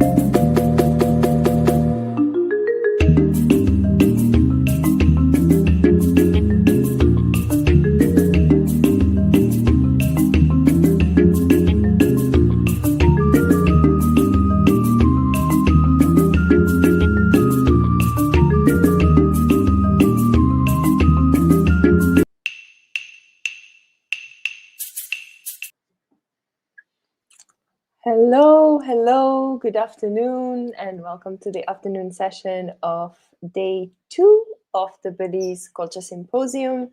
We hope that you enjoyed our morning sessions and all the panels. You can re-watch it after the symposium ends today. Also, please do not forget to support Heritage Education Network Belize and the Culture Symposium by donating on the Heritage Belize website, which you can visit via the links shown during the symposium. This afternoon, the first thematic session focuses more on our orange economy and where we bring you the arts from our mission to keep up with language, culture, heritage, and the arts. So it is my pleasure to present our first lineup for the afternoon session, Belizean Arts and Culture. Please welcome Mrs. Diony Habet and Yaoling Lee with their presentation titled Plein Air Painting, Artist in Residence with the Belize Collection. The Belize Collection is a group of resorts, restaurants, and residences. Art and culture play a key role in the company's ethos and program. And in an effort to offer an authentic Belizean experience to visitors, the Belize Collection, TBC, regularly partners with artists. The Belize Collection recognizes that we do have the resources to support artists and provide a platform for them to create and share their work locally and also internationally. And so the Belize Collection currently supports musicians, writers, artists, designers through initiatives such as Artists in Residence. These programs actually allow to promote local art and culture in the tourism industry while also supporting local artists. This presentation is in collaboration with Yaoling Lee, who is an independent artist in partnership with the Belize Collection, and Diony Habet, who is a marketing manager at the Belize Collection.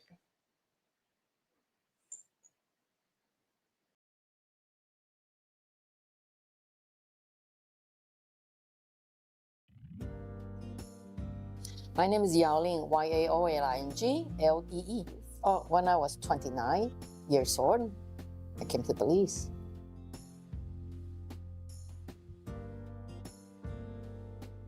I went to art school in Taiwan, so my major was sculpture. So I really love sculpture, working with hand. And then I went to Europe. I spent 7 years, 2 years in Spain, Salamanca, Barcelona. I love it.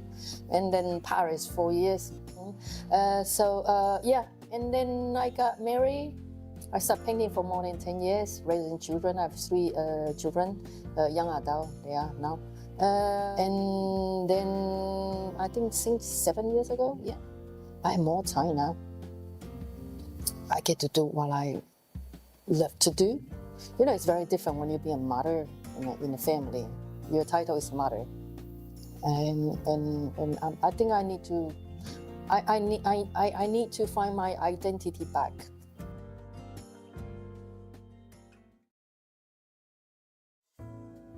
I'm just me. Maybe to other people, a little crazy person, you know, standing under the hot sun or when it's raining hard and then she's out there painting.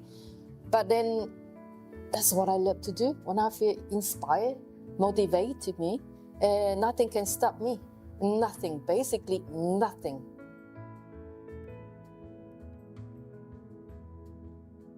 Plein air is just a term. It's a French word, plein air. It's like open air. In Espanol, it's pintura en aire libre. It's sketching from life, painting from life, whatever you call. Is you go out when you do landscape. Your subject is right in front of you. When I'm doing a portrait, the person right in front of you. Everything's like that. So this practice go back to art school. Or if you don't go to art school, you can still do it. It's a practice, it's a regular practice. It's just a routine practice. It's like I'm sketching, right? Wherever I go, I sketch. So everything there's no shortcut. If you want to really learn fundamentals, you want to build your skill, you have to go back to the very beginning. Sketching from life means that you train your eyes and hands. You observe.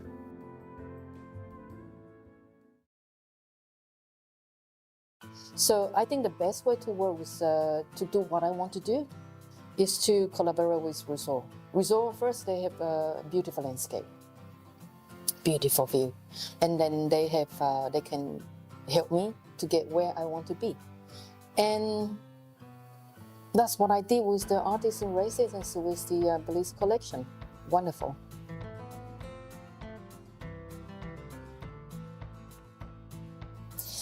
It's people, it's always people. It's always about people, the connection, human beings, always. Everything starts from people, the connection. Yeah, landscape, yes, but it's like when I just came here, it's the connection I made. And then they spread out. So 8 years ago, when my kids are slightly older, I get a lot more time. So I did a project of 100 portrait study. Many I get to paint you. I'm looking at you. So they came to my studio and I spent 6 months non-stop, Monday to Sunday, 2 sessions a day, and I completely more than 100 portrait study.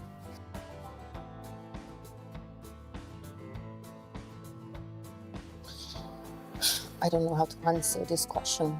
I go wherever I go, and then if the scenery inspire me, motivate me, then I paint. The light is very important. I need to feel it. Sometimes people, I talk about it in my book. I need to feel it. It's very abstract. It's a very abstract feeling. I want to do everything as long as it tickles me. Like, I feel that. Otherwise, it's just not. It maybe looks pretty, like, oh, it looks pretty, but I don't feel things. It's a mystery sometimes. Yeah.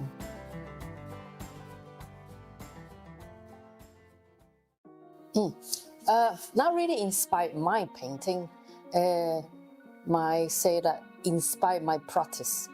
As I sketch wherever I go, I especially love the Belizean culture. You know those cow dance. Yeah, and also the drumming. Whenever I run into them on the street, I have to stop and I have to sketch them. That's why I always have the sketchbook with me. And those moments just keep me like, and that make my day always. Not necessary to compose a painting, no. It's the process. And that make me so happy. And the jazz musician as well, I love jazz. So those are very important to keep me alive. Like I'm feeling energetic, I'm feeling inspired. It's very important.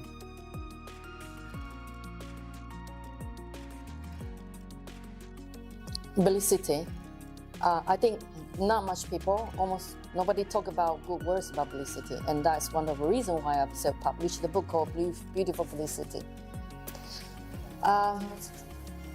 It's beautiful, everything in Belize City. I live in Belize City. You see the water, the boat, sunlight, even it's raining, it's cloudy. People, yeah, they're always bad people, gangster, yeah, but people I, in general, find them good people. They are great people, good people, nice people. If you're willing to see them.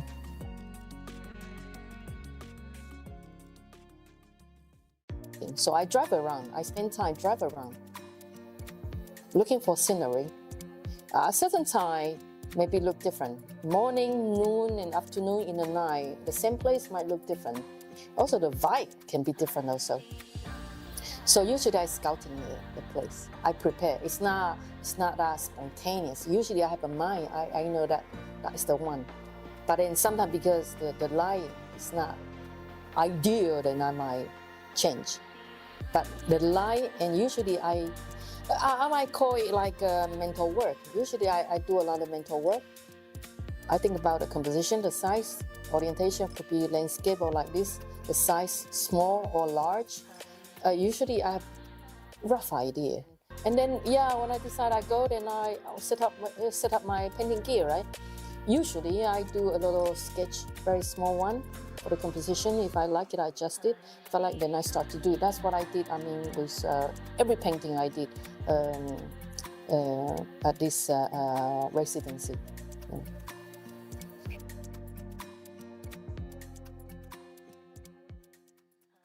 Oh, like I tripped?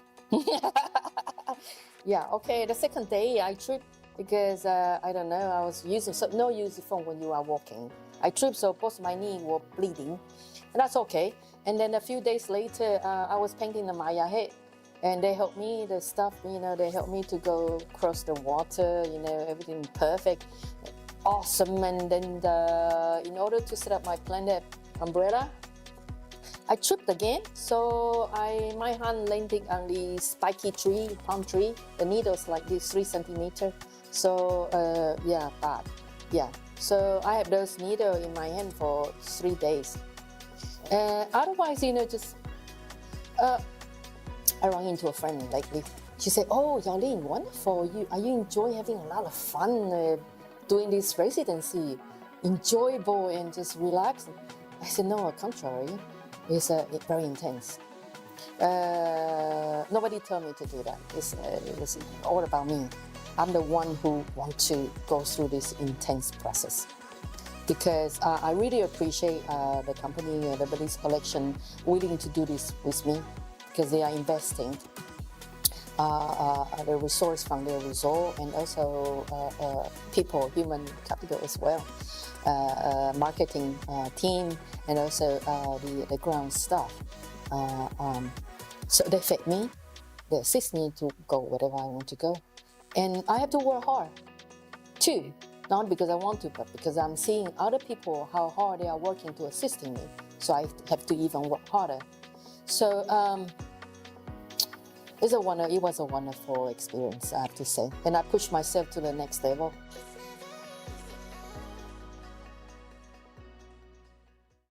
So everything goes back to sketching. Okay, so sketching, when I'm sketching, is quick.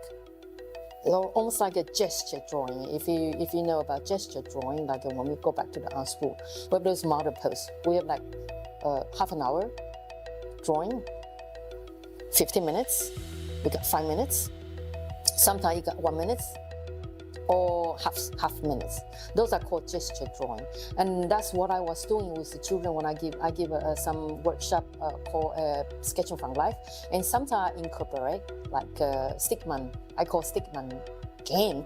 I have people to post a certain post, and we say okay 1 minute, and then later I say half minutes and 1 second, so people get to train their eyes and hand. They capture the gesture, no detail, just the gesture, and the same concept is same for the landscape. It's the same thing.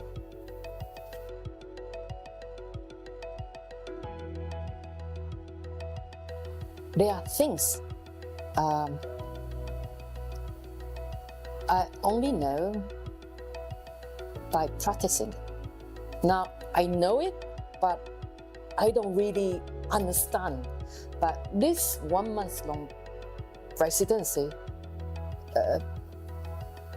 somehow make me understand certain things that I admire other artists is doing, and I'm so pleased that I won't say finally, but kind of like wow, I get it. But you see, it's the small things. I get it now.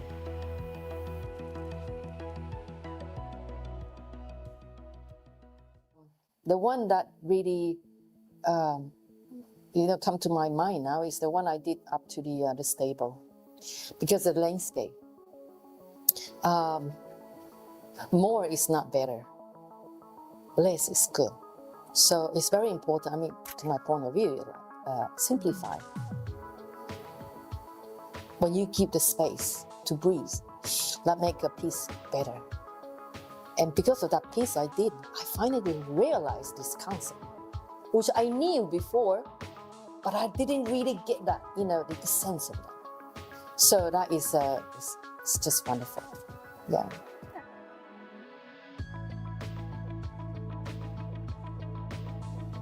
Color. I think it's the air, the freedom. Freedom, yeah. I think we humans are very complicated, right? We have all sort of responsibility and things. But then when I'm outside painting, I'm so free. So free.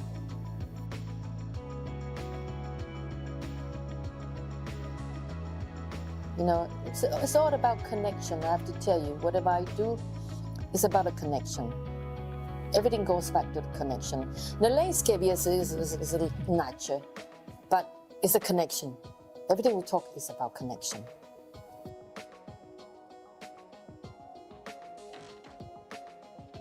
Oh, sketching. There's no shortcut. Whether you're young or middle age, just sketch. You don't need much. You just need a pencil and paper. You can even make your own sketchbook from scratch. You just have to sketch. You don't need to do a finished drawing, no, just sketch. Sketch a flower, sketch a bird, sketch a plate, a fork, a cake you eat, a coffee, tea, apple, banana. Just sketch whatever you see. Sketch whatever come to your eyes. And maybe perhaps leave a few notes. It's like a diary. Everything starts from sketching. Everything.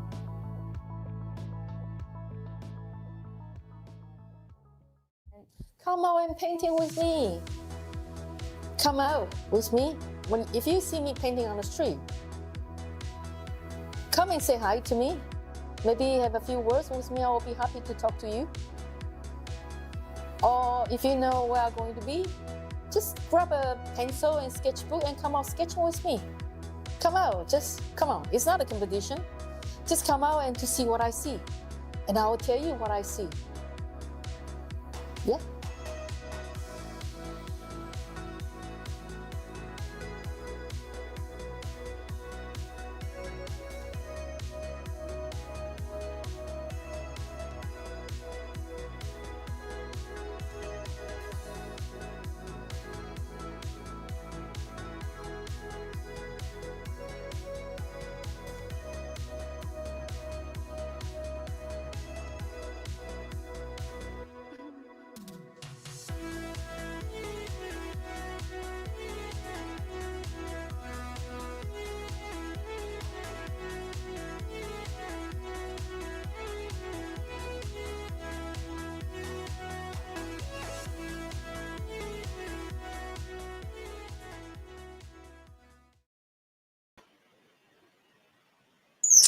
Thank you so much for your presentation and speaking to your artistic process and your influences in Belize. It was really interesting and great to watch.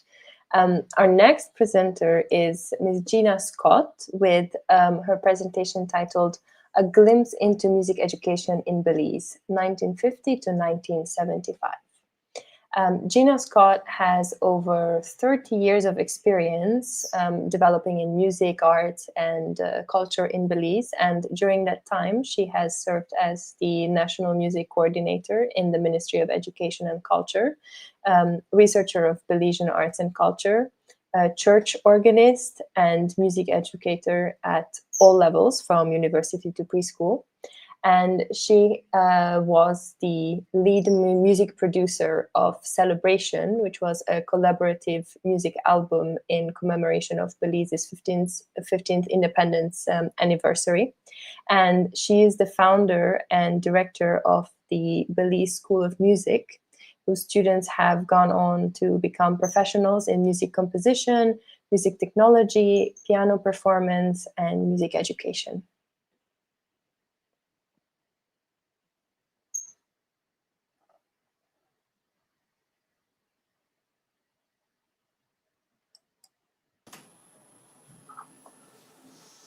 Hello, and thank you to the directors of Heritage Education Network Belize for this culture symposium and for the opportunity to share this topic. As a music educator myself, I became curious about the teachers that came before me. Today I will share some of what I learned looking in the albums of Mrs. Floss Casasola. I will supplement this information with other bits I've gathered over the years. I will share information about people, especially ladies, whose names are not widely known today, but whose works still resonate with us. So, what about the lives that these teachers led. First, I'd like to start with taking a look at the life of Mrs. Floss Casasola. Miss Floss was a school teacher and principal for well over 50 years. And it seems as if she was a music educator for the same length of time. In addition to being the president of the British Honduras Federation of Teachers, she found time to be choir leader and head of the Excelsior Drama Club, and many other things, being involved in the community. Here's a picture of Miss Floss on a trip to Merida, presumably with the British Honduras Federation of Teachers. This group was the forerunner to the Belize National Teachers Union. Here's a picture of Miss Floss at the Bliss, what we often refer to as the Old Bliss. And here is Laura Jean Hope Stain, LRAM, by all accounts, who inspired her students greatly. In one student's words, she really helped us to blossom. She passed away way too early, and her passing, her tragic passing, inspired the composition of the work Mass in Blues by her then student, Frances Rino. Here is another teacher, Helen Agnes Craig, who was the student of her aunt. By all accounts, little Helen gave a solo performance, a solo piano recital in 1919. She is Belize's first recorded prodigy. The next prodigy on record in Belize is Frances Rino. The program, the recital program of 1957, records Frances Rino performing at the age of 3 years old. So what was the study of music like?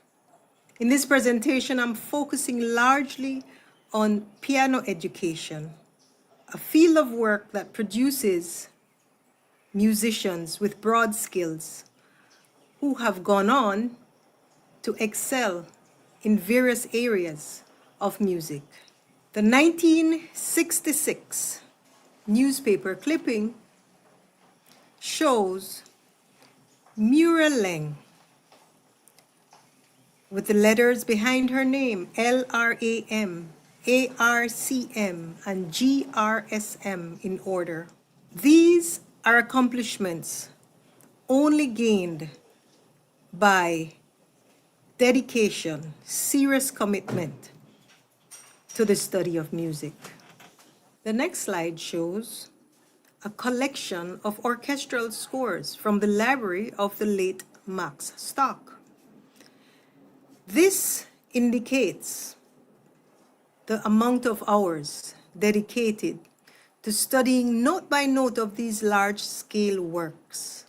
The earliest document found of a recital is from 1951, in which the pupils of Mrs. Floss Casasola's B-sharp club gave their piano recital at Harvey Hall.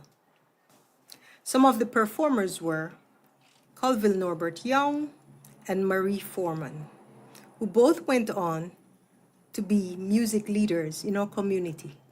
In regards to music exam results from the Associated Board, the earliest document found in Belize is from 1954. In this, we see Mrs. Enid Hilton, LRAM, as a presenter of candidates. So far, the indication is that it is she who introduced these exams to Belize. In the same document, we see Marie Foreman later Marie Saldiva, as a student of Mrs. Hilton, after she was a student of Miss Floss. For Miss Hazel Wade, LRAM, she presented candidates such as Rosalie Fairweather, Colville Young, who both went on to be music leaders. It has been interesting to see the movement of students from one teacher to another, many beginning with Miss Floss, some moving on to Miss Hazel Wade, and to see the evolution of some of the young musicians moving from being students to becoming teachers.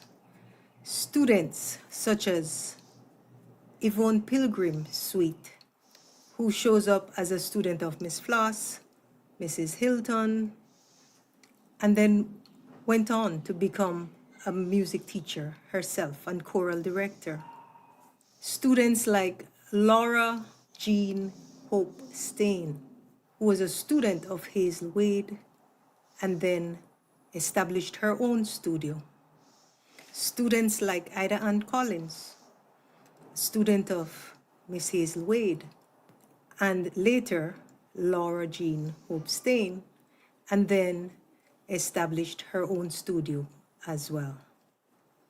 Students such as Sister Mary Therese, who was a student of Hazel Wade, and later started the Palotti School of Music. And speaking of evolution of young students becoming teachers and music leaders, we see young Helen Craig developing into becoming a teacher of Francis Renaud and of Daphne Sharon, who established the Sharon Southside Singers and created the Children's Festival of Arts, along with Sisti Fairweather. We see the evolution from being students into leaders and teachers in people like Yvonne Pilgrim, Marie Foreman Saldivar, Mura Lang, Betty Rock, Judith Rock, and Victoria Pratt Cunningham. And back to Miss Floss. Here's a picture of her B-sharp music club students in the 1970s at the Bliss in performance. That was a glimpse into who some of the music educators were. I chose to focus on the ladies. This will contribute and add to the deepening of our understanding of our inheritance. In this glimpse, we see some evidence of transmission of knowledge, of values, of culture and identity via family, via community. This is our Belize heritage. This is a part of our human heritage. This document will become a part of the Belize Music Project as a part of the niche database. And lest we think that these were only agents of colonialism, there was a sense of agency at work, a sense of self the entire time. And here's evidence of that cultural transmission. I asked 3 different people who were students of Miss Floss to share what they remember of a song she had created. Some people learned the song in school. Some learned it in a community setting. Here are 3 slightly different versions, just as they were recollected. The song is called Mango de Drop. Enjoy. Mango de drop, biff buff, biff buff. Mango de drop, biff buff, biff buff. Mango de drop, biff buff, biff buff. Mango de drop, biff buff, biff buff. On a girl, on a boy. Mango de drop, biff buff, biff buff. on a girl, on a boy, mango, the drop, biff, buff.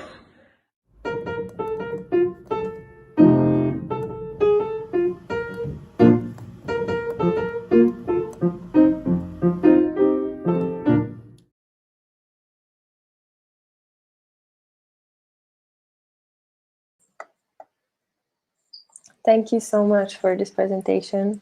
I love the music at the end. Our next presenter is Professor Melissa Espat with a presentation titled Theater, a New Avenue to Literature, Is It Worth It? Professor Melissa Castellanos Espat is an accomplished educator, playwright, and consultant with over 20 years of experience. She holds master's degrees in education from Galen University and UNC Wilmington. And as a lecturer at St. John's College, she blends Jesuit and Mercy traditions with creativity and critical thinking. And Melissa has written and directed and produced several theatrical works, including Scatta Brain Willie and a recent radio soap opera. She is the founder of Reading Rights, contributing to national development plans and professional training, and also a passionate advocate for education reform and social justice. She is inspired by her late mentor, Caritas Lawrence.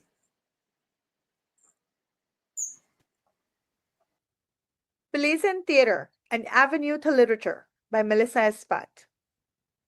Belizean literature classrooms often rely on textbooks and close reading. This approach has been working, but it also leaves many students cold, especially those who struggle with abstract texts or who rarely see their voices reflected in foreign anthologies. Peer-reviewed literature showcases on why many 18 to 25-year-olds don't prioritize literary reading, and it lines up with what we're seeing in Belize. 4 main points that the studies have showed are 1. Time pressure and screens crowd out books. Large, recent analysis from Bone et al. 2025 shows steep declines in reading for pleasure among older teens and young adults, with researchers pointing to competition from digital media and changing leisure habits. Wilkinson et al. 2020, in their study, perceived low payoff, too effortful, uncool, or not encouraged.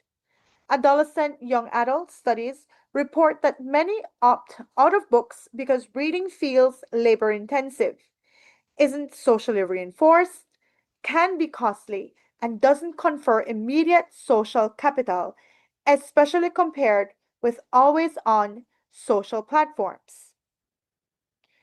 Hackemulder and Manjan in 2024, experimental work finds that preferences for short screen-based reading correlates with less engagement in sustained literary reading, suggesting the format itself nudges attention away from deep reading unless educators build bridges.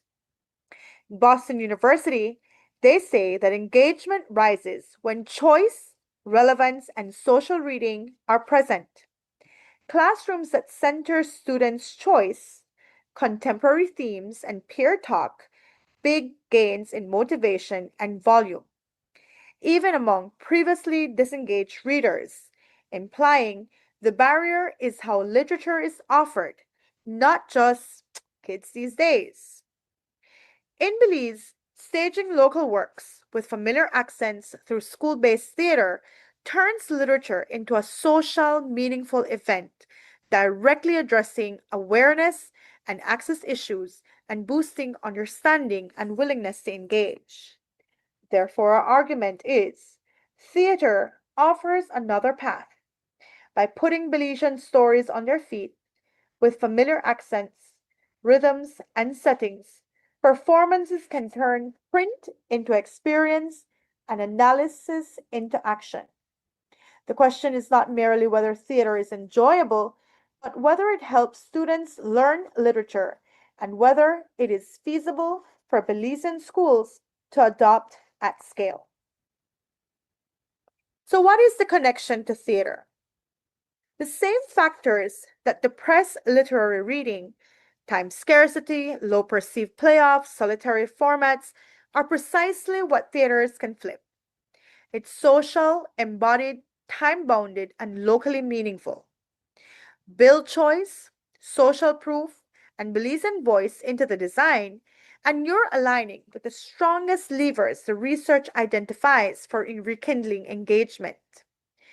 To probe that, we administered a short survey of 18 to 25-year-olds. The responses are unambiguous. Students perceive theater as an effective way to understanding literature. They want more local text on stage, and crucially, the primary obstacles are logistical: awareness, timing, transport, not a lack of interest. And in a country where the National Theatre is centralized in Belize City, these findings point to a practical blueprint. Take theaters to schools. Start with Belizean texts and remove avoidable access barriers. We had 3 findings. Key finding number 1: theater boosts learning. Students see theater as a powerful learning tool, not just entertainment, because performing or watching plays, especially Belizean accents and settings, make literature clearer and more relevant, while also building transferable skills like confidence, public speaking, teamwork, and critical thinking. Key finding number 2: skills students value. 2 further items reinforce the learning case. First, 67.7% agreed that theater could help them perform better in literature classes. Second, 61.3% believed that participating in theater would increase their public speaking confidence. In short, students are telling us that performance is not a distraction from literature. It is a vehicle for mastering it. And so, local stories matter, and there is room to broaden the Belizean canon. Belizean works already anchor students' reading experiences, but familiarity is uneven. On a familiarity matrix, Z. Edgell and Colville Young scored 38.7% as very or somewhat familiar. Evan X. Hyde, 25.8%, Zoila Ellis, 16.1%, and Ivory Kelly, 12.9% trailed. Students also reported the highest exposure to Z. Edgell's Bekalam. The upshot is clear. Staging scenes and monologues from Bekalam is a logically starting point, but there is ample space to elevate short stories, poems, and essays by Ellis and Kelly, and to adapt excerpts from not only Hyde, but from other Belizean writers, so that more Belizean voices become part of the performed curriculum. The demand is there, but key finding number 3 says access is the choke point. Low attendance isn't about disinterest, it's about access. And most students haven't seen live theater in Belize, but say they'd go if transport and tickets were handled. Live theater exposure is low at 58.1% who have never seen a theater performance in Belize. That statistic might suggest apathy until we ask a follow-up question about access. If transport to Belize City and tickets were covered, then 87.1% said they would be likely or very likely to attend the National Theatre. Nearly half, 48.4%, said very likely. In other words, student absence from theater is not disinterest. It is infrastructure. What specifically gets in the way then?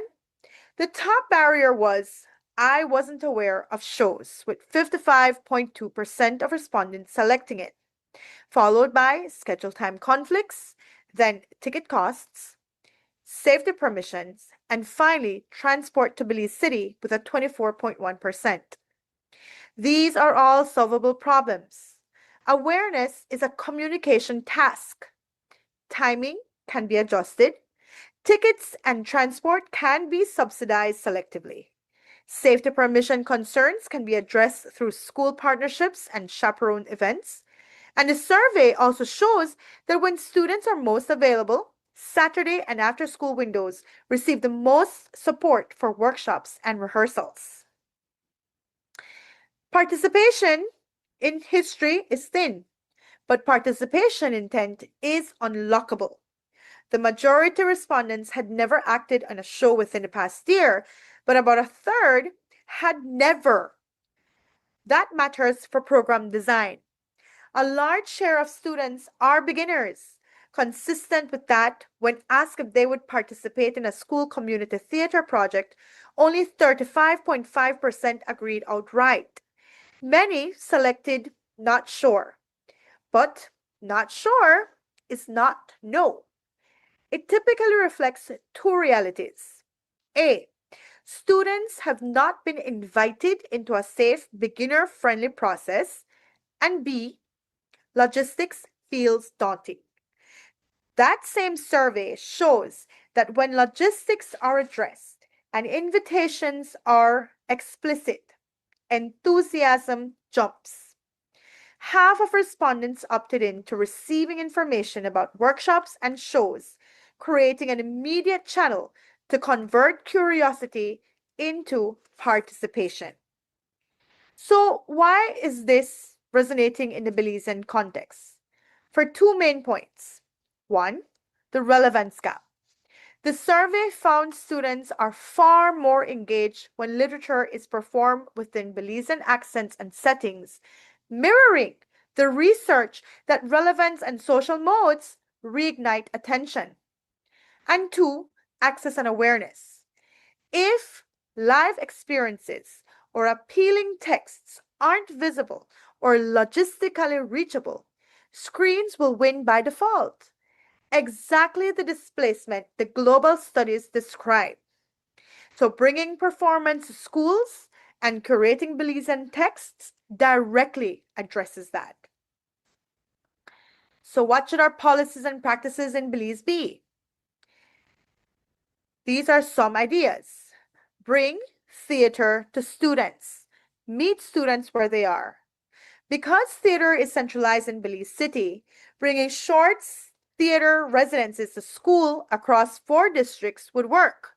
4 to 6 weeks units that culminate in an in-school showcase. This would instantly resolve transport time and safety concerns while embedding performance inside the literature class. Second, lead with Belizean texts. Start off with Bekalam. Add scenes, monologues from Hyde, Ellis, Kaylie to build a rotating local repertoire and increase relevance. Build awareness intentionally.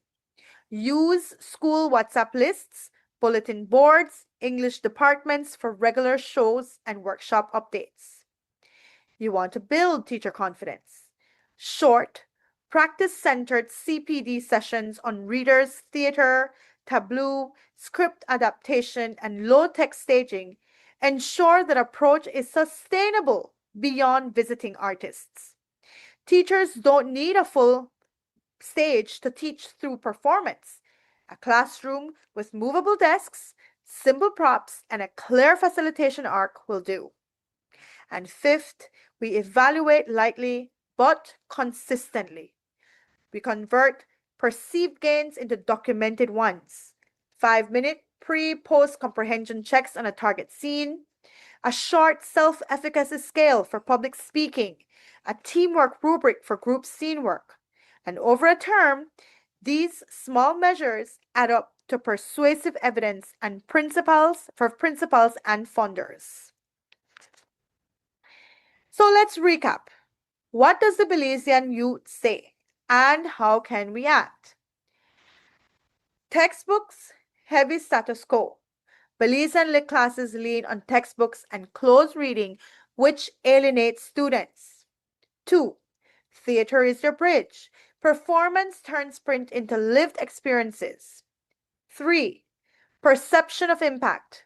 Respondents overwhelmingly view theater as an effective way to understanding literature. 4. Local content demand. Students want more Belizean text stage. Cultural relevance matters. And 5. The barriers equals logistics, not interests. Obstacles are awareness, timing, cost, and transports.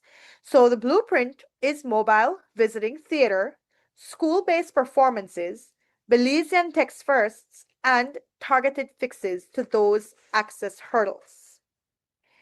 In conclusion,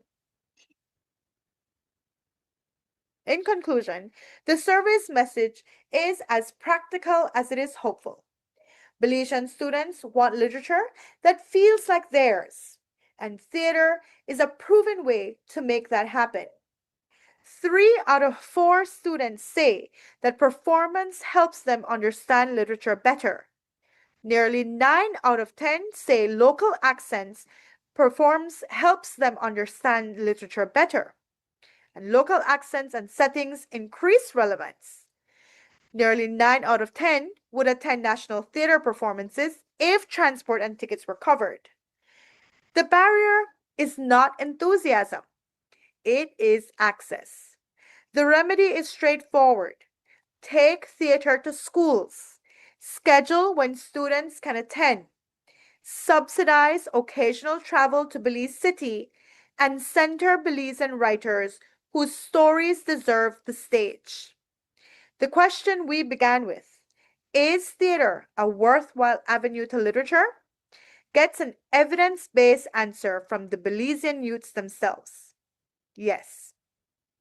Implemented with attention to logistics and local voice, theater doesn't just supplement literature instruction in Belize, it animates it, grows the creative pipeline, and gives students the confidence and skills to claim their own stories.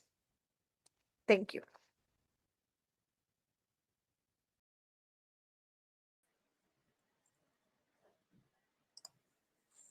Thank you so much for these amazing presentations.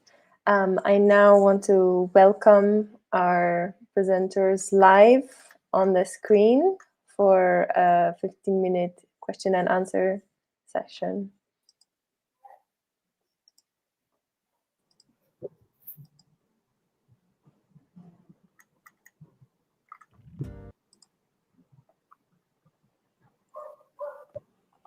Hello, everyone. Welcome. Hi. Hello.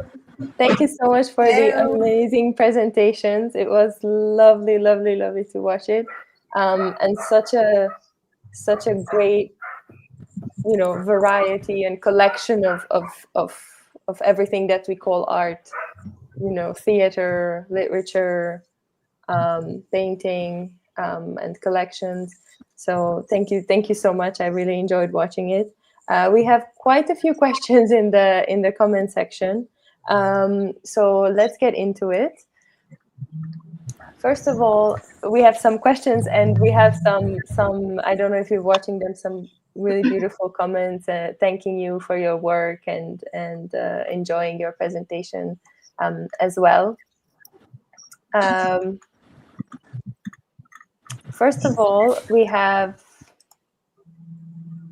a comment that is saying, "Great job, Gina Scott. Would love to hear about the role of Miss Welpe and Cleopatra White and Christopher Moore and Nelson Diamond and his 24-hour marathon."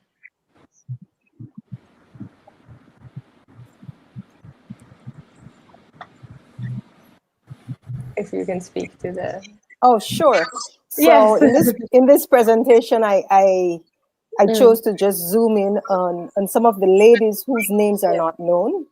And we could also think of it as a name calling session. As a preliminary to the research, right? This is ongoing work, and this is just the first sharing.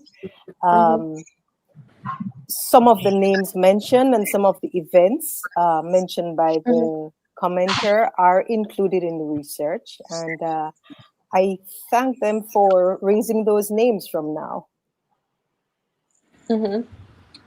I really enjoyed, listening to your presentation, and I was wondering if you could speak to your research and how you were able to gather all of this information, and also what do you think is the importance of trying to remember these great teachers and the students and all of these events from the past? So may I start with the last part first? the whole point is the connection to today. Most of the names we know today are descendants, musical and cultural descendants of these people. But yet we don't know their names. We don't know them. We don't know anything. They've been lost to history. And so we are all benefactors of their work. They have framed and formed us, literally. And so their legacies are alive and living, but under rocks. And so my motivation is to push those rocks aside. Intriguingly, so many of the names that have been lost to history were ladies. Many of these ladies had no children, and maybe have no large family still in Belize. Maybe some have migrated and some simply didn't have large families. And so because of that, there's just been a silence about them. The question about how I've collected the information. So I've been researching for over 30 years. My training, my degree is actually in music history, musicology. And when I didn't practice actively, I did it as a hobby from time to time. And so the material has accumulated. We also have another question relating to this from Christopher the Shield. He's asking, we have encountered some of these songs, lyrics, and poems in the newspaper archive earlier than the 1950s too. Is the project looking at music programs and reviews of them from the newspaper archive? I missed the last part. Oh, is the project looking at music programs and reviews of them from the newspaper archive? So the attempt of the project is to include everything and all angles. And it's the project is an extension really of the work I had started, right? Over 30 years ago. And it's a project of treasure hunting, right? Let's see how far we can go. My interest is in answering the question, where do we want to start history, right? Where does this story start? And pushing back those boundaries. And because the more we do that, the more the story changes a little bit, right? The picture widens and enlarges. And that is really what we want. And when you asked, where do we start history? I kind of thought about the present and how you also mentioned the acts and the teachings of these great musicians are with us today, and it's important to remember them. But during your presentation, you mentioned so often that the student, you could see how the student would become the teacher very often, and then they would start a specific project or would start a school. And I was wondering if you see this kind of continuity in the state of music or the state of music education in Belize today. this kind of student-teacher mentoring that evolve over time?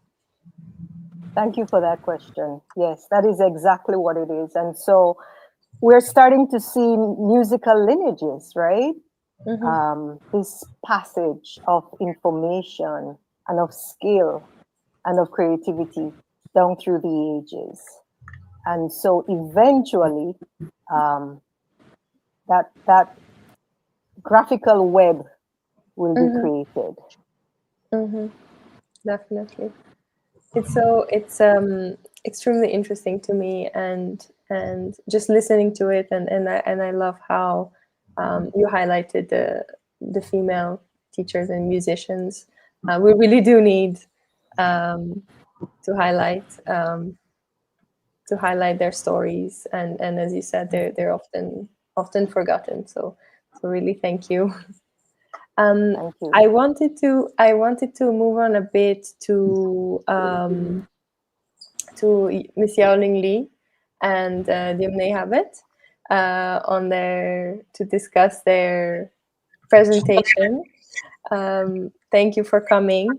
When I was watching your presentation, I had so many questions. I tried to focus on one or two, and if I want to direct it to you, Yaoling, do you feel that you mentioned a lot of times that being part of this community is important to you because you're able to make connections, right? And do you feel that you are able to make connections through the Belize collection? And what are these connections, and what is this community that it can give you? Okay. Can you hear me? Yes. Okay. I think when I say connection, it can start from small and it can expand. And I think the collaboration with the Belize collection is a result of bigger connection that I have made.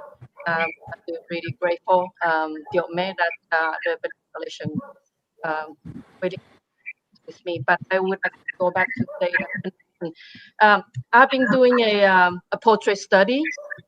I'm driving around Belize City, and whenever if I see someone, it could be a homeless person, could be anyone, and I just simply go and ask, and that person agreed to sit for me, and that is a connection too. Yes. Or someone see me working, come to talk to me, and then just a brief conversation, and that is a connection as well. And I think it's important that I have to say that when I'm not working, I become a little grumpy. I look nice now, but when I'm not really working, I become a little more grumpy. So I really like the me when I'm working, making connection with people.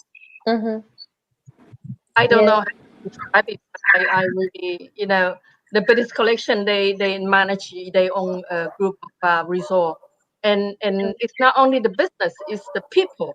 Yes. That's what I want to emphasize.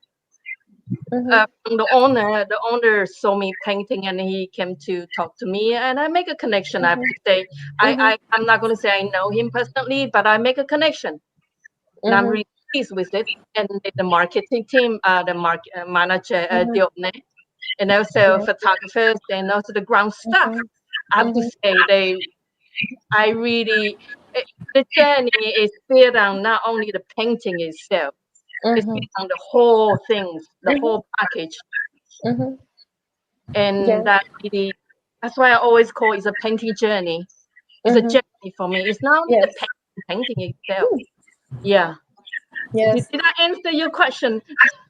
Yes, you did, and I do understand what you're saying, because it's more about to me at least, the way I can make sense of art and what is art is the process of creating something. It's the either the hardship or the thought process or the ease of creating something in some way, but it's the process itself.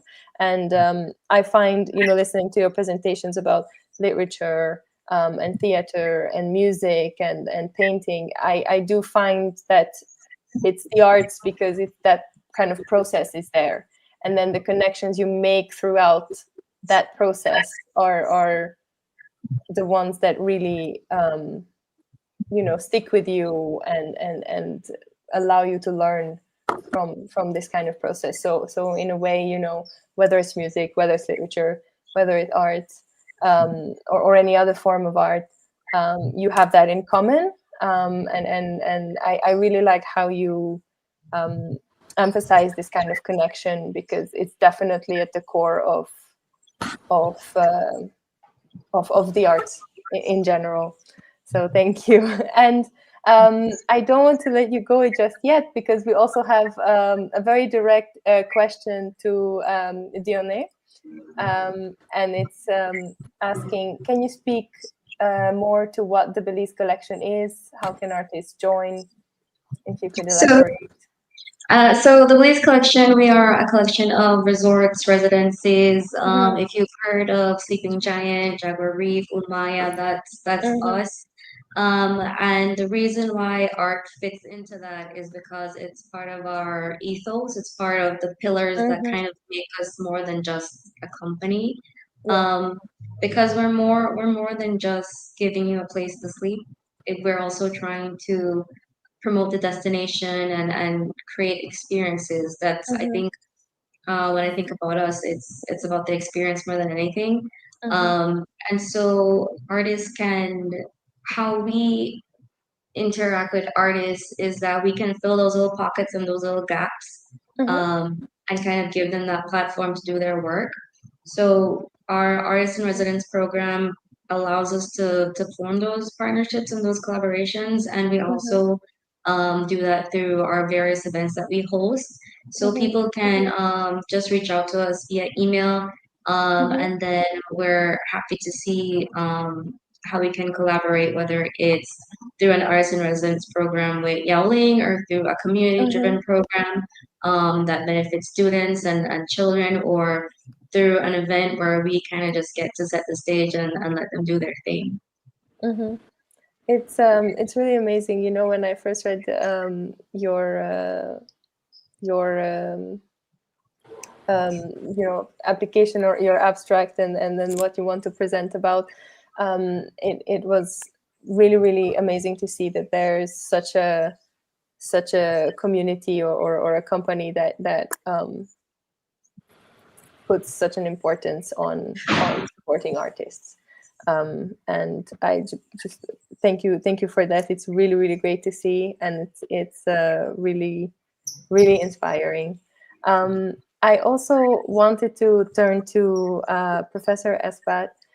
We have some questions for you as well. There's one from Christopher De Shield that's asking, there's focus on delivery and interpretation of lines. Theater's focus on delivery and interpretation of lines definitely reinforce reading skills in the classroom. Great advocacy of literature on the stage here. What alliance between music and theater here? So what alliance can we make between music and theater? Well, Dr. De Shield is the expert with the music, and I can help with the script. And so I'm sure that's going to be a beautiful collaboration. Actually, it is something that I'm hoping to do. I know Lady Kathy Esquivel has recently written a musical combining folklore and music. So we're hoping to launch that pretty soon.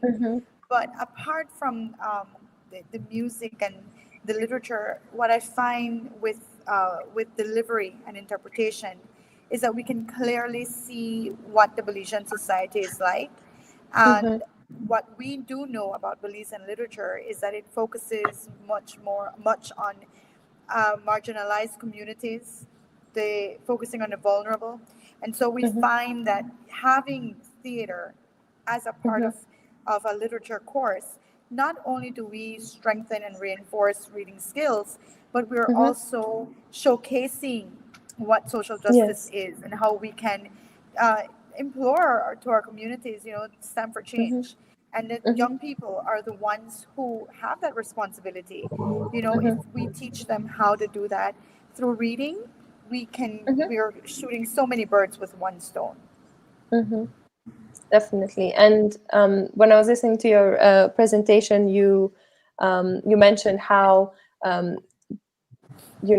different pieces of literature can be adapted to theater, or they were even written for theater. And when you were explaining the connection between theater and literature, very, very typical. You can think of Shakespeare. All of the I know it's the most basic, but all of his plays were actually, we consider them, we read them and then we consider them a piece of literature, but all of them were specifically written for the stage, right? The dramas that he wrote. And so there's always been this kind of connection between literature and the stage, and bringing the words to life through an actor or through a person who reads those words out loud. And I also really, really loved how you mentioned the choice, relevance, and social meaning as kind of like a three pillar of importance. Yes, I wanted to ask if you could speak to that, and also if you see any difference in students' behavior and students' approaches to literature and theater when you focus on these pillars from like a personal perspective. Yeah, the relevance and the social aspect of doing theater is I'm looking at when before students actually are in the course, when we're taking a Belizean lit course, for example, they start off very shy, and their question is, why do I have to read? But as soon as we start the reading and start discussing, and we start looking at how we would be able to learn about these characters, who is the character, what exactly attracts you to the character, do you know people like these? And then they start getting really into it. When you were putting something like that on stage, you immediately see students, their eyes just shine. They start asking questions. I remember when we first did Bekalam on stage, St. Catherine Academy did an entire play, a 2-act play in 2012. Bekalam, Z. Edgel had given us permission to do that. We had debates on different characters. How would this character behave? And they would read the lines, and they would go over the lines, like the actual novel, and said, no, this is what the novel says. Why are we changing it? It gets them more interested in who these characters are, and start focusing on the meanings behind these characters. With recently, just this past weekend, last weekend, sorry, we launched what my writing called Huda Wilipa, which was a social volume. Like we spoke about victims of the oppressed. Theater of the oppressed is one of those things that we can definitely look as a relevance in literature. And the outcome of that was I think one of the ministers lately said we have an imbalance of power between authority and young people, or imbalance of old and young. And so our young people were able to bring that on stage and try to say, this is not right.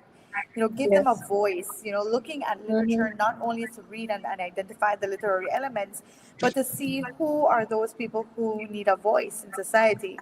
And the audience watches, and it's like in your face, this is really what's happening out there. And the more we read, the more we understand what our responsibilities are as members of the community. Giving young people that voice is just an amazing feeling. And that I guess goes along with the relevance of having theater, literature and theater as coming together.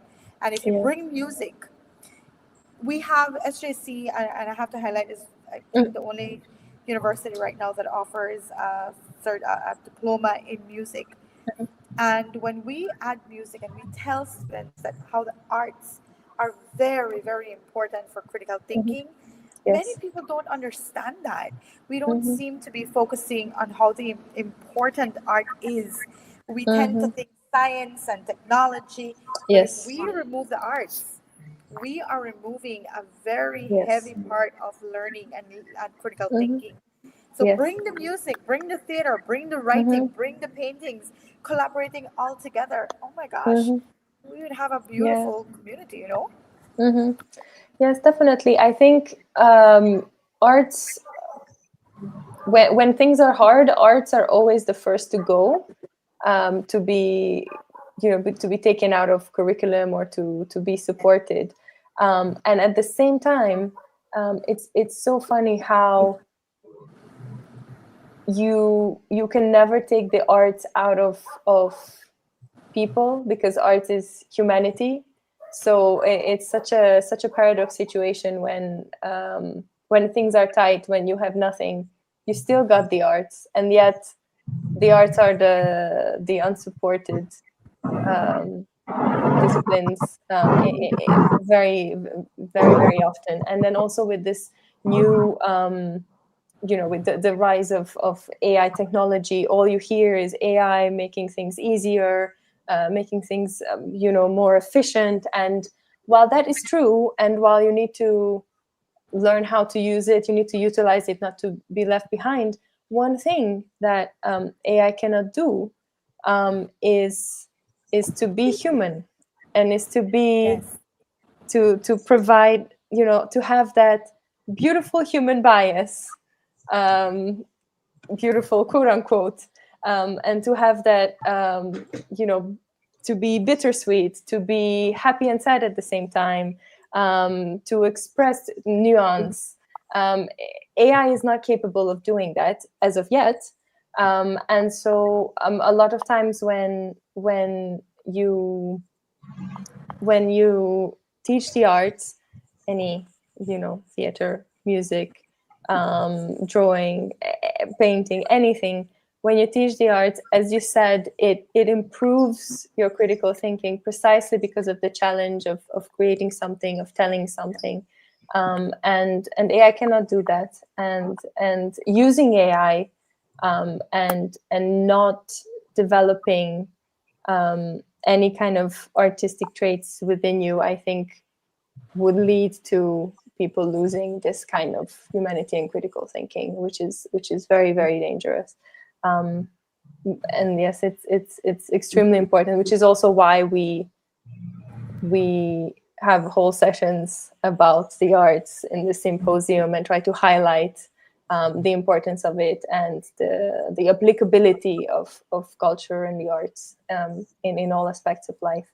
And before we go, I just wanted to ask, one more question, and if you could each say a few words, what you think about it. I wanted to ask, what do you think about the state of arts education in Belize today, and the state of not necessarily just education, but the involvement with the arts in Belize today?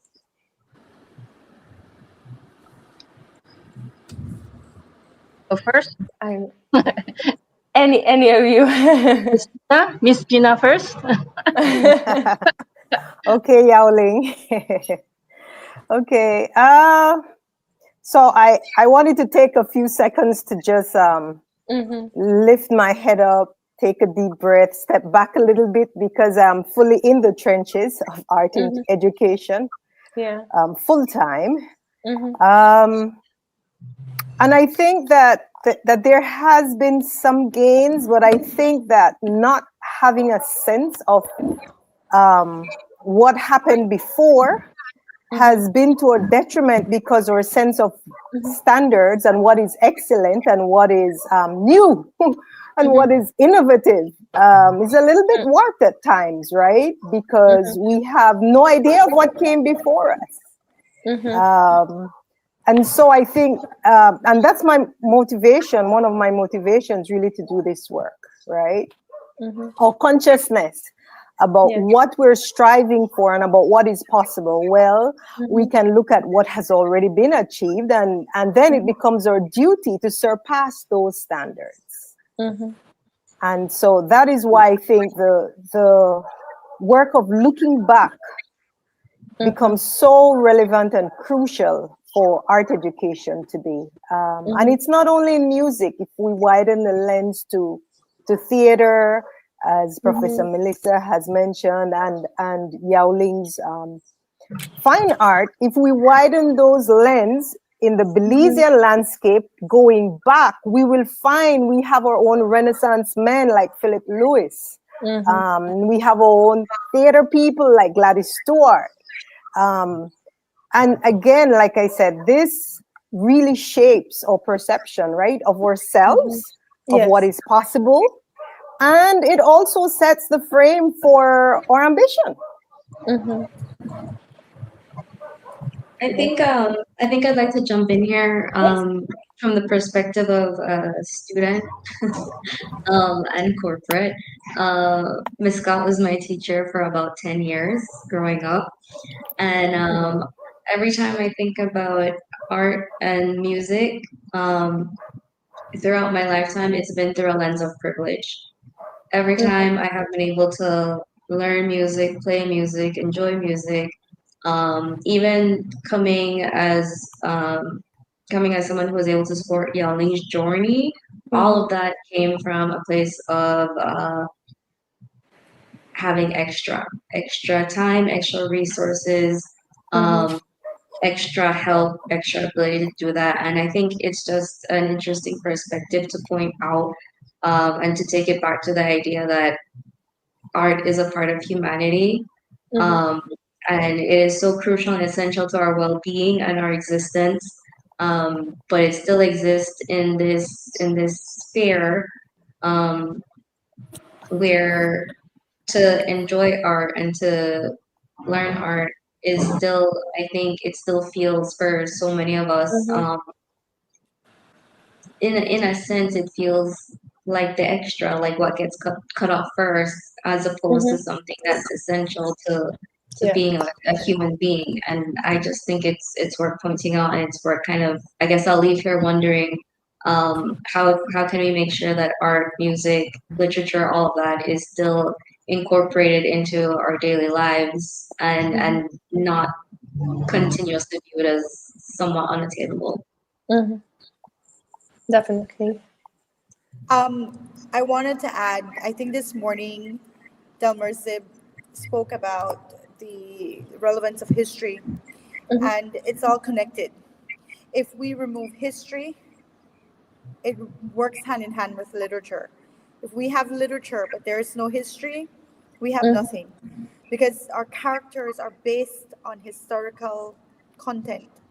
And so we need to embrace, we cannot, there is an urgency to keep history within our curriculum, not to remove literature. They work hand in hand. That is, and you said it well, Ella, it's humanity. If we remove any of these, we lose ourselves. We lose the essence of who we are in our community. And one of the reasons that I think we have so much of violence and crime, it's because we're lacking understanding in the classrooms that comes through these subjects. You know, Shakespeare, even though people say, oh, that's a dead white man, that dead white man was a rebel. And what he promoted on that stage was kind of being the voice for the marginalized and the vulnerable at that time. Today we see it as, you know, the white man with privilege, but no, it was not that at all. And so whenever we find literature, it's a voice. And for Latin America and Caribbean and Belize, literature is that voice for the marginalized, for the vulnerable. And we need to find ways of bridging that gap. So do not remove history. Do not remove literature. Do not remove the arts. Those are the foundations of who can make us better humans. Definitely. Yeah. Yao Ling. I think you all of you, your man, Miss Scott and Miss Melissa, you say everything I wanted to say.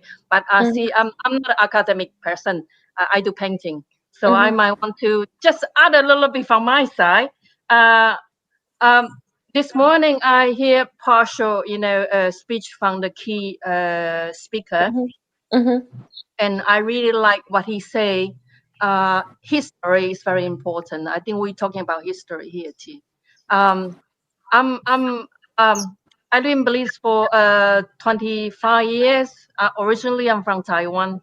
So I have to say, although I live here for 25 years, I'm still trying to get to know Belize. I think from my experience, I'm really happy that I get to share my painting journey with you, whatever is listening, or anyone who saw my work or seen my work following me. I think everything go back to the small things, and also if we able to get back to the history, that will really help, which I'm trying to do too. You see the connection I make with people. For example, the portrait I do on the street. Often I have a brief conversation with people, and then they might tell me a lot of things about themselves.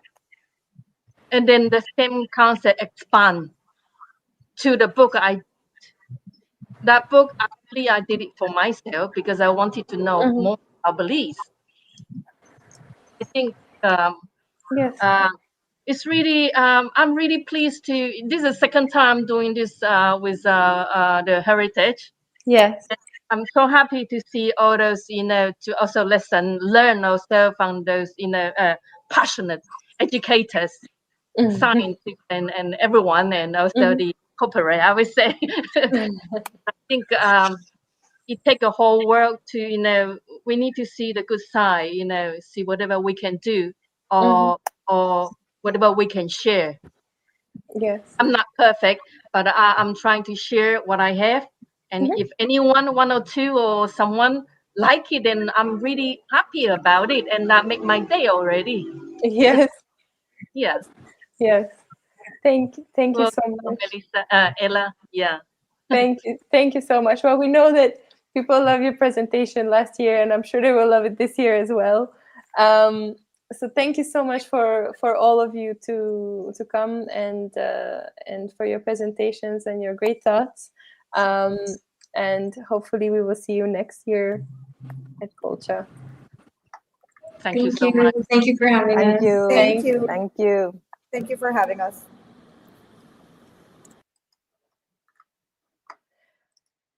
We will now have a very short coffee break, and we will return at 2:30 p.m. Belize time with our special session titled Exploring the Archive of Belizean Newspaper Poetry.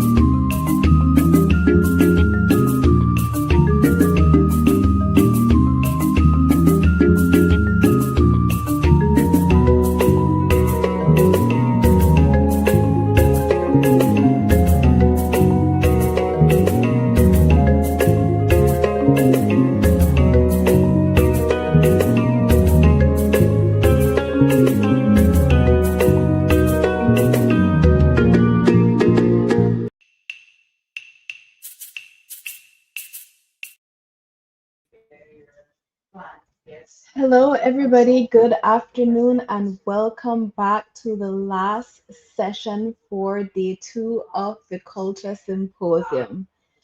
And thank you very much to all of our viewers and all of our supporters who are still with us for the afternoon session. Sadly, it is the last session of day 2 of the Culture Symposium. Now that you all have been revived, hopefully caffeinated for those who need it, I am pleased to bring a little bit of culture to the Culture Symposium. So within our previous panel, we heard quite a bit about what can be considered as the cultural and creative industries, playwrights, music, arts, and artistry. And now within this session, we are going to learn all about literature, about languages, and of course about folklore. And very exciting, this is another panel where we have professors and students working collaboratively to highlight the brilliant work of young scholars. Without further ado, let us welcome our panelists for today. And for this first session, we introduce Dr. Christopher DeShield for Performance Print, Newspaper, Poets, and Belizean Identity. Dr. Christopher DeShield teaches English, Writing, and Literature at the University of Belize. His research interest lies with the intersection of post-colonial theory, environmentalism, and the philosophy of literature. He employs eco-critical and post-colonial methodologies to examine Caribbean and other world literatures. Symposium. I'm pleased to introduce you to this language, history, and culture panel I had initially dubbed Creole Poetics. This interest in the early poetry of Belize has led me to the pages of old newspapers from the late 1800s to the early 20th century in British Honduras that are housed in the National Archives. These archive periodicals have attracted international, multidisciplinary, and multi-institutional energy here with this project. Exploring the archive of Belizean newspaper poetry, our research team consists of a couple professors, an adjunct lecturer, and graduate and undergraduate research assistants. We're based in 4 different universities and have been working at creating an archive of newspaper poetry. Our presentations in this panel all use or engage the archival materials in different ways, and the effect is to reveal a fascinating interplay between language, history, and culture. We hope to show how archives exist, not only to access the historical record, but also how they can become active sites of meaning making. For enabling this exploration into the early newspaper poetry of Belize, I need to first thank some individuals and institutions, including, of course, Culture Symposium, for this opportunity to continue an interest we started several years ago. My colleagues at the University of Belize, serendipitous conversations I've had with scholars like Ben Etherington of the Australian Association for Caribbean Studies, who've asked thought-provoking questions about Creole language and poetic form, prompted these presentations. The fact that this has become a collaborative archival research project is only due to support I received from an internal research grant out of the research office at the University of Belize that enabled the hiring of research assistants within the English program. Thanks also to Professor Nicta Fuller Medina, with whom I am teaming up here and who offered further support through the Lang Center for Civic and Social Responsibility and the Linguistics Department at Swarthmore College in the US, and for the research assistants out of Swarthmore and Bryn Mawr College, assisting with bibliographic compilation and digital scholarship out of the US. Support for this project also comes from the staff at Belize Archives and Records Service and the National Heritage Library, both of which granted special access to their newspaper archives. All these networks and support enabling myself and students to scour newspaper scans and microfiche as a literary and cultural repository. What is this research about? The research project involves the identification and collection of poems, letters, songs, any relevant literary resources that we found in the newspapers of Belize composed by local writers during the early 20th century and late 19th centuries. It involved the use of optical character recognition software to extract text from scanned newspaper formats, and we as researchers began compiling an exhaustive historical bibliography in performing textual analysis and contextualization of the collected works. This presentation offers then a little snapshot of research that is very much in progress. So among our immediate objectives here in exploring the role of early 20th century newspaper poetry in British Honduras and assessing ways it might have both reflected and shaped or tried to shape Belizean culture and identity under colonial rule is to first create a bibliography. And this would be a comprehensive bibliography, one of the major outputs of the initial part of our research project. A bibliography of these early literary contributions recorded in the newspapers. This helps to assess the size and scope of the resources extant. One problem we encountered is the challenge to our attempt at comprehensivity in the fact of a discontinuous archive. While the archives in Belize are extensive, we were confronted with gaps in the record. One might be enticed by references in one newspaper to poems that were published in another, only to be frustrated when that reference paper no longer existed, or for which that particular issue remained missing from the archives. Tracking down these newspaper ranges that are unavailable in Belize remains a task requiring widened scope. Initial searches in the British Library catalogue reveal similar gaps. If there are private collections of Belize's early newspapers out there, we do not know. To our knowledge, a comprehensive bibliography of these literary resources has never before been attempted, and thus one of the practical contributions the project makes is to develop this bibliography that might encourage further work on the archive. Hopefully, the significance of this bibliography is self-evident for most of you, but the particular significance might differ according to discipline and interest. And so in this panel, we explore some of these particular interests that the archive provokes. So far, I can now report we have over 1,000 poems in our database. I have to credit the industry and assiduity of the research assistants I have here in compiling this list. They have their own stories, as you will hear, involving their personal interaction with this archive, having become denizens of the archives themselves throughout this process, peering into the past. Our task is to organize them by metadata tags established by such institutions as the Digital Library of the Caribbean in such a way that they can be more universally useful. After completing this initial bibliography, our next steps will involve engaging the archive through different methodological lenses, as suggested in this panel. As you can see here, this is a smaller sample of the poems that we migrated from spreadsheet to a cloud-based bibliographic software. And this will help us eventually to publish the bibliography. The vast majority of the poems found are in English, and this is understandable given the context and the language of the papers. But several are written in Spanish. I have here an example by Hector Lara, a poem titled Motivo Invernal, the first couplet of which reads, Cae la lluvia incesante con monótono chis chis. Some of them are written in Creole. Here is J.S. Martinez with a poem in his own Creole vernacular called Hard Times. The refrain from the poem you can make out there in the text. Time is getting harder every day. What is happening to a country now? There's also some paratext like the advertisements and classifieds and images that contain a few examples of Spanish and even dialect poetry. There are notable figures in the archive, including Samuel Haynes and Philip Goldson. There are recurring figures like C. Jacinto Radford, who have whole series devoted to them. And James Sullivan Martinez functions in the pages of the Belize Independent as a kind of poet laureate.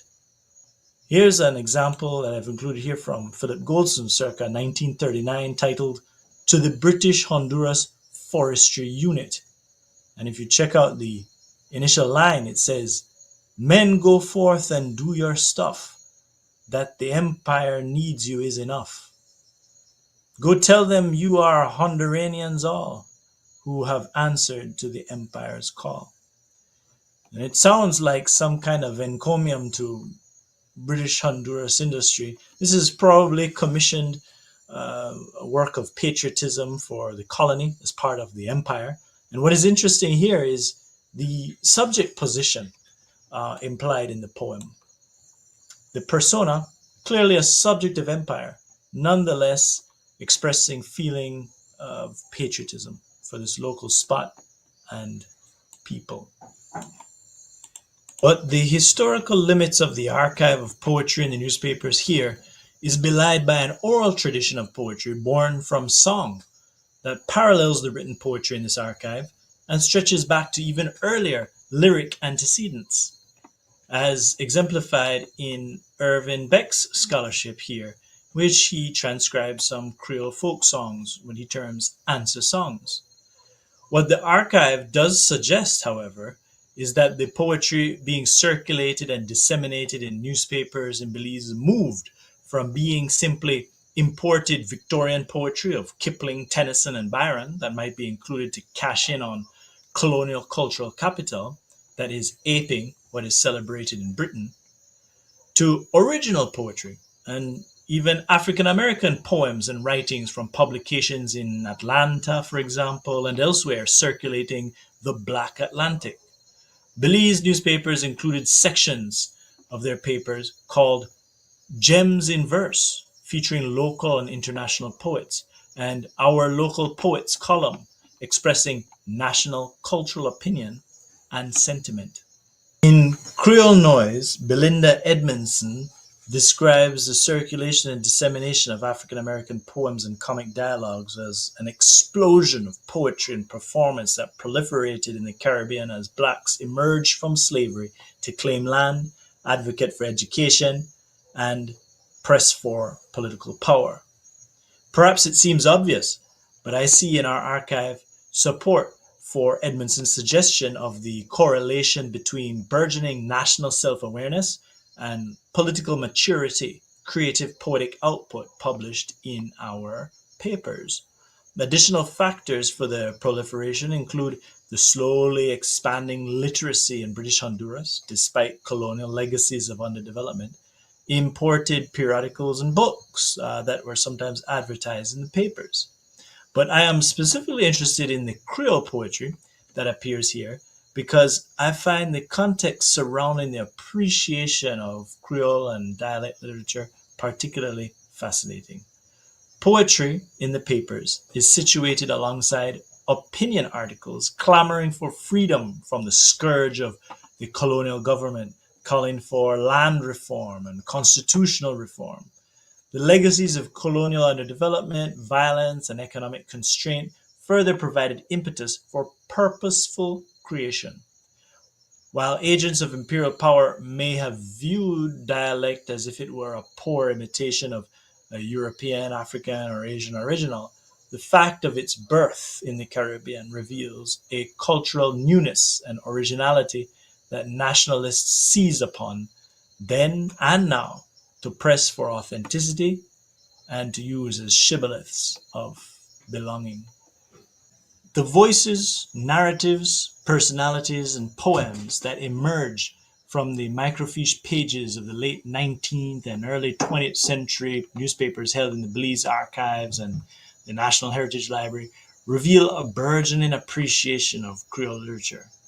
This is the paradox of Creole, Belinda Edmondson discusses in her book Creole Noise, a liability and asset, despised and desired, but essential to the nationalist project because it becomes a tool for resistance and advancement. In this way, language itself highlights the complex and contradictory ways Caribbean cultures have navigated the historical and contemporary pressures of colonialism, nationalism, and cultural identity. As emergent indigenous linguistic and literary styles parallel the search for political and economic autonomy, a difficult social positioning is enacted by those who create these literary performances. And the hypothesis that I will seek to defend in the research is, simply put, that the creative works published in the pages of early Belize newspapers constitute a collective national utterance. Peering into this archive, one witnesses identity in motion. The poems perform and thereby reify Belizean subjectivity.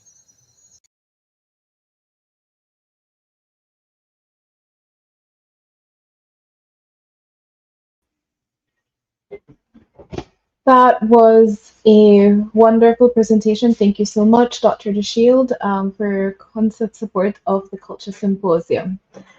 We now move into our second paper for this session. And for that, I would like to introduce Dr. Nicta Fuller-Medina, who will be presenting on From Archive to Community, Creating Access to Linguistic Data and Cultural Patrimony. Dr. Nicta Fuller-Medina is a visiting assistant professor at Swarthmore College in Pennsylvania. She leads two ongoing projects, which are Language Contact in Belize, which examines Spanish Creole English contact, and Language, Culture, and History, Belize in a Digital Age, which focuses on the creation of digital corpora and repatriation of legacy sociolinguistic data within a decolonial framework. Recent publications appear in the Wiley Blackwell Encyclopedia of World Englishes and Archipelago, a Caribbean Journal of Digital Praxis.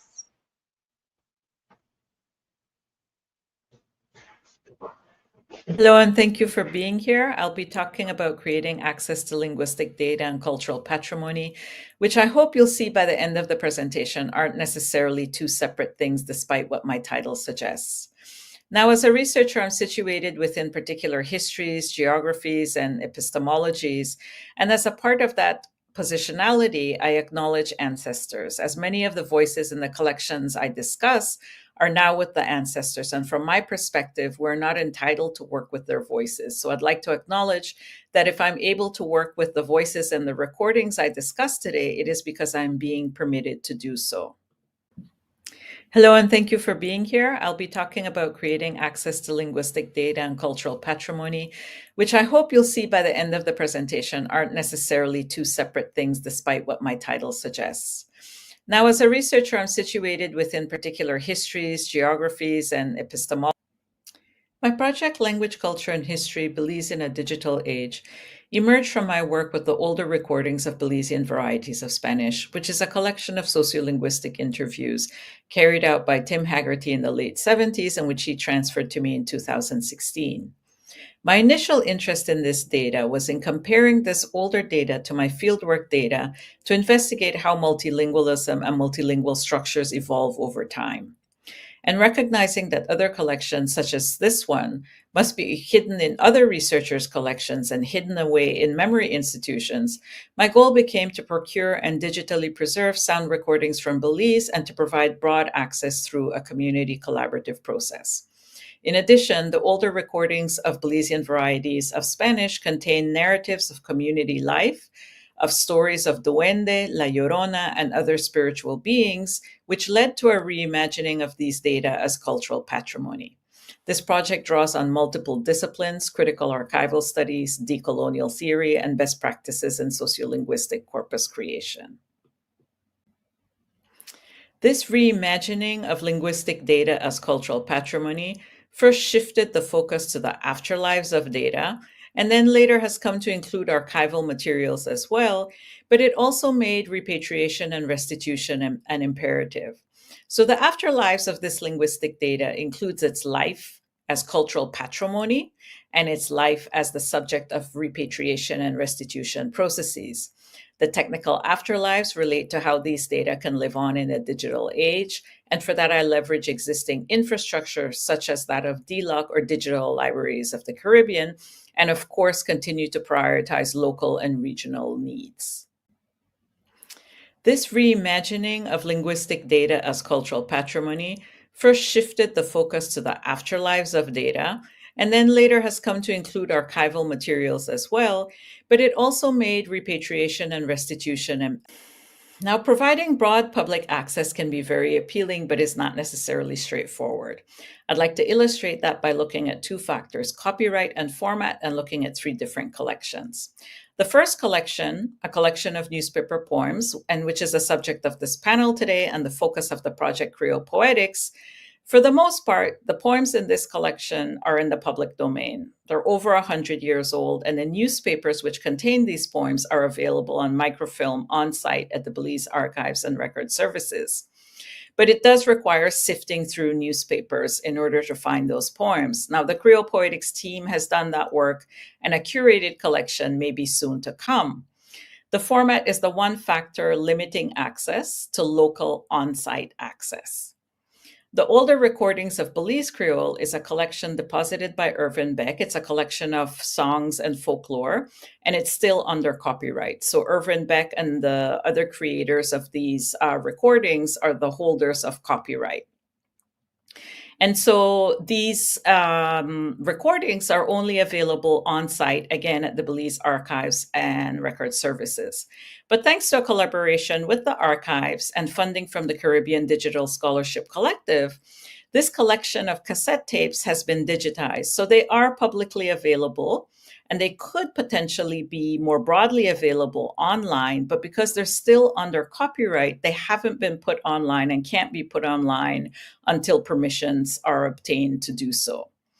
So in this case, it's the copyright that impacts access. Finally, the older recordings of Belizean varieties of Spanish are currently in my research collection, and I currently hold the copyright. These were originally on cassette tape and open reel, but I've digitized them thanks to various grants, a fellowship with the Council for Library and Information Resources, and support from my current institution.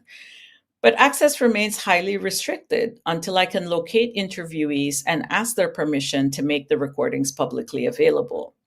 I would, of course, be within my right as copyright holder to put them online, and in alignment with the practice in my field, I could simply anonymize the data and put it online.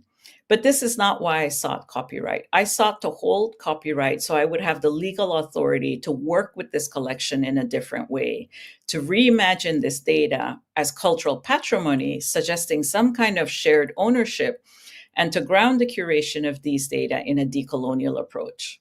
In addition, there's a new level of responsibility and concern, given that once a collection is online and open access, it could be vulnerable to potential harvesting for training large language models or generating derivatives without community or interviewee consent. In addition to seeking permissions to create public access of these recordings, I seek to repatriate and restitute data through a community collaborative process. These concentric circles represent the interrelatedness and multifaceted nature of community. In the outer circles are regional institutions, local institutions, and toward the center are the speech community or the language community, and then individuals. Repatriation refers to the return of materials to its place of origin, generally to an institution or through an institution. But I consider returning materials to the region via digital libraries of the Caribbean as a repatriation to the region. Restitution, on the other hand, is the return of materials to individuals, in this case, the recordings, or to the communities where these recordings were made. And if those individuals are no longer available, then the return is to their families or to their next of kin. And so the work becomes around locating interviewees or locating their families. The repatriation piece will come a bit later once an institution is identified that is willing to accept the collection. For the restitution work, I partnered with the Institute for Social and Cultural Research in 2023 to locate interviewees and their families in Western Belize. And earlier this year, I partnered with the Institute for Social and Cultural Research again to locate interviewees and their families in Northern Belize. I also benefited from the support and knowledge of Ms. Zadie Veyos and Mr. Hugo Carillo, and I'm pictured here with Ms. Zadie Veyos in this picture. Now, restitution work is embodied work. It involves traveling around to different communities, going to different homes, asking around different people if they know the interviewee families, and really a lot of standing outside people's homes, calling out "Dias, tardes" to see if anyone is at home, with the hopes that you found the right home, or at least someone who can guide you to the right home. Sometimes we had to make 3 or 4 stops until we found the right place. Now, in this work, there are 2 things that I was doing. One was getting permission to make the recordings public and returning a copy of the recording to the interviewee or to their next of kin. This involved a lot of negotiation and care, building trust, and navigating permissions while respecting family and community boundaries and navigating these intimate encounters with memory, often mixed with emotions of joy and grief as people heard somebody's voice for the first time in many years. The underground labor had many fruitful and sometimes unexpected outcomes, and I'll highlight a few here. So some of these outcomes included being able to finally put faces to the voices I'd heard many times on the recordings. Oftentimes, this was just through pictures provided by the next of kin because the interviewee had passed away already. But sometimes I had the joy of meeting an interviewee who is still living, like Miss Mildred in this picture, who is in the middle with her daughter, Wendy. And I also received direct confirmation that requesting permissions before publicly sharing data is important and is something wanted by community members, that it's the right thing to do. Mr. Carrillo, for example, said you should always ask for permission. Once you ask for permission and the person says yes, there is no problem. There is no problem. And finally, it was made clear that there's an imperative to share data or to restitute data in a timely manner. As Ms. Rose asked, "Why you wait so long?" As she explained to me that the people I was searching for had passed away already. And she later exclaimed, "People tired dead," as if to suggest repeated symbolic deaths or erasures through the cyclical nature of historical silencing and the exhaustion of being continually relost as collections such as these recordings remain hidden.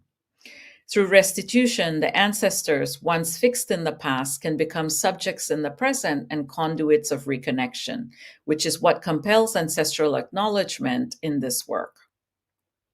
Now, I talked earlier about 2 considerations regarding providing broad public access, but perhaps this hands-on, lived, and relational work of restitution and permission seeking is the most important factor. Thank you for listening, and I look forward to questions.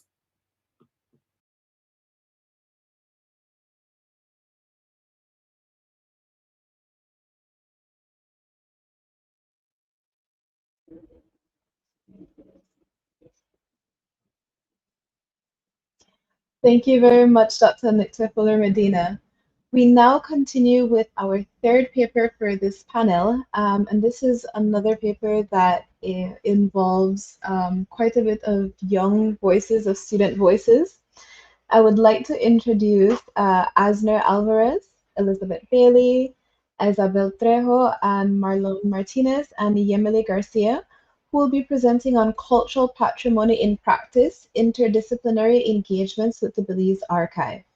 Asner Alvarez is a University of Belize research assistant currently pursuing studies at East Carolina University. Elizabeth Bailey is a linguistics student at Bryn Mawr College and a research assistant for the Digital Archive of Early Belize Creole project. Isabel Trejo is a student and research assistant at the University of Belize.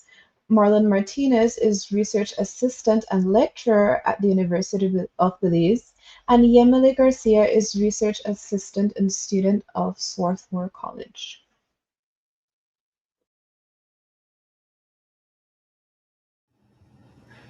I'm Marlon Martinez, a Belize-based research assistant on the project Creole Poetics and subject formation in 20th century Belize. During visits to the Belize archives and the National Heritage Library, I rediscovered the tactile rhythms of pencil note-taking, uncovered newspaper poems, and even traced a link to a distant relative. These analog methods sparked unexpected insights, deepening my connection to the archival landscape. I stepped into the archives excited With my multicolored pens in hand, I had visions of pages filled with underlines and annotations. Each color would mark some new discovery or the other. I was ready for deep research to chase discoveries and capture them in ink. The plan was simple enough: read, reflect, record. I had no idea how much that plan would change. In my eagerness to begin, I missed the no pen sign, but the archives officer didn't. With a kind smile, she quietly took my pens, and she returned with four pencils and a sharpener, placing them in front of me like an offering. And I felt awkward at first, but that shifted into a quiet gratitude. I didn't expect it, but I've come to prefer pencils for this kind of note taking. Their erasability feels like permission to think more slowly. Before I ever thought about pencils and notepads, I had high tech plans for this project: access databases, Dublin core metadata, OCR software. I imagined extracting newspaper points from the archives, converting them to searchable text, tagging and sorting everything, and building a digital database. That was the vision before analog note taking's tactile experience reshaped it. Yet, with all this in mind, the system began with a pencil, gray graphite, and yellowed pages that my eyes scanned slowly and deliberately. My white gloved fingers turned fragile sheets sticking to each other, and I cringed each time an aged page tore slightly, like a surgeon anxious to not further injure a patient, my pencil in a gloved hand, recording my findings on paper. And yet, in this very low tech activity, I find something that no algorithm helped me to find: a story about a jaguar and a hunter. The hunter was my distant cousin who killed a jaguar in 1958, selling the skin afterward. Back then, it was legal, but now it would be a crime.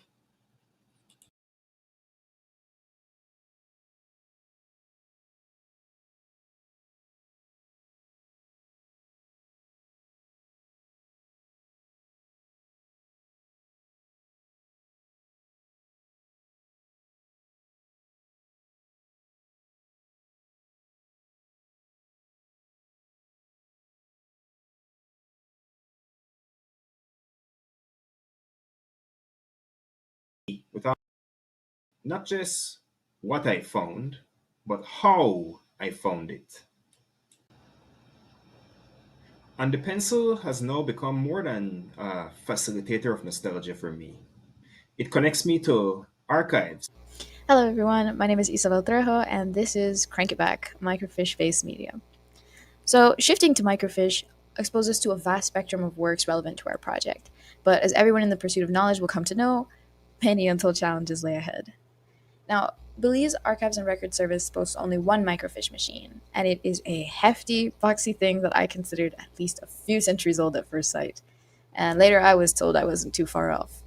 The machine itself, according to staff at Archives, is a particularly old model, with two knobs for forward and backward, and a variety of other buttons and dials all geared towards producing the best possible viewing experience that such a machine can offer. Most importantly, this particular model requires more grunt work than newer, sleeker versions. That means a tricky, intricate process of getting the film set up for viewing, then later cranking the roll of film by hand to get it back in working order for the next person to use it. Now, with no more than 3 members of staff on the floor at all times, I quickly learned how to handle the film myself, though the process remained inconvenient and left my hands cramped by the end. Thankfully, once I had established myself as someone who would keep coming around, the staff took pity on me and taught me their industry secret of using a pencil to roll the film back with much less effort. My poor, straining muscles were grateful. Now, given that there remains only one machine through which to view the microfiche film, one of the early problems that I anticipated in my work was delays due to someone else's need of the machine. However, in my many months scouring the film for poetry, not a single person but I seemed to have use of the machine. And very quickly, I began to realize why that was. Now, many rolls of film have actually been scanned and uploaded to the archives database as PDFs, and these are accessible by the desktop computers in the research room. Reading and saving these files allows for much more ease than the microfiche machine, which is a bit of a creature and must be treated as such. Now, the machine is connected to its own desktop, which uses the scanning software Capture Perfect to take shots of film to be saved as files. And while the scanning process is simple, the conditions leading up to it are not. Our machine has a great many dials, including those that adjust zoom, sharpness, and rotation, all of which must be cosmically aligned in order to capture a clear, legible scan. Sometimes, despite one's best efforts, slightly blurry and passably legible if you squint is the best outcome. Now, the struggles I faced are all relevant for anyone who wishes to view the vast library of film at archives, but make no mistake, I'm not complaining. While microfiche film has been lauded as outdated and old school, there are clear benefits to this mode of media. Film is notoriously sturdy and resilient against wear and tear, meaning that the rolls themselves are in remarkable shape and can be viewed in exactly the same quality as when they were first captured in 1979. One also need not worry about a potential digital library facing backup issues or becoming unavailable with internet loss. So long as the physical library is present and available for viewing, of course, so is the information. My experience at the archives fostered in me not only an appreciation for microfiche film, but also the organization on whole. I was treated kindly throughout my experience, and I also came to be viewed as something of a regular. I was grateful for this when it meant being waved in without issue and an anticipation of my presence and of my needs, but I was also saddened by what it meant. My visits were confined to twice a week maximum, yet that was still considered noteworthy enough to recognize, not to mention my complete and total monopoly over the microfiche machine, both of which point to the fact that archives simply isn't receiving the foot traffic that it deserves, especially considering the wealth of information that can be found there. Now, I'm given to understand that microfiche film is considered an outdated mode of media, and that most people prefer to stick to information that can be found solely on PDF. While I admit that using the machine can be a bit of a challenge, I also believe that this is a tried and true method. These rolls of film have kept information safe and accessible since their first documentation in 1979, still available for us all to use, and over 40 years over the fact at that. I believe that this is a mode of media that should be protected and utilized for its sheer longevity and durability. This is an entire form of record keeping, and it should be brought into the technological age, not done away with for the sake of new and shiny. That said, I'm sure the staff at archives would agree that a newer model of machine would be nice someday. I'm Elizabeth Bailey, a junior at Bryn Mawr College majoring in linguistics and classics. This is the first time I've worked on a research project or archival documents before. Coming into the project, I had a sense of research as a very lab-based or library-based project, and working remotely with a transnational team gave me a lot of new perspectives on what it can be. I definitely gained more appreciation for the kind of work that goes into producing the digital archives that I rely on for my own classes for easily accessible primary sources. Work such as converting file types or designing a display format for them seem like small steps, but they really add up to create a usable final product. Of course, there were a few surprises that came along the way. It was really fun to come across the Art Nouveau style in a newspaper ad from the 30s, as I didn't think the style was used anymore by then. I knew that working with optical character recognition would come with a learning curve, but it proved to be even more of a challenge as it didn't read the documents as well as intended.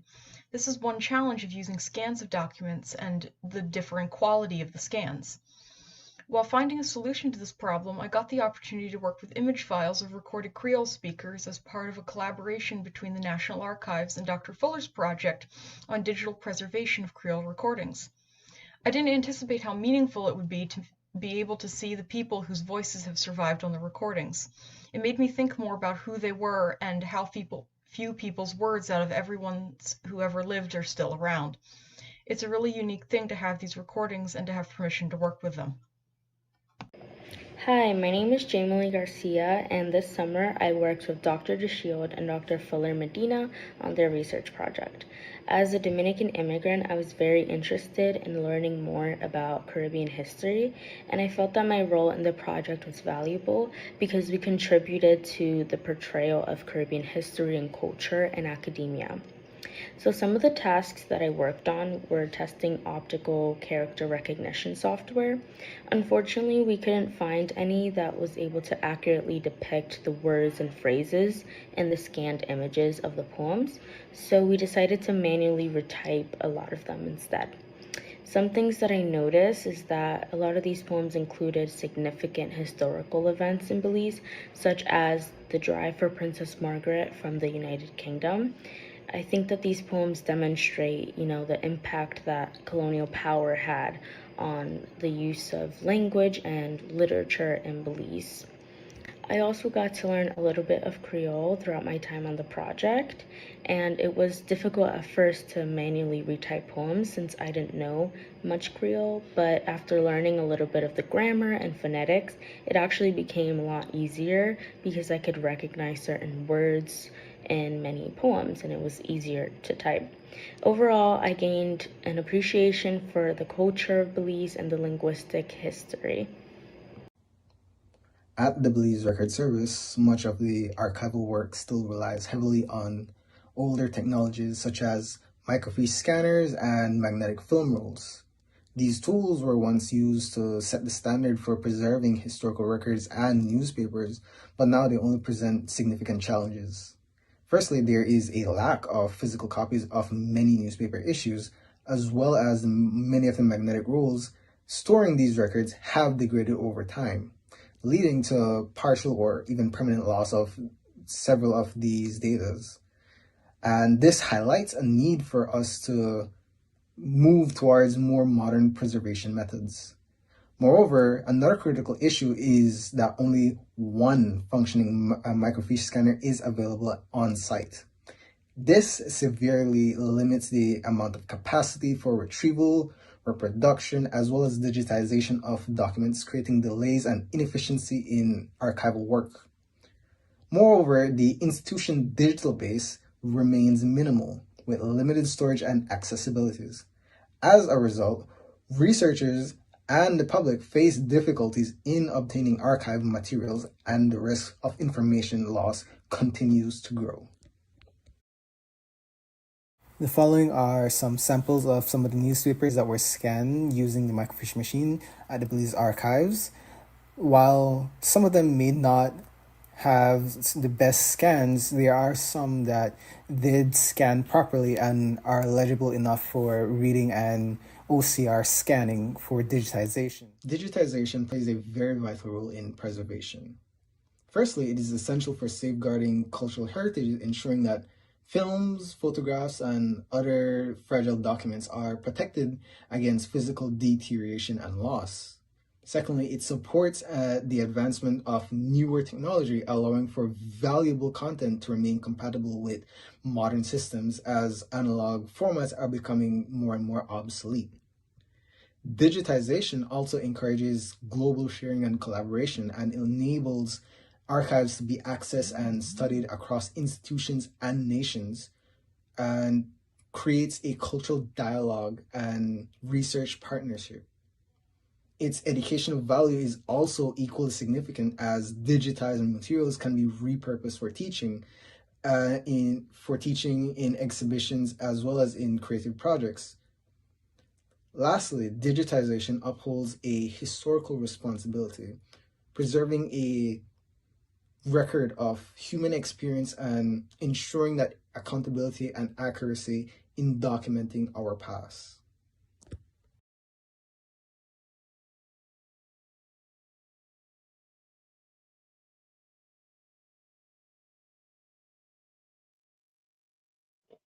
All right, thank you very much to our student presenters and for sharing their experiences of research at the archival level in Belize. And now we come to our final paper for our day 2 of the Culture Symposium. And for that paper, I would yet again like to introduce Dr. Christopher DeShiel and Dr. Nicta Fuller Medina for one collection, Multiple Disciplinary Lenses, exploring the archive of Belizean newspaper poetry. This paper will examine a single archival collection of poems from the late 19th century and early 20th century. And through poetry included in Belizean newspapers, there will be an analysis through 2 distinct disciplinary lenses, that being linguistic analysis and literary cultural interpretation. Hello, everyone, and thank you for being here. I'm Nicte Fuller-Medina, and Christopher the Shield and I are going to be talking about how we view newspaper poems from our respective disciplinary lenses. In earlier presentations, we talked about the projects that we lead, and right now I'd like to highlight where we overlap, or in other words, the motivation for our collaboration. The overlaps in our projects include archival sources as being central to our work, framing these sources as patrimony, our deep commitment and interest in broad public access, which includes concerns around repatriation and which centers source communities, and of course, the transdisciplinarity which runs through our research areas. Our projects individually and through this collaboration bring together literature and linguistics, but also cultural studies, critical archival studies, history, and cultural heritage, among other areas. And I'll get us started by looking at linguistic approaches, showing you why a linguist might be interested in 19th century and early 20th century Creole poems, and show you one aspect of linguistic analysis, which is a focus on linguistic features rather than the content of the poems, and a snapshot into data preparation. My research focuses on language in Belize, and this includes multilingualism, Belize Creole, and broadly speaking, language change and variation over time. To investigate the latter, it's essential to have samples of language use from multiple points in time, at least 2 points in time. And since we can't go back in time, archival data is invaluable. Audio recordings, sound recordings are particularly valuable as they capture naturalistic speech. But recordings earlier than the 1970s, let's say, are particularly rare. And so sometimes we have to rely on incomplete or potentially non-representative data as historical benchmarks, and this is where Creole newspaper poems come in. Now, diachronic analysis of Creole through these poems, or the study of Creole over time through these poems, can help to counter some myths about Creole, or what's termed Creole exceptionalism. Such myths include the idea that Creoles are young languages, and as young languages, they haven't had enough time to develop the structural complexity that we might observe in other languages. Now, I don't agree with this, but these historical linguistic benchmarks through the newspaper poems and other such data can offer an evidence base from which to counter some of these myths. At the same time, these poems can give us insight into the legitimacy or the status of Creole at the time that the poems were written. In order for the poems to be useful as data for addressing these questions, we must first determine what counts as Creole in these poems, given that Creole and English share a lot of the same vocabulary. The sound system, lexicon or vocabulary, and the grammar of Creole becomes crucial. Starting with the sound system, Creole does not have these TH sounds that English has. As a result, words like think and them are typically represented in the written form with T and D at the beginning of the words, producing forms like tink and them. And we see this usage in the poems, which I'll show you on the next slide. At the level of the lexicon or vocabulary, Creole-specific words such as picnic, which is still used today, helps us to identify Creoles, and we see this in the poem Granny's Stories, Old Hag. At the level of the grammar, we can look at how words and sentences are put together, as well as the ways in which the past, present, and future tense is expressed in Creole. So in example 1 here, a sick, indicates that I am currently sick, whereas number 2, I'm sick, the me in that sentence indicates the past tense. So I was sick at some point in the past. And we see that the same past tense marker appears in Granny's Stories in the example there, when I'm Lil. And so what you see here is an early stage of data preparation, where student research assistants Jamie Garcia and Elizabeth Bailey reproduce poems from scans from the newspapers into a token file or an Excel sheet, which is what you see here. And this makes it easier to identify each instance in each line of the poem that could be Creole and what feature of Creole is being used. So is it from the sound system, the lexicon, or a deeper level of grammar? So on the far right, you see those instances there, which I've highlighted in red, blue, and green as potential instances of Creole. The ones in red, they, them, and they, are all written the way we might use those words in Creole, which arguably could be a feature of Belizean English and not just Creole, but there's some grammatical features there as well. Looking a bit more closely now, in example 3, we see the word day, which is reflecting the sound system of Creole, but the phrase not no monster in that same example is double negation. Now, this structure is not restricted to Creole languages, but it is well documented in Creoles, and it's not associated with standardized English, so I would count that as Creole usage. I'd like to contrast 4 and 5 now, which both have the word them. And in 4, this is simply reflecting the Creole sound system because that word is the third person plural pronoun, which in English we would produce as them. But the them in 5 is not a pronoun, but rather a prenominal plural marker. Note that it appears before the noun big airship, and airship does not have an S on the end. And this is prototypically how we would mark the plural in Belize Creole. Now, this usage of plural marking and negation are grammatical features, and they're not as easy to pick out like vocabulary items such as the word picnic, for example. This means that they're not as easy to imitate, which suggests to me that this is authentic Creole usage because this usage requires a deeper level of knowledge about the language itself. Now, it may seem straightforward to identify and confirm Creole usage in these poems, and certainly these poems as data are invaluable historical benchmarks. Another benefit, of course, are that these poems are written by Belizeans in contrast to many earlier Creole texts which are written by non-Creolophones and which call into question the authenticity of the language use in those earlier texts. As poems written by Belizeans, they can potentially elucidate the status of Creole and the legitimacy of Creole at the time that the poems were written.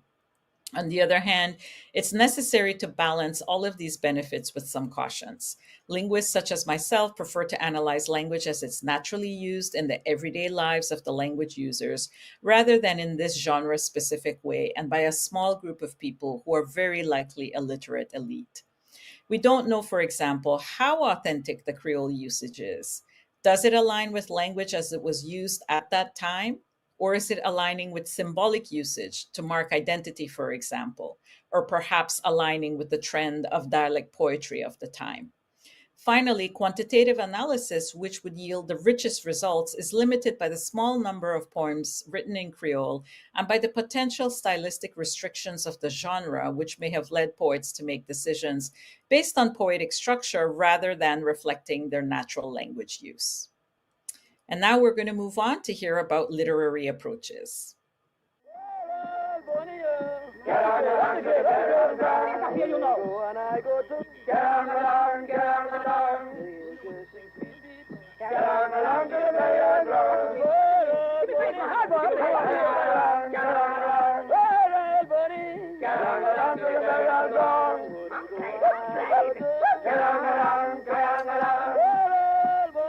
I open with this audio clip.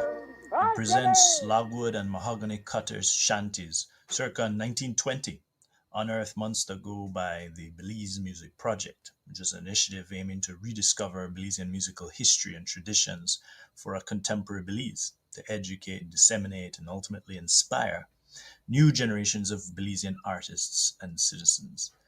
And this facilitates a literary approach that I'd like to share with you all, which I feel is consonant with the linguistic approaches, which attempt to substantiate the autonomy and identity of the language in play. Literary and cultural analyses can trace influences, both local and foreign, attending these published poems. To that song, the woodcutters set off to work in the early hours of the morning. A recording company captured these songs sung at the logging camp some 100 years ago near Beardall. Boom. For those who don't know, a village around Mahogany Works in the Belize district, upriver from the Belize City estuary, where logs would be floated for collection at the harbor. From the narrator in the clip, we understand the music features songs that would have been sung 50 years prior to even this clip, in the 19th century, as the men set off to work logging in the forest for their 7-4, the rations that constituted their pay of 4 pounds of salt pork and 7 pounds of flour, plus the monthly wage of $10, a blue shirt, tam o'shanter, and a cacho, that the clip describes as a cow horn for holding a glass worth of rum. and this was promised to them when they set off at about 4 a.m. in the morning. Poetic ethnography is but one way to approach the archive of newspaper poetry. My own research interests prompt me to think about how the poetry in the newspapers is connected to other Belizean political and historical factors. How the poetry reflects the evolution of the Belizean national subject, for instance, or how social and political history is engaged. In this way, the poet's linguistic and artistic choices run consonant with political signification. If poetic ethnography gives insight into actually existing social relations, rhetorical analysis could reveal how poetic personas are articulated using cultural and political facts. We might evaluate the success of certain genre conventions to see how poets adopt, either wholesale or in part, or localize, or indigenize, or subvert source material. Thick description and deep contextualization can contribute to a fuller literary historical portrait of our nation. Combining literary questions with the linguistic, one might ask what sorts of choices are reflections of authentic languages and which are mere poetic insertions for semantic reasons.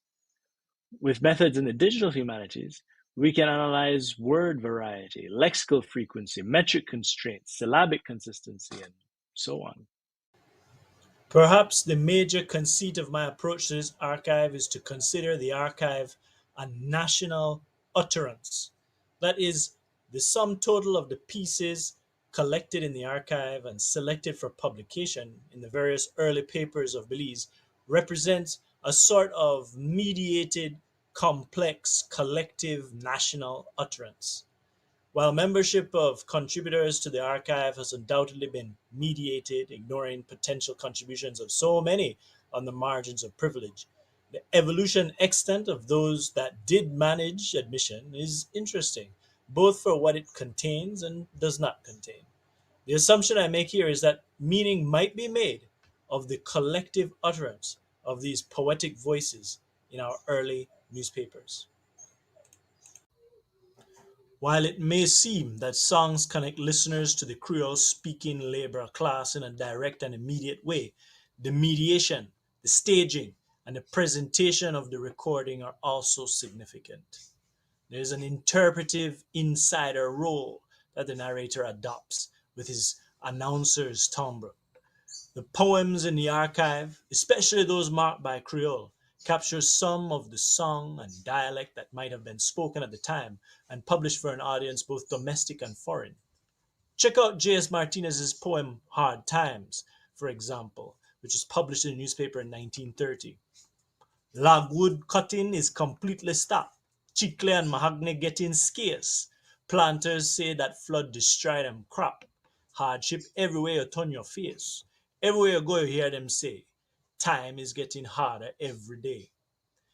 The staging of voice on radio and in print both reveal a kind of performance, including a performance of subjectivity. This experiment with emergent indigenous linguistic and literary style parallels the search for political and economic autonomy. As dialect becomes a shibboleth for belonging, a new subjectivity is found in the pages of the newspapers.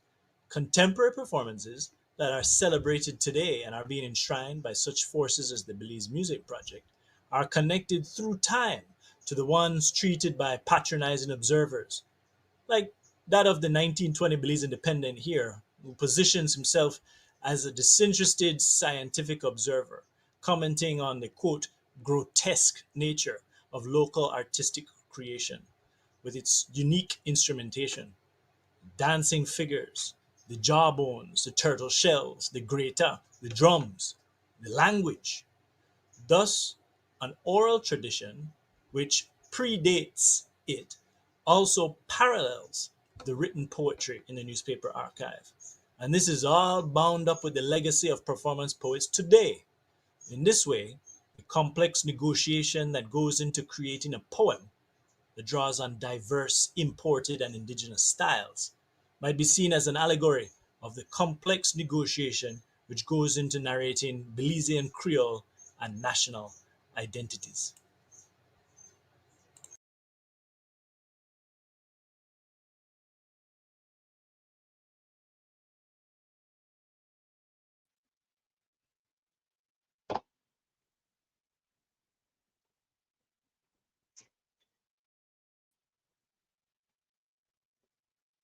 Thank you very much to both Dr. Christopher DeShield and Dr. Nicta Fuller-Medina. And that brings us to the end of the presentations for our day 2 and second session of our afternoon papers. We would now move to the live question and answer discussions. And for that, we invite all the presenters to the stage so we can get a conversation going. So we'll bring to the stage Dr. Christopher DeShield, Dr. Nicta Fuller. I see Mr. Marlon Martinez on. I see Miss Isabel on as well. Wonderful. Hi. Good afternoon, everyone. Good afternoon. Thank you very much for joining us. I'm trying to figure out my screens here. All right.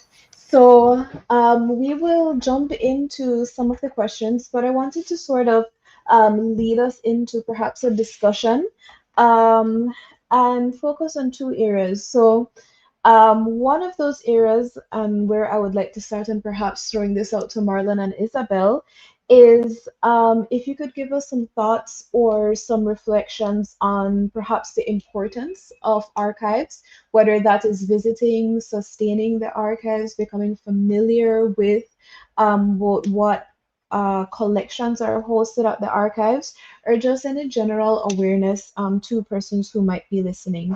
Because from what I've heard of your sentiments, apart from sort of the research process and your experiences at the archives, I heard you all reflecting quite a bit too on maybe the accessibility of the research and what the research process was like. So throwing it out there to you all, perhaps for some words about the importance of archives. Marlon, if we can start Sure. with you. Oh yeah. Actually, I was about to. Wonderful. So, why I think archives are important?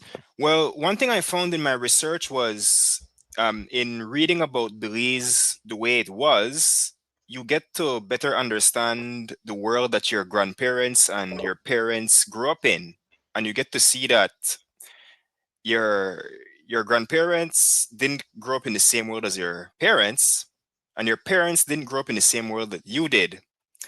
And I found that it gave me a lot more empathy for, say, the kinds of life decisions that some of my own family members made, because in reading those papers, I started to understand what their situation was like economically. Because when you read those newspapers, you also see the ads, you see what food costs, you see, you come across, say, the natural disasters that disrupted everyday life, you see how they rebuilt, you see how the culture changes. So I would say my biggest takeaway was that yes, you get to see that the world did change, and it's important to remember that how we didn't all grow up in the same world. So it gives you empathy, I would say, for others.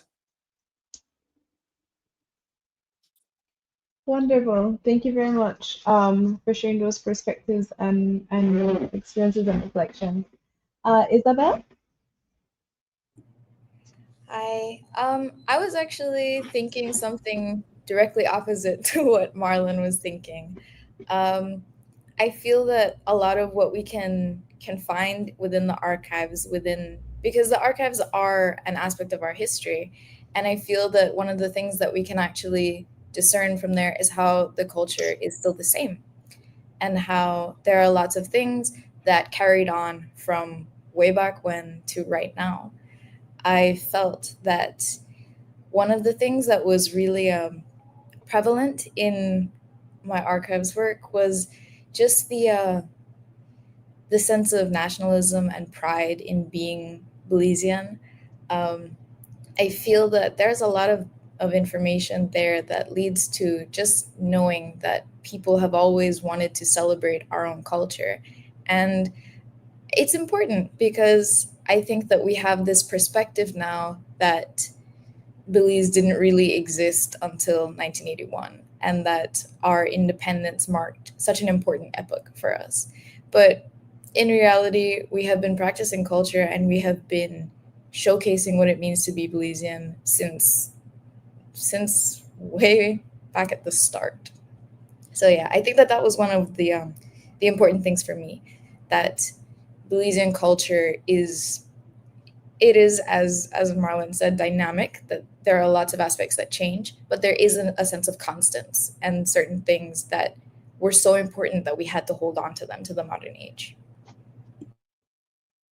All right, thank you very much, Isabel. And again, both perspectives equally as important because again, this is sort of what the perspectives are of sort of individuals and groups of people and what your experiences are through the archives. I will always make a call for Belizeans to visit the archives and to familiarize themselves, both the archives and the National Library Services as well, because the Heritage Library has quite a bit of repositories as well. It's a huge repository. And for persons who perhaps are not aware, when books are published or when materials and newspapers are published, a copy goes to the archive services and a copy goes to the National Heritage Library. So the Heritage Library also has copies of newspapers. They also have copies of, audiovisual collections, especially the one in Belmopan.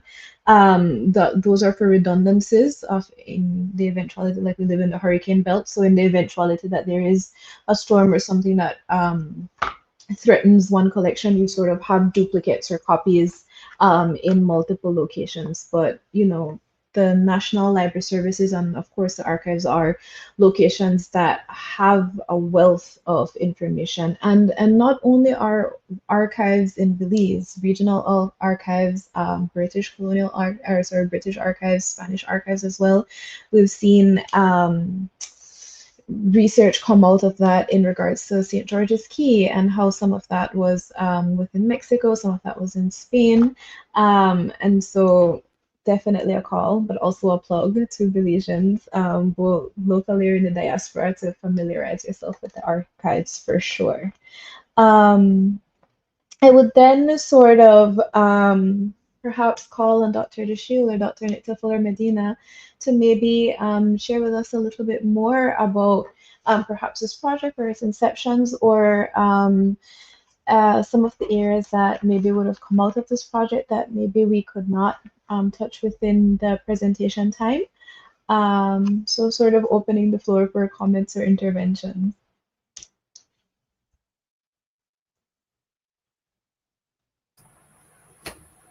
Looks like I turn on the mic first, no?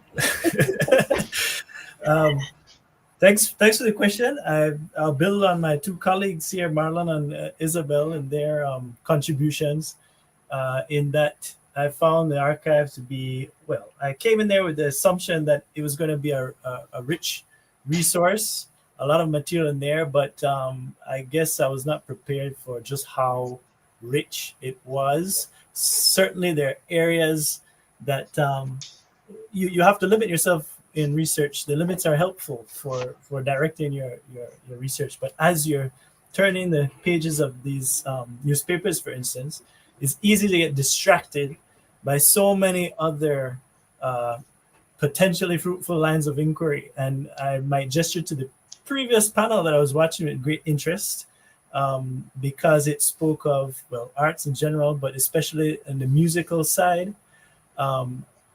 We actually encountered some of those same songs that were shared in the previous panel in print in the archive. And it kind of highlighted right here in the Culture Symposium the overlap between this printed literature, printed word, and this oral tradition. So one of the things that was very inspiring, but also a little frustrating, was how the archive and these newspapers revealed some or pointed to certain voices that were not immediately accessible through the printed archives there. And it kind of reinforced a lesson here for me that, yes, there are many voices captured in this archive, but they're not all captured here. I think Prof. Nicte mentioned the privilege of some of these voices that are captured in the newspaper archive. So we have to remember that there are a lot of voices that are not captured in there, and it just paints this more complex picture of what we have access to. So that will definitely inform the research going forward, because we're at really a preliminary stage. I'm gonna pass it over to my colleague with that. Yeah, I think some of what I wasn't able to cover in what we talked about is that really the poems aren't a source that I would have thought of.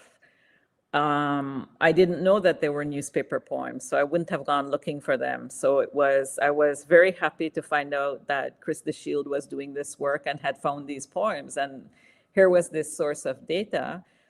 And using those archival resources, working with archival resources and trying to make them publicly available, because they're there in the archives, right? Anybody can go and request permission and ask to look at the newspapers and go through those poems as well, but it's a matter of access, right? And so the work that the Creole Poetics Project is doing is really also about creating access. So they've gone in, sifted through the newspapers, collected the poems, and now they're going to be far more accessible, right? And so it's a source that I wouldn't have thought of, that I wouldn't have access, and it's the first collection of written text. So I work with spoken language, and my focus has been in my project to look at sound recordings and to find sound recordings, because I really want to capture all levels of language.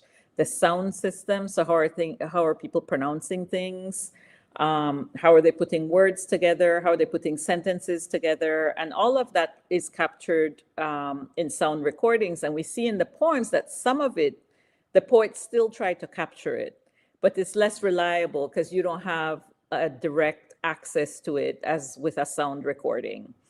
And so I'm very excited to see how many poems I'll be able to work with that are in Creole, and to see what kind of progress I can make with answering some of the questions that I presented as, the value and the cautions, and to see where we end up with it. Thank you for that intervention. I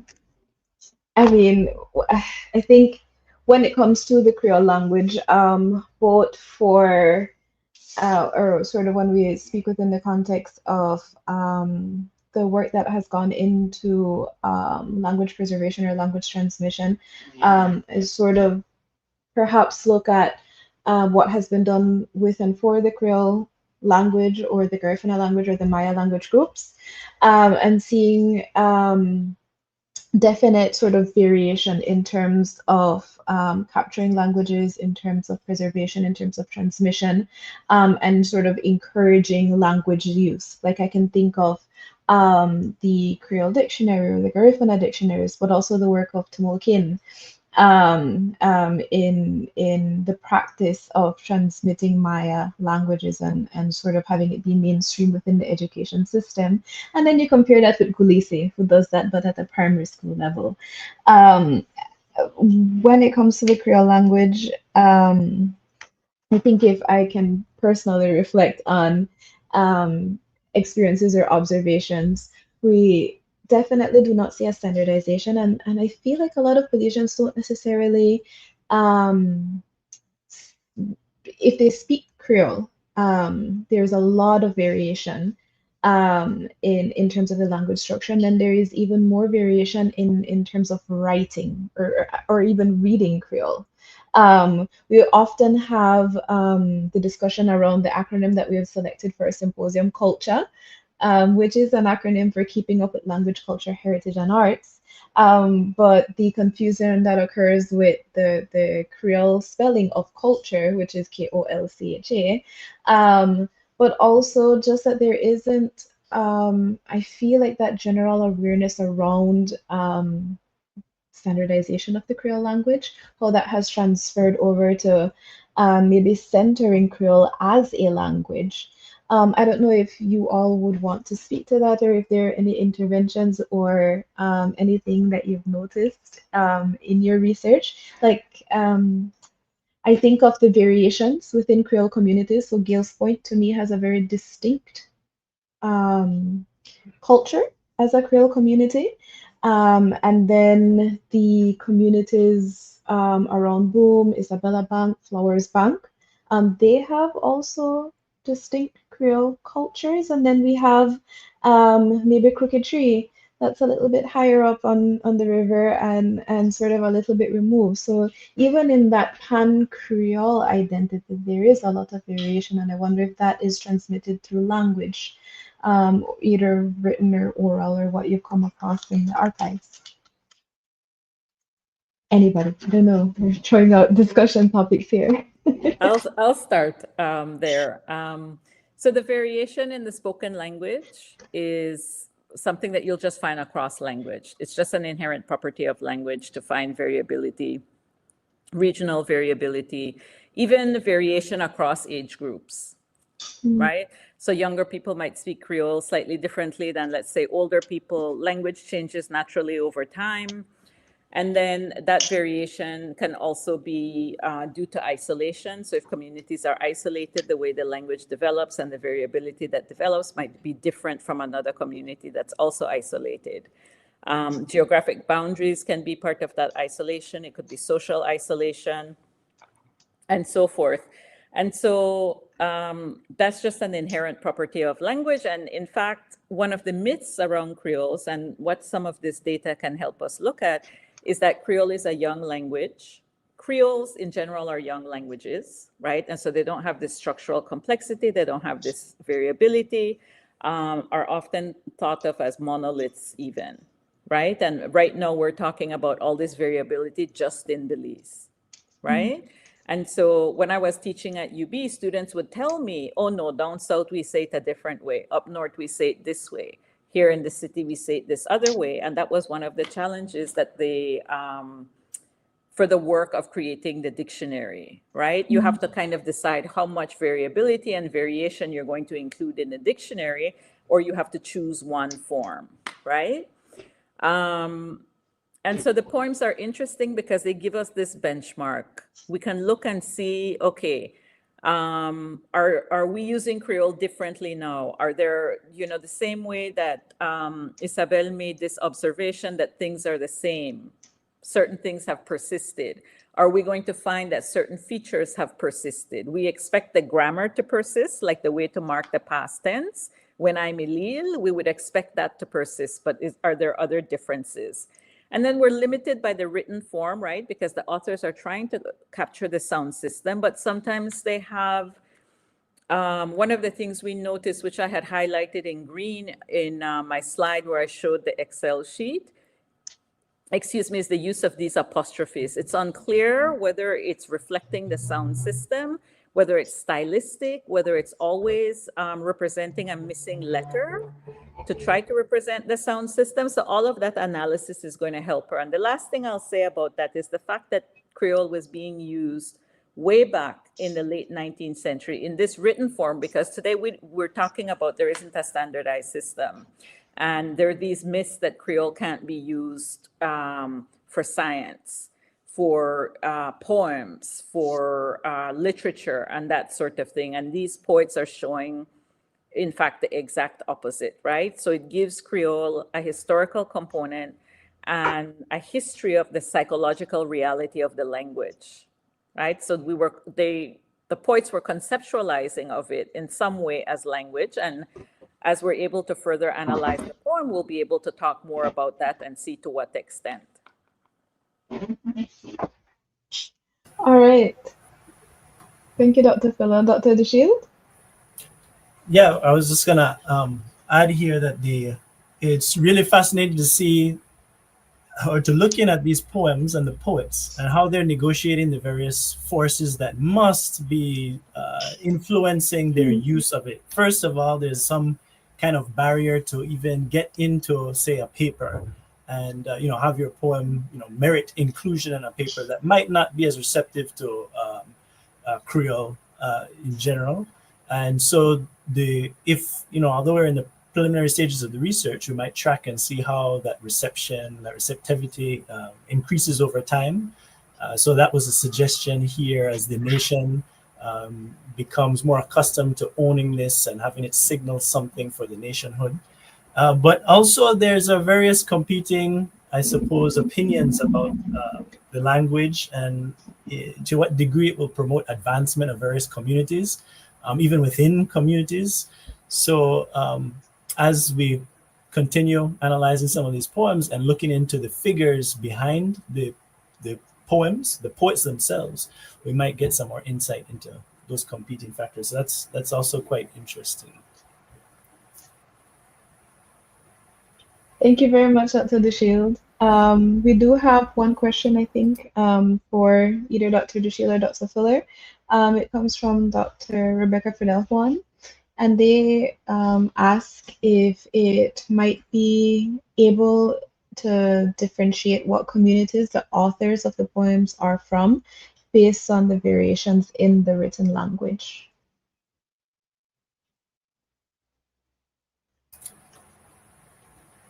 Well, I'll say one that some of the poems have clear markers. They'll mention communities. So you know where this is coming from. Even if they might not be from that community, they might be referencing a speaker that they're either representing or the persona they're conjuring forth in the poem is, say, some elder from Mullins River.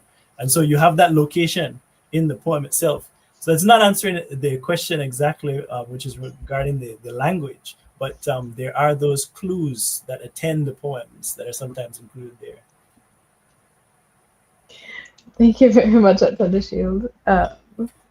And then I actually had a follow-up question. So I think you sort of frame the collections of poems as a national collective utterance. And I was wondering perhaps about modern day repositories and what would be sort of an equivalent of our own national collective utterance within the modern day, and sort of thinking of how we continue to create and co-create sort of literature and culture and sort of spoken forms of our representations of our culture. So perhaps with that we can get some reflections from everybody to close off this question and answer segment.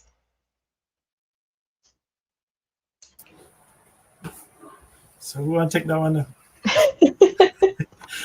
Even I'm here sort of thinking of ourselves. I'm thinking of what is the modern day equivalent and how do we continue to co-create these? Yeah. I will just note that I saw an advert for a poetry competition where you submit a poem in Creole. So, that's adding to this contemporary archive, I suppose. And I wonder how the students themselves, where they encounter these kinds of things. I know there's social media platforms. I remember there was an account, what was it called? Overheard, that had some wonderful quotations that I think were community submissions to a single account. Some of them rather salacious but funny, and others very insightful into the culture. So that's an archive of sorts that is probably worth exploring. I don't know, what do the rest of you think?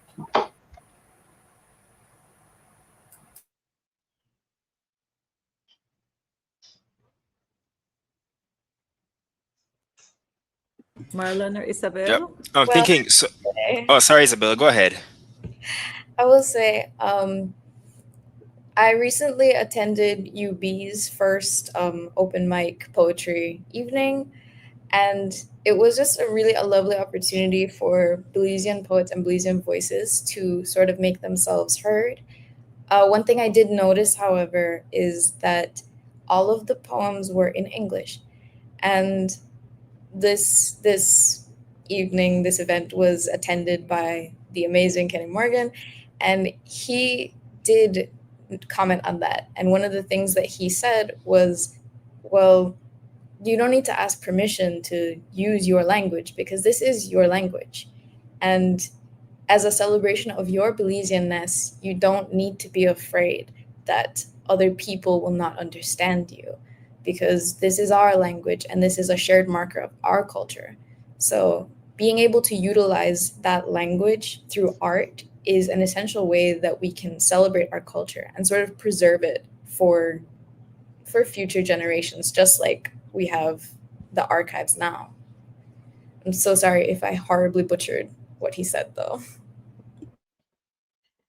No, thank you very much for sharing and for your observation.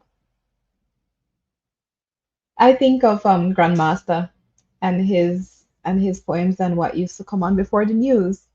Back in the days when you used to sit as a family and watch the news, and sort of that was your sort of experience or exposure to whatever is happening in the country. It always came on as commercials before the news.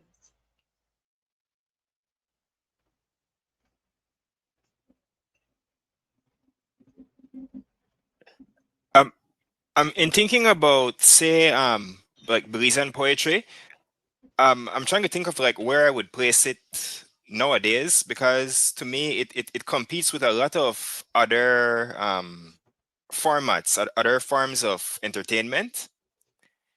So I don't really know like how.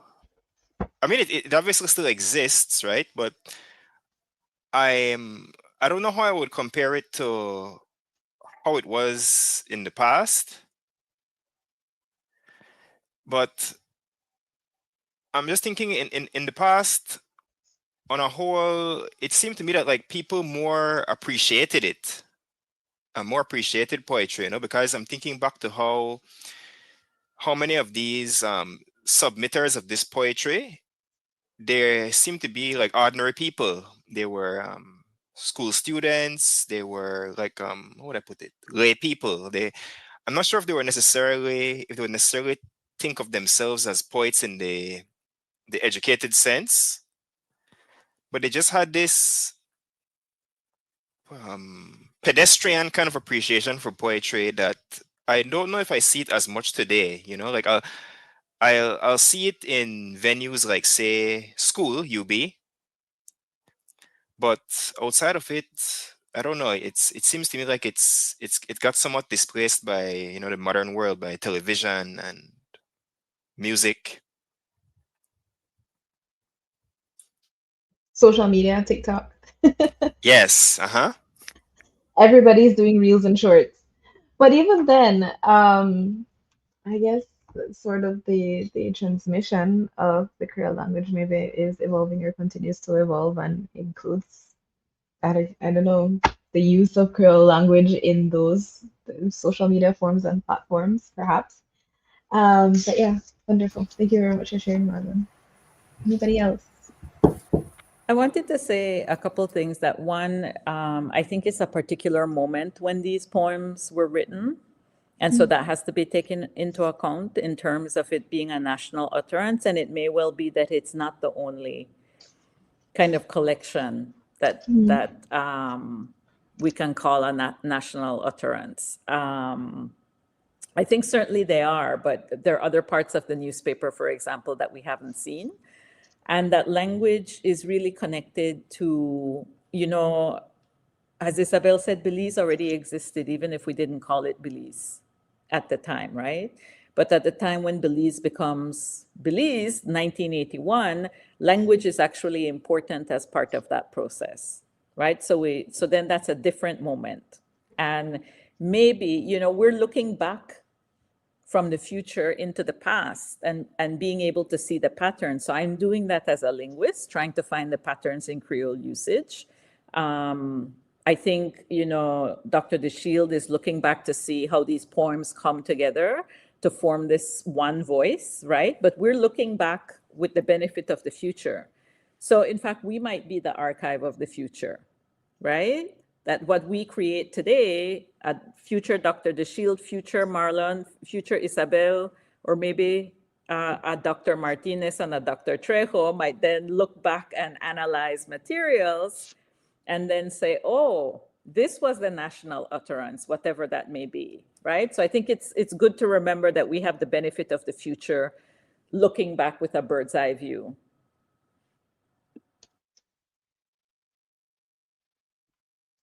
Absolutely. Thank you very much, Dr. Fuller. Yeah, bringing to mind that we are actively creating these forms of expression in the present and what that will look like. And in a way, that has been the goal of the Culture Symposium, to be a space or to be a repository, whether that is digital but also open access and publicly accessible for these conversations, in the present and how it might inform future discourse. And I think we also had a couple questions about the impact that the Culture Symposium has had over the years. And one of the things that we have when looking at sort of the statistics of viewership, we get interest in very specific thematic areas over the years. So people are maybe doing a research on music in Belize, and they look to the Culture Symposium for all of our presentations on music. And in so perhaps in the future, when we're looking at repositories for Creole language usage through poetry, this will be one of the spaces where people access these conversations. So absolutely, thank you for that. Any final words from anyone else? All right. Thank you for the opportunity. Well, like you said, these sorts of engagements are wonderful for inspiring research. So I'm finding them personally productive. So thank you very much. And I need to thank all of the many people who had little conversations even that tend to spur, lines of inquiry, some thought and ideas. We recently went to the Belize River Valley with Melissa Johnson and Delmer Tzib, and that was so wonderful. Isabel was along on that trip, and that was really neat for highlighting some of the real voices and ancestors behind some of the things that we're looking at and talking about in the archive. So, yeah, thank you. All right. And with that, I would also like to thank you all both for presenting at the Culture Symposium and also for presenting a thematic panel. So we do appreciate the time, the effort, the support, the research, and of course having your voices as part of this collective repository in a way of research on culture, heritage, language, and the arts. So with that, thank you very much. And I will now move into closing the panel for today.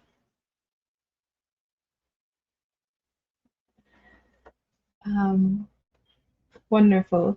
So as we move into the close of our day 2 afternoon session, I would like to thank all of our viewers who have remained with us through to the end of day 2. We would like to remind everybody that we reconvene for day 3 tomorrow at 8:30 a.m. and that will be for the final day of the Culture Symposium.